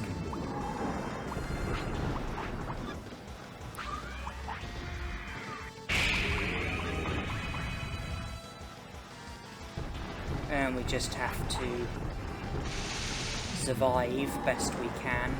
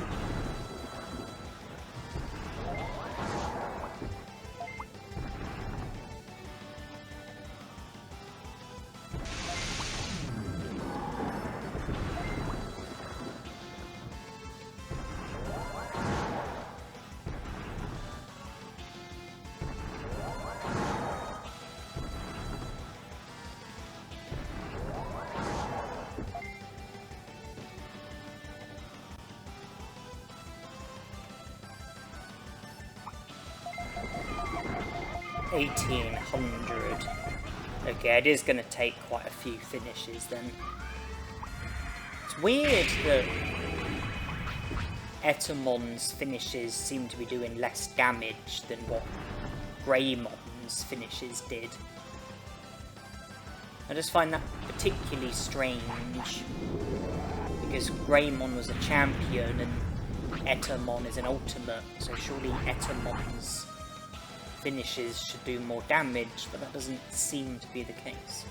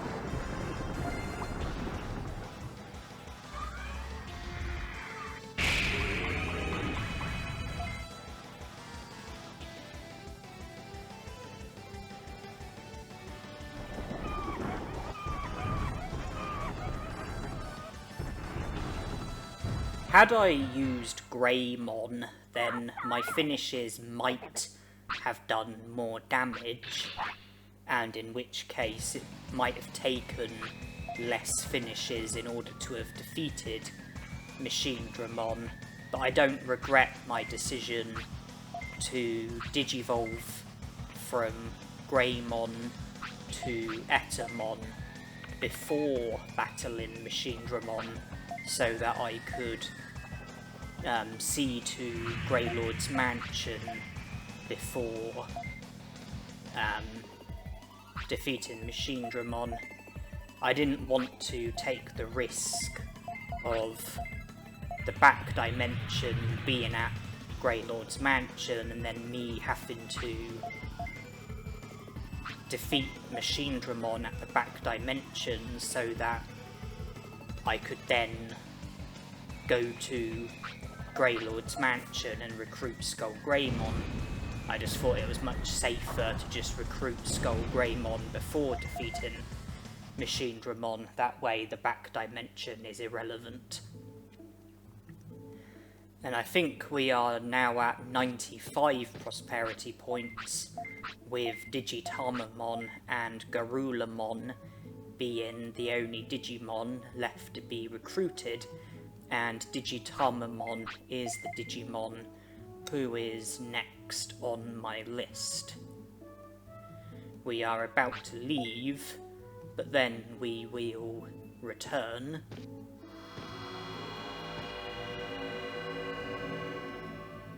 Here we are.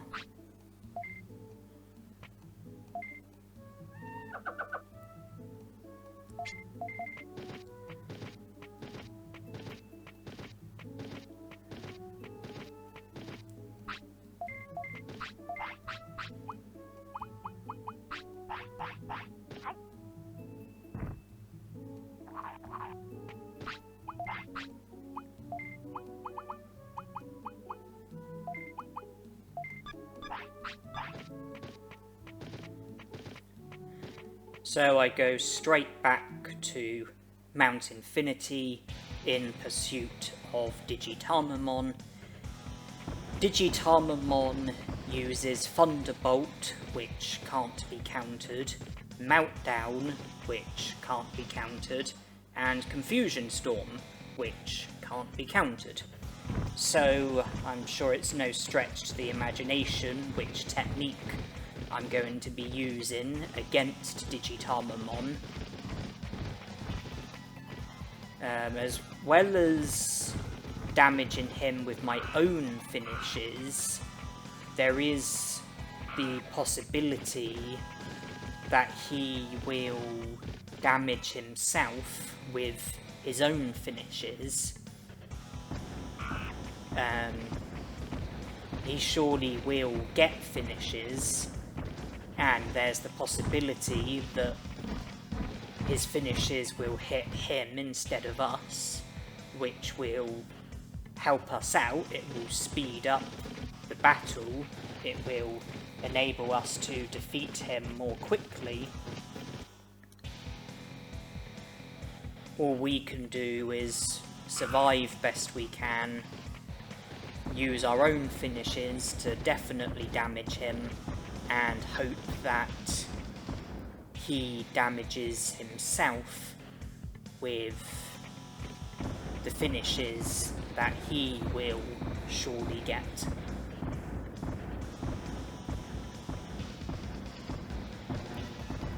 And I would like to say one thing, and that's that in this challenge I regret to say that I am not successful with recruiting Garulamon. This is a no attacks challenge where I'm not allowed to use any techniques against any Digimon. I'm not allowed to attack any Digimon. I am only allowed to use finishes in order to deal damage against opposing Digimon, And I did defeat Garulamon the first time, but in the rematch, you are unable to command your Digimon in any sort of way.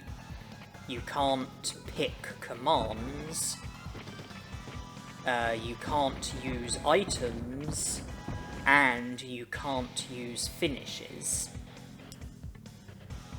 Now, I could go into the battle against Garulamon with counter as my technique, so there's no risk of me using techniques against Garulamon, because neither Ice Statue or Giga Freeze can be countered. But since I can't use finishes in the Garulamon rematch, I don't have any way of defeating Garulamon.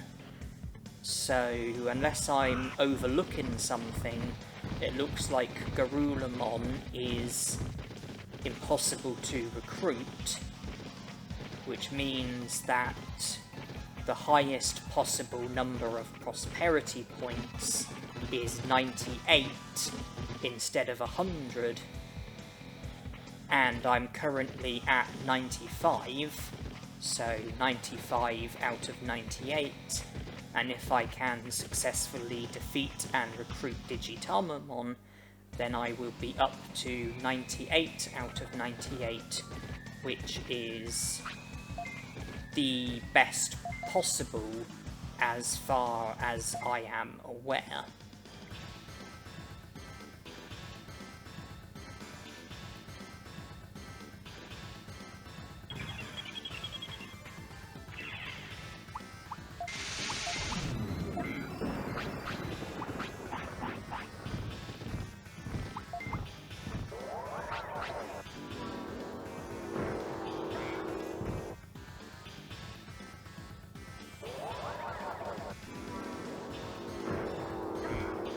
Whenever Digitamamon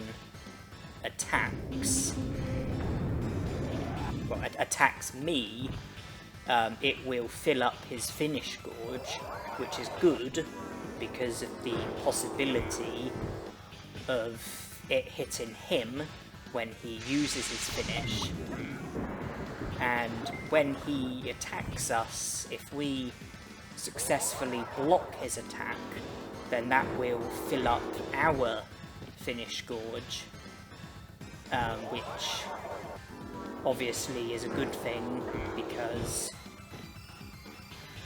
you know, we need our own finishes in order to definitely be able to damage Digitamamon. His finishes might damage him. Our finishes will definitely damage him, and the first Nightmare Syndrome is being used, and it's good news for us.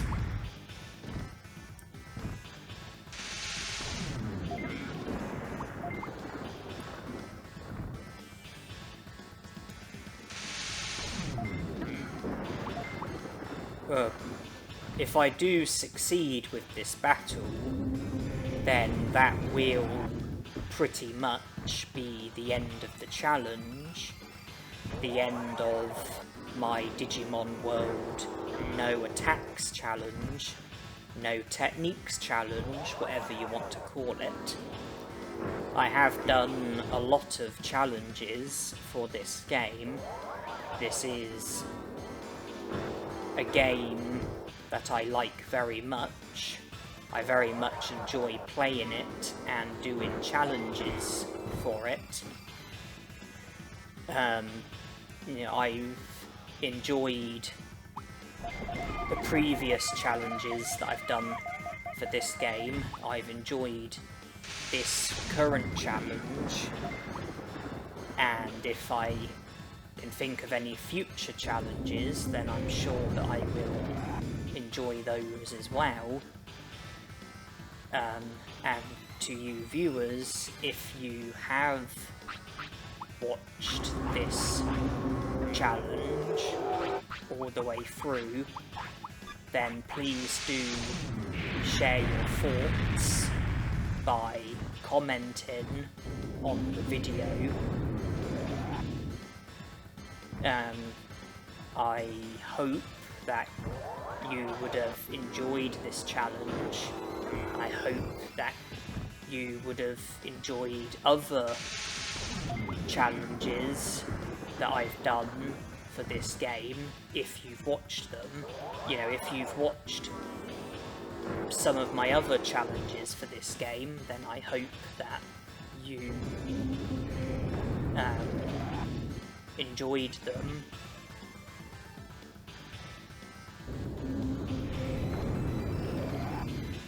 And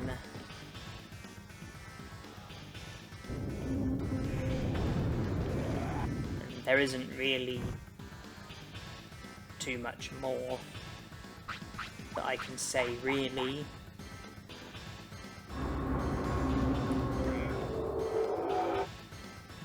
Who's the finish hitting this time?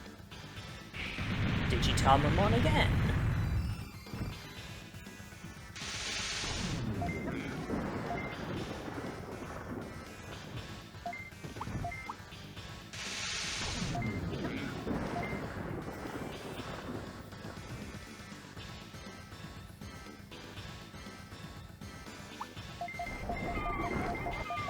Where he's one finish away from being defeated, so we either need him to hit himself with one more of his own finishes, or we need to hit him with one more of our finishes. He's due to get his next finish before we get our next finish. If it hits him, then that will be the end of the battle. If it hits us, then we will have to wait until we get our own finish. And then it will definitely be the end of Digimon. Providing he doesn't stop our finish, of course. Okay. He's doing his finish.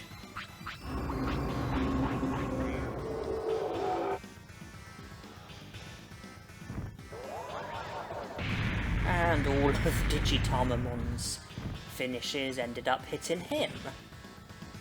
That's pretty unfortunate for him, and pretty fortunate for us.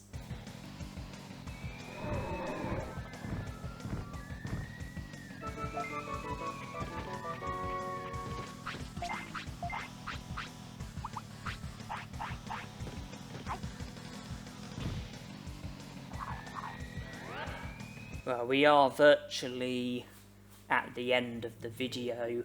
I'm just returning to the city and go into the item shop, and then when I speak to Digimon, he will confirm that we are at 98 prosperity points, and then that will be the end of the challenge. So I would like to thank you viewers for watching this video. If you have watched it all the way through, then I would like to thank you for choosing to devote your time to me and my video and my YouTube channel. I'm not entirely sure what I will be doing next, but I've got loads of different ideas for gaming videos that I haven't yet done. I've also got loads of videos that have already been recorded that I haven't yet uploaded. So plenty of resources left in me for the time being.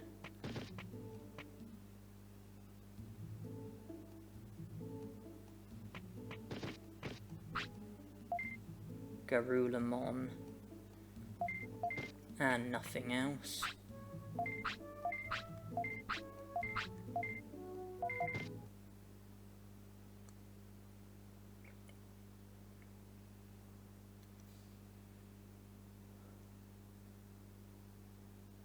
"98 prosperity points. Thank you everyone for watching, and hope you enjoyed."